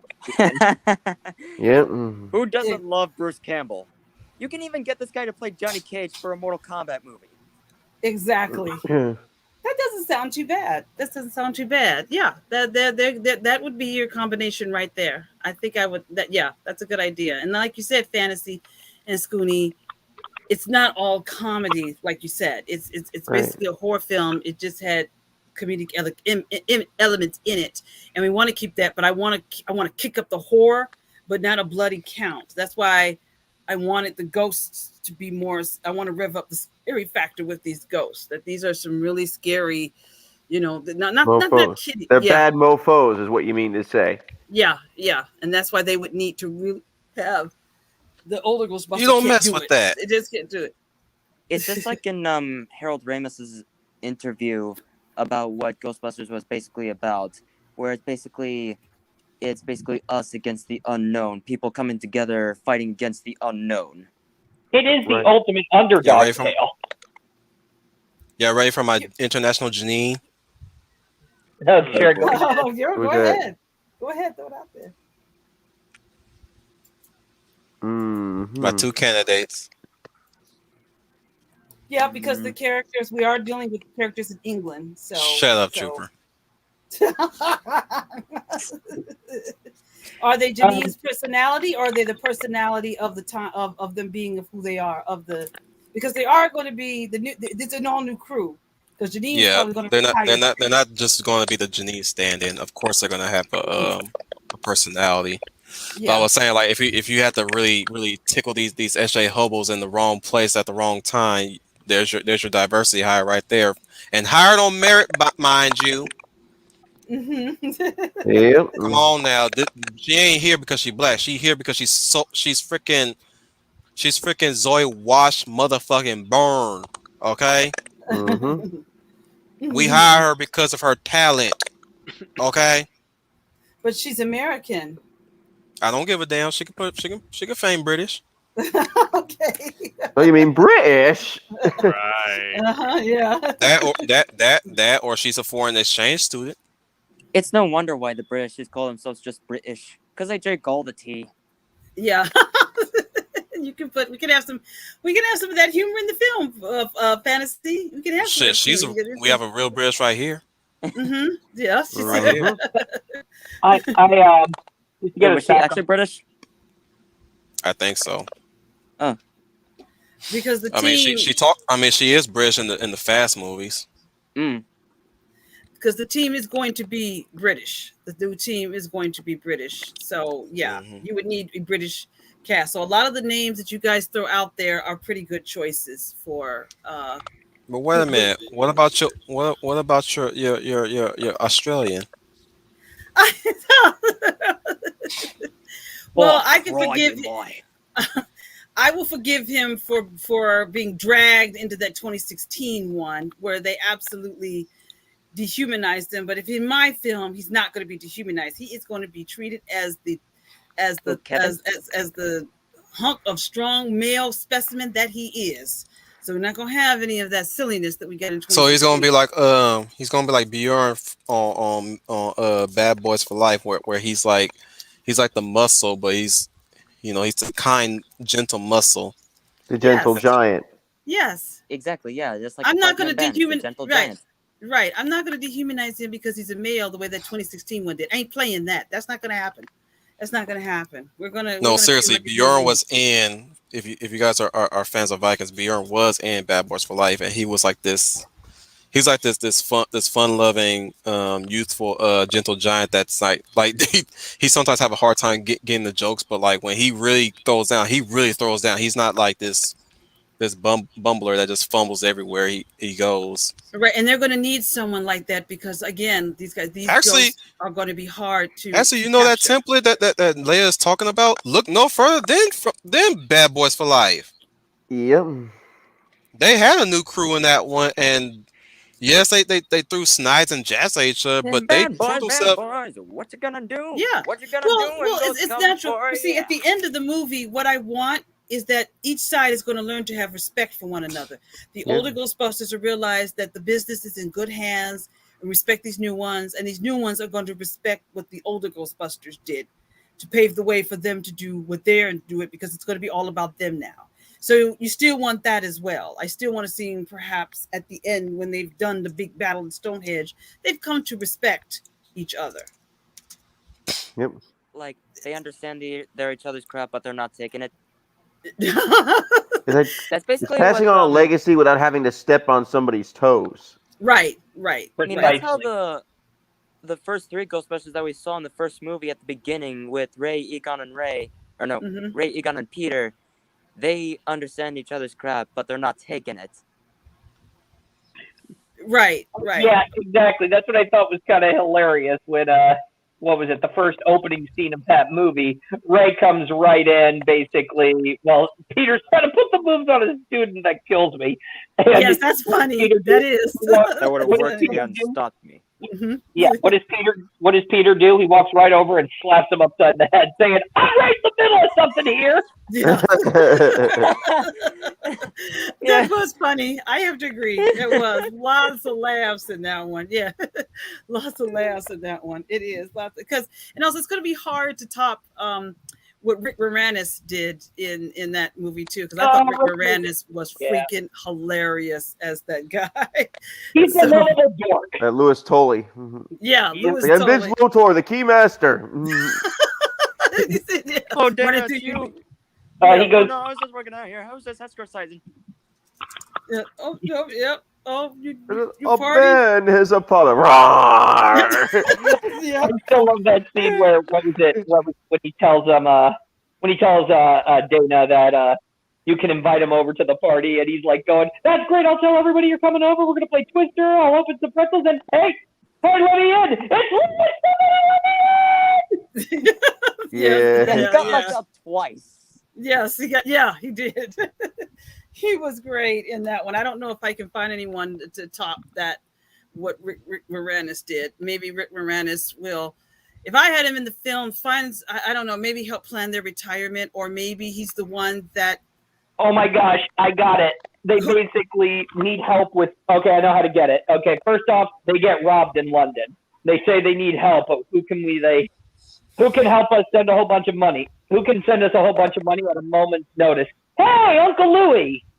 Yeah. That works. Yes, that could work. That would be a great comedic moment. Yeah, that would be a great comedic moment.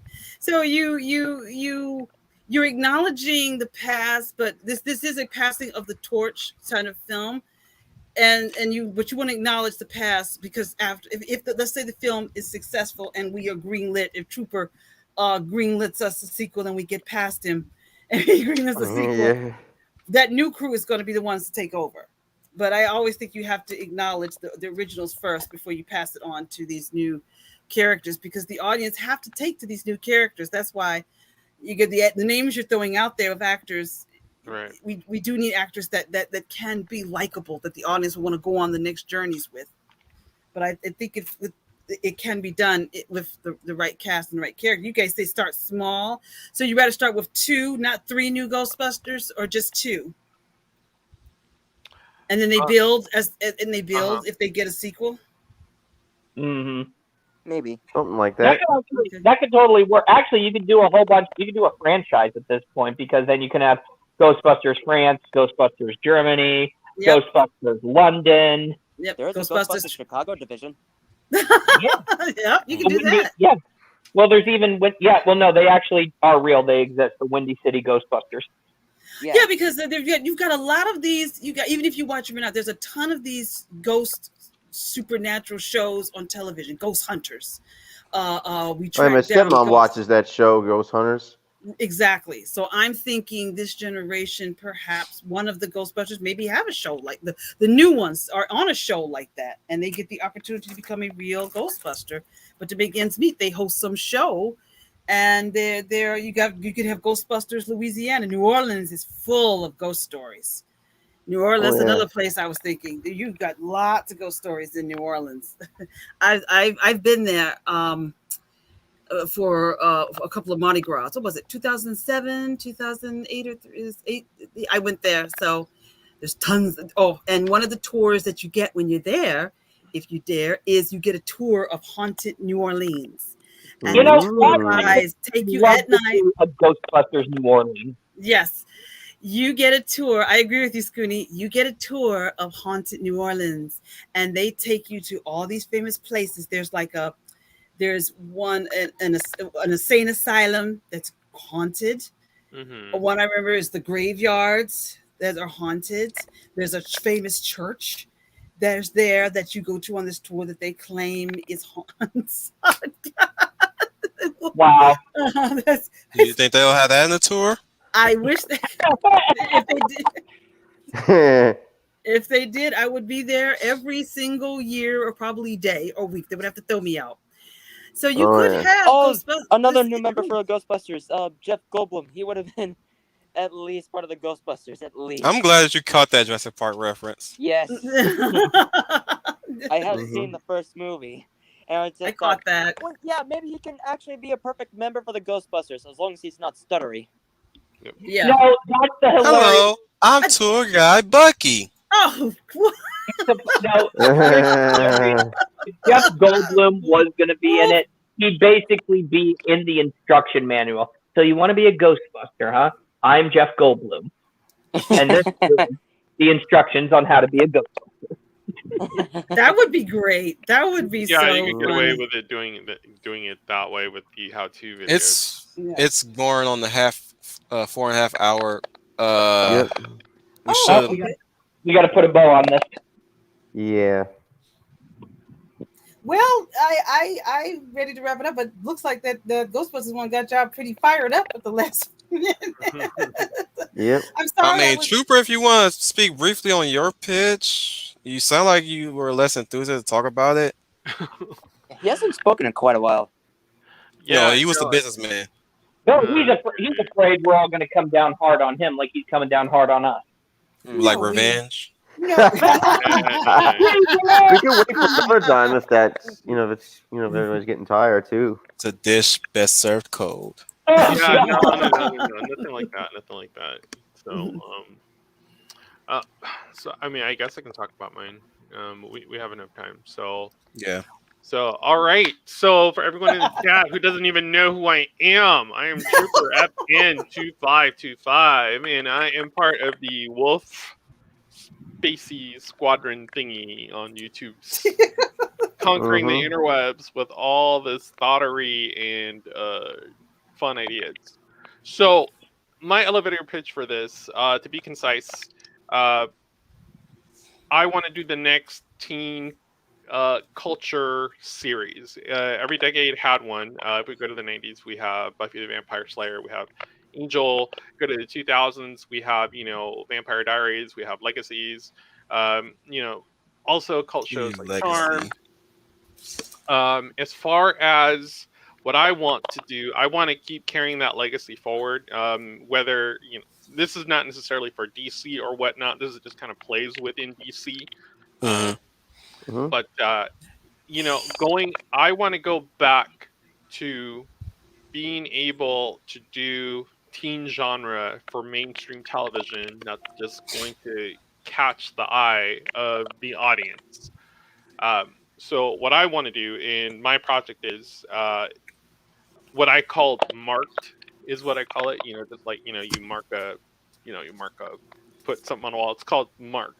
So it more or less uses Beast Boy, but I want to kind of do it a little different. I don't want this to be typical DC. So the best way to how my stuff is going to be different from what we've seen so far is that I'm basically going ahead and using a popular franchise that's already been established and create new characters and maybe borrow one character, but it's not going to be really my main focus as much as the relationships and the dynamics that teens go through. So I want to do another teen show for a mass audience.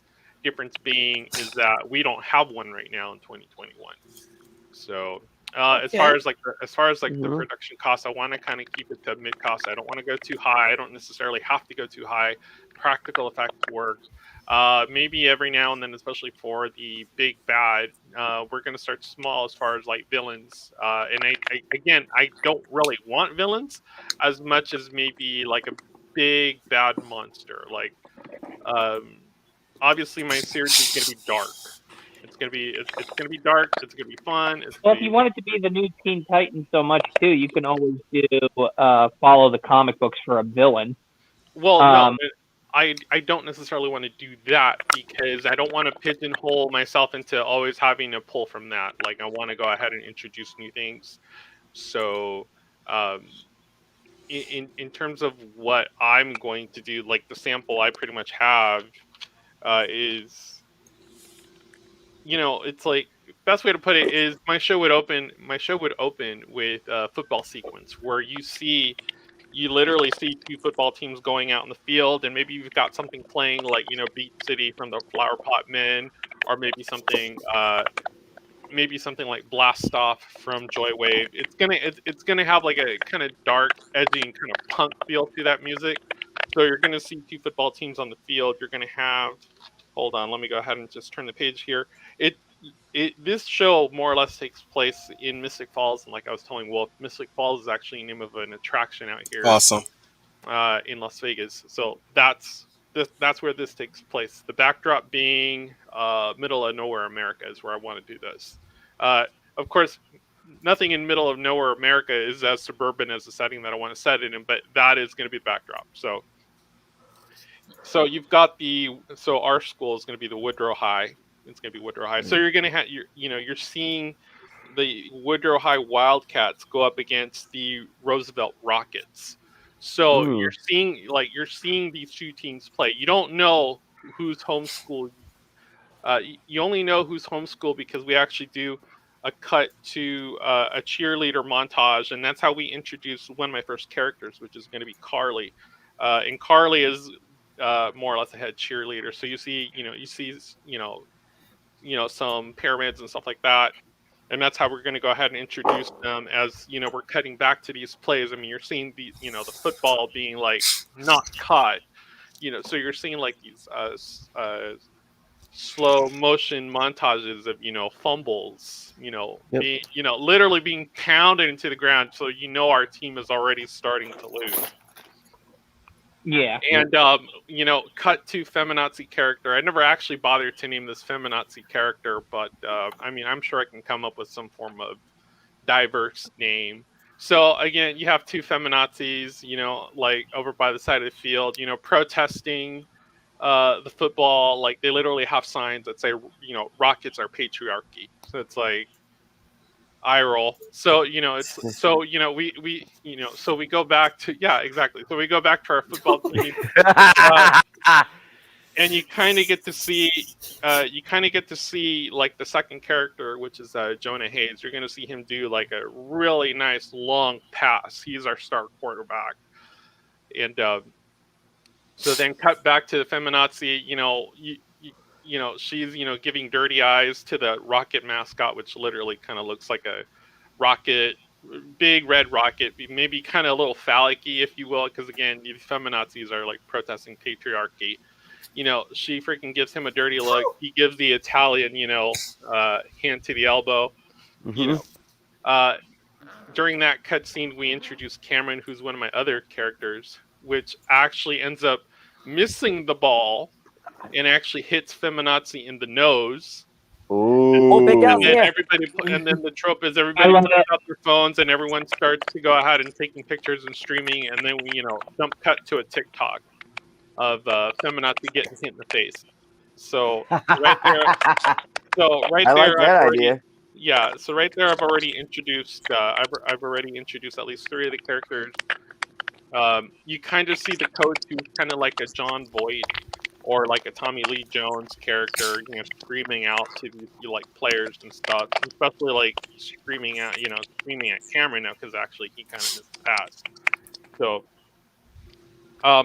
we get maybe one more cutscene where we see the quarterback throw his arm out or break a shoulder, and then in that we do I mean, this is all happening very fast. So I mean, in that we do a cutscene because it's also raining. I didn't mention that. I kind of wanted to start with some rain. Like we haven't even done the title on the title on the middle of the screen yet. So from there, we cut to our other character. We call Becca. She's basically selling ponchos, if you will. Yeah. So I mean, these are all like quick cuts. I mean, I have to kind of explain this because literally within our first few 2-3 minutes, they're introducing at least 4 or 5 of the characters, kind of keeping in with the Act 1. We introduce everyone really quickly, moving on to Act 2 and then Act 3, because these are all going to be very episodic. So, and then from there, as far as that, you do actually get to see. Mark Logan. Well, we're going to call him Mark Logan in this one. We're not going to. I mean, his full name obviously is going to be Garfield Logan, but we see Mark Logan, looking, at the football game from a chain link fence. Then cutscene, football game is over. So I mean, okay, so now we've introduced our 5. I'm not going to introduce my. Wait, did you say Garfield mode? Cast. Huh? Did you just say Garfield mode? Garfield Logan as in Beast Boy. Oh, like never mind. it's more or less kind of it's honestly going to be a Beast Boy show. It's going to be in the same vein of a lot of these teen like supernatural shows. Oh, because we don't have a teen supernatural show in the 2020s. So as long as it's actually for Garfield, and I know Nermal will not like it. So yeah. So I mean, that's why we're going with Mark Logan. Yeah, we're going with Mark Logan. So I mean, going back to that, we basically go to a cut scene or whatnot where the field is now empty, and then we do like a walking camera scene in the back of the gymnasium. You can kind of see the camera going through like the hall towards the coach's office. we start looking into the office itself. You see the coach. He's actually taking a drink from his bottle that he has in his desk. He's looking at bills. They're like red tag, final notice, overdue. There is a file on that desk. We don't really look at that file, but then the camera in and of itself acts as a character. So he looks up, and more or less, you're not allowed to be here. And his face just gets this like look of horror. And then, of course, you see the door close, and then you kind of see blood spatter across the frosted window. And there's maybe like a sign on the side window that says "No students allowed" or something like that. Some stupid little gag sign or whatnot. And then we actually cut to the title scene. Dark humor. So, yeah. So then we cut to the main title, which is marked. And then from there, cut to Mark's first day of school. So, and that's how we're introducing this Beast Boy character. I don't necessarily know if I want to actually make him Beast Boy, but it's going to be along that. I'll leave that open to interpretation. So, well, what could be interesting is that, are we going to say that he has the ability to transform into animals now, or do you want him to a horrible science experiment turns him into Beast Boy? I think more or less what it's gonna be is throughout this show is he's learning how to actually master his powers. Like if I had to go ahead and put this in a sentence or two, as far as my concept is, heroes are made, not born. Okay. So I mean that's what this really is about, and it's the same thing with these relationships. I mean they're gonna have teen relationships. Like obviously your head cheerleader, your it girl, your quarterback, This is already a better concept. This is already a better concept of Teen Titans than what they're doing with the live action Avatar. Yeah, and of course, and then of course, I want to use this as social commentary and satire. The big difference between this show and all the shows that are out right now is that this is literally going to be more '90s callback. So. Production wise, I can get away with finding clothes that look 90s and stuff like that. As far as hair, I can get away with more 90s hair. Like this thing should give the appearance that it's literally been cut out of the 90s and been spliced into 2021, and it's literally a 90s show. It's not. It's a 90s show making a commentary on 2021, not 2021 making a commentary on the 90s. You know what I mean? I like that idea. I like that idea because that's what characters of the past being brought into the present are supposed to be. They're not supposed to adapt with the times. The characters need to react to the times. Yes. Exactly. So I'm gonna have all these weirdo pink hairs and all that stuff, and I'm always probably gonna pick on that one feminazi character because I use her a lot. Oh my god! Yes, you're gonna make her essentially the butt of every joke. Kind of like she's gonna be the butt monkey, as they call it. Well, yeah, because there is one cutscene where like her bulk and scald her. Yeah, like there's something like that, because like I even thought of one scene and I told Wolf this, and I fleshed it out more today. Like literally, they're in the lunchroom, and it's like let me give you a brief scene for it, if you will have me, Trooper. What more clips? Like I haven't been watching anything you've been posting because I didn't want to get distracted. I like her. I know, but do you give me the pleasure to illustrate? I know you're gonna go into more detail, but I want to sum it up in one clip. You shut the fuck up! Shut the fuck up!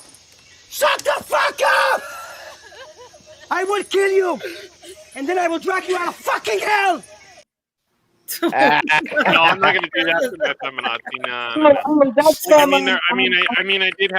I did have one scene fleshed out, and I didn't know how I was going to incorporate this into like the first episode. Yeah. You do have like a lunchroom, and like feminazis are literally protesting the fact that they added corn dogs to the menu. So now like their big sign is like corn dogs are patriarchy.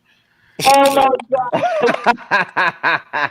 Go Oh, vegan What, for that hot animals. dogs are gonna be the hierarchy now? Yeah, Oh and my and, god! and you know, Mean Girl is like at the table with other Mean Girl, and I think I named one of my Mean Girls Lacey, and she's literally like looks like she's mad at corn dogs, and then the other one is like, why? And then of course my Mean Girl says, you know, practice makes perfect. So it's like, yeah, so again, there's like a very subversive fellatio gag, you know, put in there yeah. as far as that kind of stuff. So I mean, it is going to be that kind of like a dark humor, and then maybe some Totally see this. Well, I don't think this could air on the CW. I could totally see this. it's not going to be it's not CW now. There's no way. There's no way. I think I Oh could see yeah, this CW being on would reject it HBO. hard. This could be HBO. Yeah, Like and the only TV show, really, it's either FX or HBO, but FX skirts the line. I could Yeah, definitely yeah, see it yeah. being on FX. So I mean, and it's like, okay, so even in our first day, you know, Mark is, you know, or rather I should say Jonah Hayes, our start quarterback, is assigned to, you know, Mark Logan, and so of course he puts on a smile for the principal and all that stuff, and the principal leaves, and you know, Mark starts looking at his schedule, and he's like, well, our next class is, and then, you know, he's cut off by Jonah Hayes, and he's like, drop dead, creep, and then literally just kind of walks off. So now we know that our new guy is like not Mr. Popular or anything like that. I mean, eventually he will, because he starts coming into his powers, but I don't want him to be like Mr. Popular like right then and there. So, you know, it's like, mind you, our quarterback threw his arm out, so I mean, it's in a sling. So I mean, we like literally we start cutting to you know, tryouts for first string, and this is where we literally find out, you know, that Mark is actually a transfer from another high school in some Nice. other ominous city. We don't have to know where from, but we know that there was a tryout arranged for him as far as being on the team or whatnot. So he nails that, and in between like tryout like cuts, we also have cuts of students being interviewed about that death. And I forgot to mention now. Now I can kind of bring in my last character of my ensemble of 6, who's actually the brother of the It Girl. So it's like the It Girl's name is Becca, so Becca True is True being the last name. So this is Charlie True, so Officer True, if you will. I kind of also now, like the I do like the idea that none of the Titans are actually using their real name. Yeah. I do All the too. Teen Titans are actually here. But as far as like introducing characters like that, I wouldn't know, because I'm the type of person that would become very protective of my characters, and playing with other established characters, I don't know how that would work or interact. Well, but you run into a snag with this, because what did Gotham do? They didn't bring in the Joker. They called him Jerome. Right. And he was Joker in all but name. Like, I mean, I could see putting Arthur Fleck. like I could see putting my character in with other characters that this thing takes off, and then I would more or less be able to have room for a spin-off. Like I said, my Miss my Miss Martian spin-off, which they're gonna, you know what they're gonna call this, by the way? They're gonna say that this was a better Teen Titans than the Titan show that's actually airing. So when we were talking about DC, I had originally like pitched, you know, Miss Marvel as being my anchor show, then going into the other Titans, maybe leaving enough room for like maybe a film. So for this particular stream, I'm focusing on, you know, Mark Logan, and kind of in the vein of like cult teen shows. I kind of want to work within that, and that's the audience I want to grow. I mean, I kind of want to keep it a little bit edgy, you know, kind of pushing the envelope of what can be on television, because that's going to get younger viewers to watch it too. So, especially when the parents say kids don't watch this, that translation for the kids, watch it, and that's So while, you know, you see the tryouts, it's cutting to like a classroom where like students are being interviewed, you know, and Charlie, of course, has, you know, the camera or whatnot, you know, on his side or whatnot. So, you know, we get like, you know, dull students giving interviews, nerdy students giving interviews, fat students giving interviews while she's like stuffing her face. And he's asking a question, and she's like, "Mom, mom, mom." And he's like, "You got a thing on your cheek." And the fat student will just wipe off the mustard and then lick her finger. So that kind of shit. Yeah, that kind of gross humor. So obviously Mark is gonna make the team, but going back to this particular scene or whatnot, it's like then we get our token mean girl, and she's trying to do like the the kind of like the fake tears. Obviously, it's very obvious. And she's saying, Coach so and so is the heart of the school, and he really was the glue. And she kind of breaks, that character, and she's like, "Is this gonna be on the news?" So we already know she's a spotlight whore. And he's like, "No, this is a forensic interview." Well, what does that mean? So it's like, again, so it's like, it just I would have to find actors that would be able to pull this kind of beat humor. So, but and then obviously as we get, hopefully this will take up enough like 30, 35, minutes, 45 minutes with commercials, that really the main suspect is Mark Logan, because he's a transfer student, his file was on the coach's desk.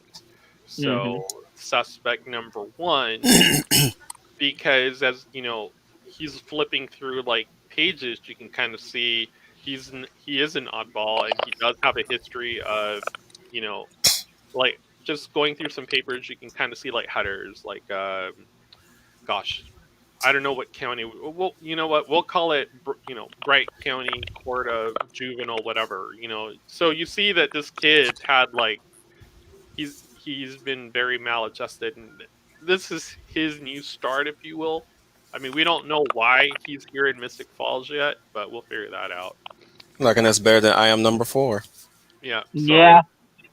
I was So thinking we'll figure that out. But he's suspect one, and like throughout like the and of course we can now roll to the credits, but throughout all this, I mean, we're not going to see who the killer actually is, and it'll probably be it's going to have to be something equivalent. So I mean, if we move, his powers to the point where he can morph, then it'll be a villain who can morph. And I was thinking we could call the new bad guy the Batling, or because it would be an homage to Man Bat. But well, you guys, just call him what he is, the missing link. Something. Oh. So I mean, the whole point of it is, obviously we know that Mark is gonna fall for the it girl, or rather is gonna fall for the it girl, and then from there we already know the it girl is actually related to one of the deputies, and we know that the deputy has a beef with this kid because he is suspect number one, most wanted. We already know he has more or less of a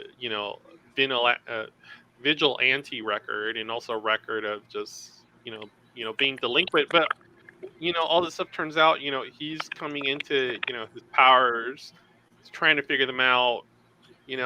He's not like the aspirational hero, but now he's put into a position where he has to be. He doesn't know how to be that. So throughout this whole process, he will figure out how to become an aspirational hero.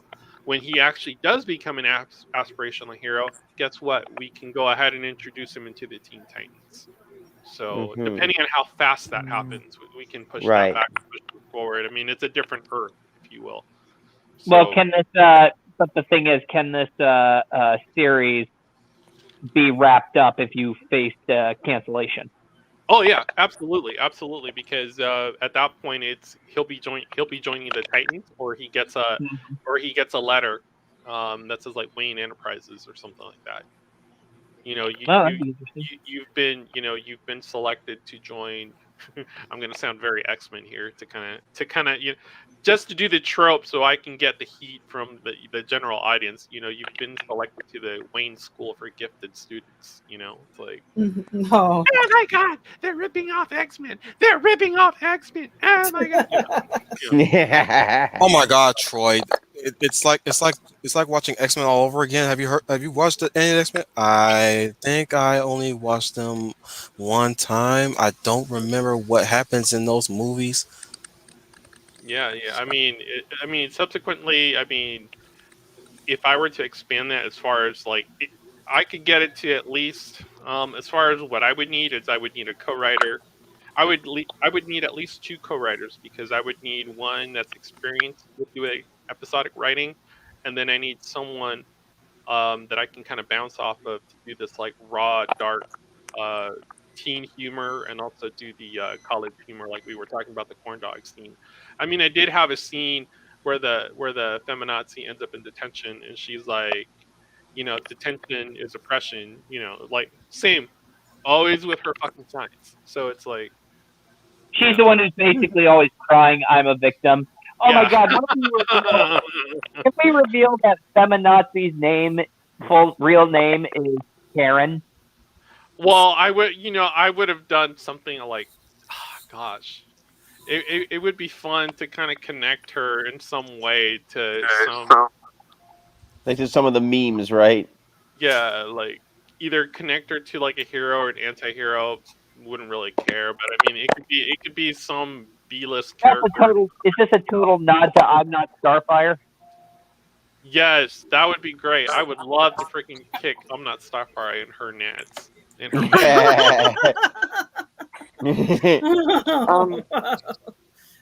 Hate to break it to you, but I'm not gonna like trash on your work, but it almost kind of sounds a bit more like a deal breaker, at least. Oh, man. On which one? Because I mean, again, I'm not pitching to you. I'm pitching to a general audience. You're not gonna like it because you like more or less the East stuff. So Oh yeah. I mean, unless I'm literally putting scenes where everyone's eating, you know, and it's like, it's like, no thanks. I'm not doing that. I'm not putting in a scene where everyone's literally eating. So. I was talking about like the whole premise of the show. Like it Well, almost the whole sounds like premise of the show is literally going to be it's going to run the vein of a lot of these like memorable teen dramas throughout each particular yeah, decade. okay. Like all these shows, I mean, eventually do end up in some, you know, big bad catastrophic save the world type ending. As far as that, I mean, that's I mean that's a given. I mean, they all get that. Like everyone, all of those shows have gotten that. Whether it's Buffy, whether it's X Files, whether it's Charmed, Okay. especially. Yeah, I see so how I that is. mean, you kind of have to stay within that vein, and it has to hit like literally the same beats because if you stray too far out, then you run the risk of being too out of the mainstream, and then you, of course, you're not going to attract everyone. You're gonna lose people in the process. So it's got to be very. I hate to say the word generic, but it's got to be generic to a certain extent. So in terms of appeal. Yeah, so it's just basically a teen drama at heart. Yeah. Okay, so almost. And that's the thing. Like in 2021, you don't have the type of teen drama that actually is making social commentary on 2021. So that would be the main standout right there. I was already getting vibes to Smallville as I was thinking about that, where it does delve into the origins of Clark Kent as a teenager before he becomes Superman. Yep. But yeah, it's basically a teen drama at heart, and it does have a pretty good moments, especially how they pretty much handled Jonathan Kent way better than Man of Steel. But he's my Jonathan Kent. Yeah. And the one thing I don't want to do is turn every scene into a climax scene, like stuff like that was known to happen in the early 2000s with Vampire Diaries and then the originals and then Vampire Legacy. I don't want to do any of that. Like, I mean, I want like the type of episodes I would be writing up to. They're going to be comedic, but I mean, it's going to be telling a story of literally working your way. It's a kind of back-ended hero's journey to making your way to the aspirational hero, like literally going from farm boy to Luke Skywalker. It's just I'm stretching out that whole farm boy. That's good. I'm stretching all that out to where literally when if I have to wrap this up, I wrap this up as the I wrap it up as the binary sunset scene, if you will. Well, that's also what's really good too about the aspirational hero is that technically their journey can end whenever the story needs it to end. Especially when Yes. they reach the moment of when they become the hero that they're meant to be. Mm-hmm. Yes. I mean, Smallville, I think, stretched it out longer than I think they really should, and it really lost its way. Yeah, especially how they added in some of the other Justice League members like Green Arrow, Zatanna, and even the Wally West Flash instead of Barry Allen. For whatever Well, they reason. couldn't get the licensing for Barry Allen, but by the time season 7 came around, it was very clear the show was trying to get this away from Smallville and into the Superman mythos. While in all but name, because by the time after season 7, almost everything was taking place in Metropolis. Yeah, Let's not forget that he was fighting big name supervillains while he was still Superboy. Yeah. Like, wasn't he already a part of the Legion of Superheroes? Superman? No, the Legion of Superheroes actually showed up. Yeah, because I mean, like, they looked up to Superman, and so they go back to the past to get the young Clark. And then that's basically how Clark became good at being a superhero and good at being Superman. Yeah, I think by the time they started bringing in villains like Metallo, Brainiac, and even Doomsday, the Smallville equivalent. I mean, I get it. They decided that they were going to forego. What was it? The DC comic books and make Smallville its own universe. Yeah. So I mean, I had even thought of a frog gag. But I hadn't thought of a way of sticking it in there where feminazi tries to get out of having to do like a frog dissection because dissecting frogs. I don't want to say it's patriarchy. I want to say it's animal abuse. Yeah, it's systemic abuse. It's animal cruelty, and when she's making a big scene, that would be interesting. Why Garfield would also not want to. Yeah, it's one of those things where she'll end up getting her pink slip detention for protesting the dissection of the frog. So it's like really, that's basically what would happen in real life back then. If these idiots were still screaming at the teachers, they'll get detention and or expelled because you're not there to protest. You're there to fucking learn. Yeah. Yes. When you're done, then you do your bullshit protest. I mean, maybe maybe we'll find out later she's like the mayor's daughter.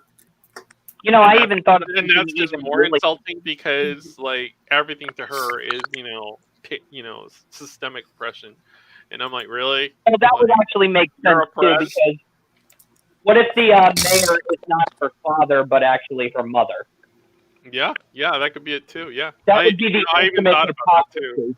That would be the ultimate hypocrisy. Yeah, like the town matriarch. So yeah, the town matriarch, but she's just, and it just turned. And then at the end, if you ever wanted to show graduation and they're all going their separate ways, you finally see her shed her feminazi persona. You will. Like, we'll have to develop her. Like, I wouldn't want to leave her like permanently stuck in 2021. So. She sheds her feminazi persona and tells herself that it's time to grow up. Yeah. That'll kill SJ hobos on the inside. So that would basically be a redemption arc for her. Yep. And I will. It could be. I mean, if she comes across a toxic male that she's attracted to, like she'll obviously have to more or less maybe get help. She'll probably have to get some assistance from I highly doubt that toxic male is anything like Chris Evans, like Wolf just pulled up. Right. That's Wolf. All right, here's something hilarious. She meets a toxic male who's just as liberal as she is, and he's on a hunger strike, and he dies. Or they go on a hunger strike together, only to be undone by the mean girl who literally shows up, with corn dogs. And he's like, "Yes, please. Corn dogs are my favorite." And she's like, you know, friggin', of course our feminazi is gonna roll her eyes. So Oh my god. every simp is subject to the wiles of a mean girl. So and mean girls know it. They're attractive. They know they're attractive, and they use it to their advantage. And they're manipulative bitches. I hate to say it, but No, it's true. It's Well, true. it's true. I mean, there was a reason why the movie Mean Girls hit that chord so hard. yeah. So I mean, Somebody was writing experience. right? So everyone always has a burn book. So Yes. Do I? but yeah. So I mean, like in terms of dark humor, I'm thinking in the vein of like, or rather, in the terms of dark, I'm thinking of like again going back to these films like Covenant, like The Craft, like literally keeping it within that little encapsulated time. It's like where teens were teens and they thought they knew everything about the world, and they quote rule the school, that kind of stuff. Like I want to bring that back as opposed to everything is racist. So I mean, I want to literally, I want to dunk on everything is racist. So Mm-hmm. and I mean, people would technically gravitate to that type of stuff. Here's something great too, Trooper. If you're ever facing the hard questions of the press, they're like, you are clearly trying to show you portrayed woke people as dumb, idiotic, and stupid. You have something out against them. Just admit it. And his response perfectly would say, yes. Yeah, that's why it's written that way. So, but I mean, or you can just simply, or you can pull a Quentin Tarantino. I have no idea what you're talking about, and I reject your theory. Right. Or I got one for you. It's like, what exactly do you have against woke people? Trooper answers, yes. Yes. So yeah, I mean, within maybe the first season we find out, the death of the coach was not Mark Logan, but was the Beast character we had not introduced till probably the last few episodes to kind of do the distract, if you will. Yeah.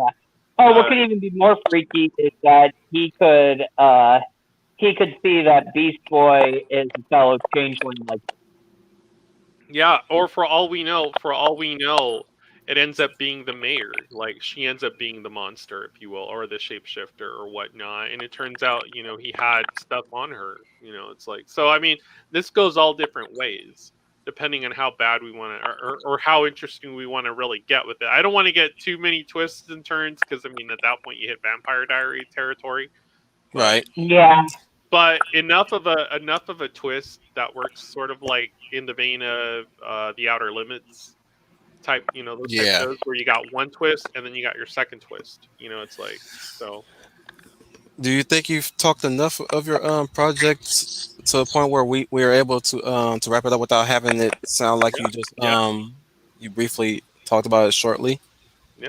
Because I wanted to make sure that you got the right amount, just like everybody else. No. I mean, it's up to you guys if you guys want to grill me or whatnot. I mean, again, this is for like these types of streams. Like, I mean, this was my idea for this stream. It's not like, oh goodness, what should I create?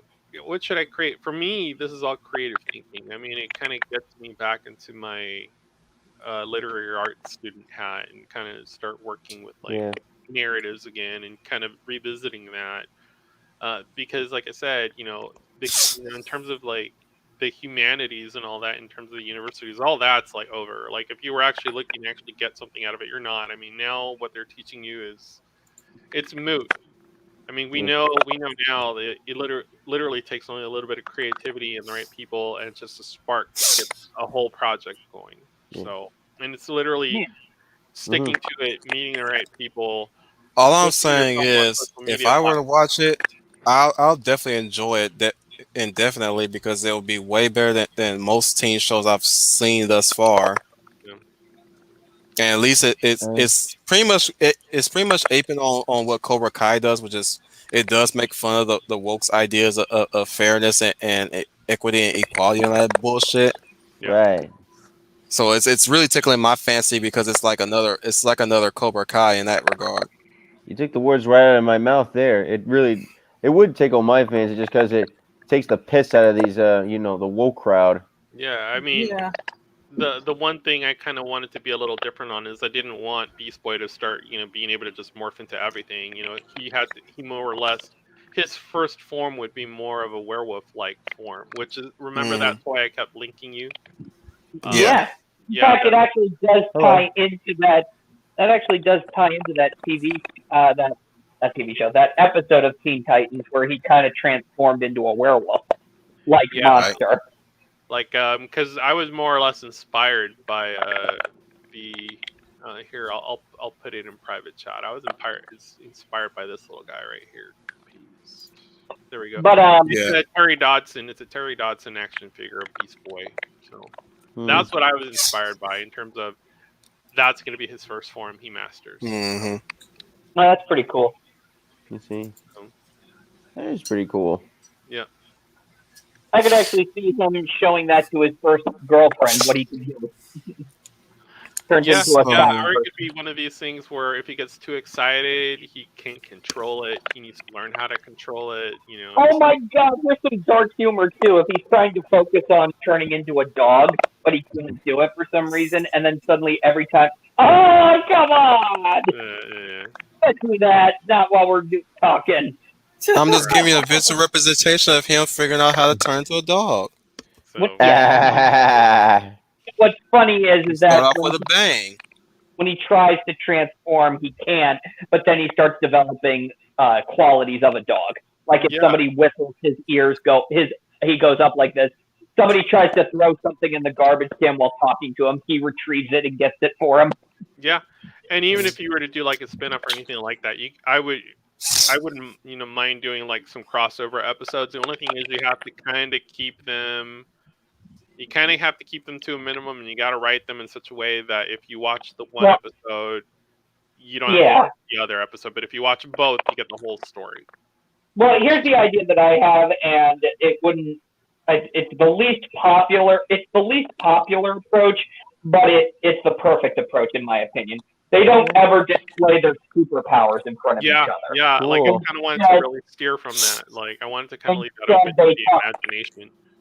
Instead, they can have 2 episodes where they, like maybe on a field trip, they run over to Dick Grayson's school.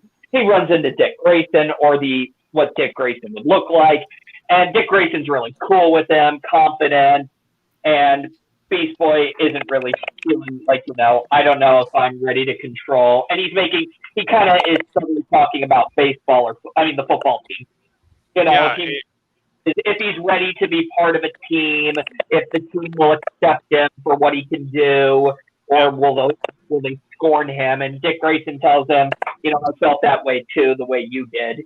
And I thought being characters within this series will technically be his pack, if you will. So, like, the It Girl being the pack in which it's his first pack, which will allow him to go into his second pack. Right. Wow, we went far. We went far into the 5th hour mark. Man, everybody's still rearing to go. I was about to say I have to take off. This is all sounding so great, but I'm afraid I must bow out. So if you guys Same want to here. continue, It's getting late on my end too, so I might as well say it's time to start wrapping it up, everybody. So far, I'd like to thank our first guest today, Final Fantasy fan, for joining us, and I'd like to thank everybody for participating and for talking as much as we were rambling here and there and roasting on each other here and there. But like for those of you in the chat, thank you for joining us. Al, definitely Tom Spiegel, thank you for joining us today, Tom Spiegel. I'm pretty sure this is your 3rd time being here. The usual guests, same here. Like to thank let me officially thank Final Fantasy fan. Go ahead, Final Fantasy fan, sign us out. Hey, thank you guys very much for having me on there. Oh, you want me to wrap it up for you? Say something like, this is Final Fantasy fan 012 signing off. Okay. All right. Thank you guys very much for watching, and this is Final Fantasy fan 12 signing off. Thank you very much, Wolf 10 Media, for having me on there. Anytime, friend. Anytime, and definitely, we could, we'll, if you want to join us again, Oh, I would always love to. Yeah. shoot me, shoot me a holler. We do Thursdays as well, as you've seen scrolling down the panel. Tuesdays and Thursdays always at 2:30 p.m. Eastern time. Though we do start a little late, Yeah. Okay. just to make sure everybody gets here on time, so that people don't be coming in and ask, "What I miss? What I miss?" And I don't have to I don't have to If I'm stop not the damn. if I'm not able to join, I'll always be in the chat on YouTube Live. Hmm. So, gamer, if nothing else, we'll probably have a fun stream this Thursday. Okay. Okay.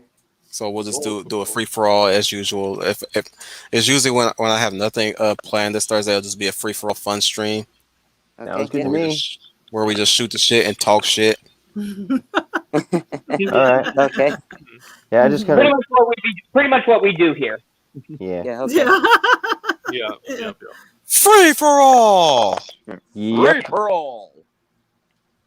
Anyways, I'd like to thank Schooner Tuna.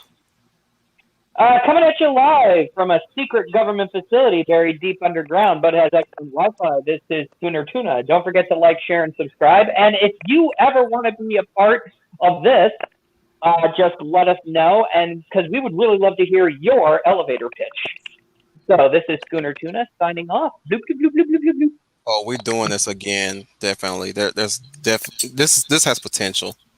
This should have potential for those who've been hopeful and want to hear the hard truths about things, especially in the industry, or at least if you want to be an independent creator, you have to, going by what Trooper was saying, you have to take in consideration of that thought process. You have to really see it this way, especially if you're going to go in for the for making money on the money making aspect too. Like, you have to think of it as dollars, Yep. dollar It's all, signs, it's all about the Benjamins.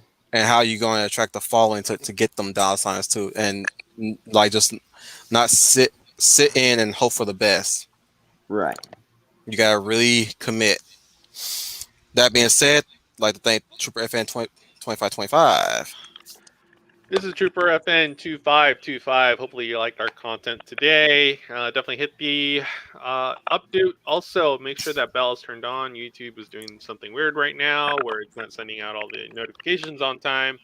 And if you have any ideas for us, we are on MeWe. Hit us up. Like, we have not been hit up on MeWe yet. Come on, guys, you can do it. You can do it.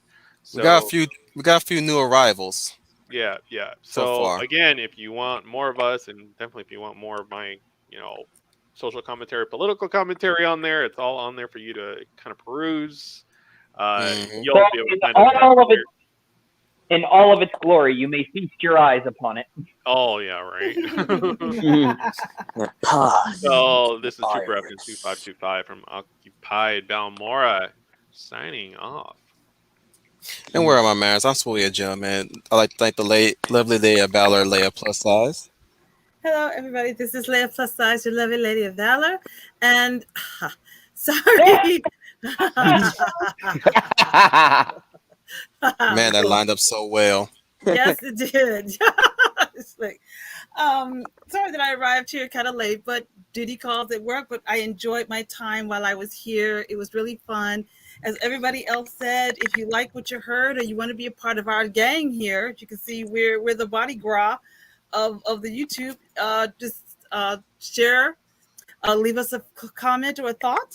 And oh, goodness. And we hope to join you and hope to see you soon. Everybody have a great evening. Till I see you again. Until next time. Oh, well, this. Don't forget me. Your Hemsworth. Man, how could I ever forget about you, Brian Gil Martin? I'd like to thank the Maverick Hunter Saint, Brian Gil Martin.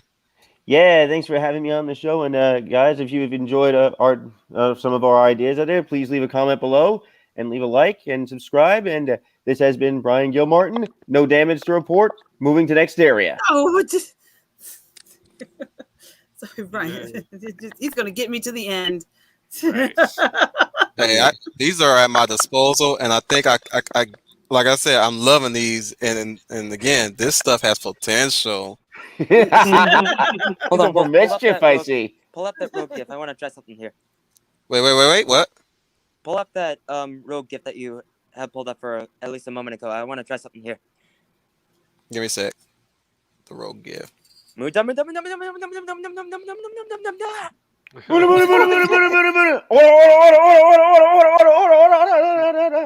That's funny. Wow. All right, everybody. Cool. Yeah, I think This we're has about been- done here. That is how we say goodnight. This has been your Wolf Commander Wolf Tent on your world, and here to say, everybody, Damn indeed. and remember, everybody, you are the UN Spacey. Welcome to the Wolf Fleet.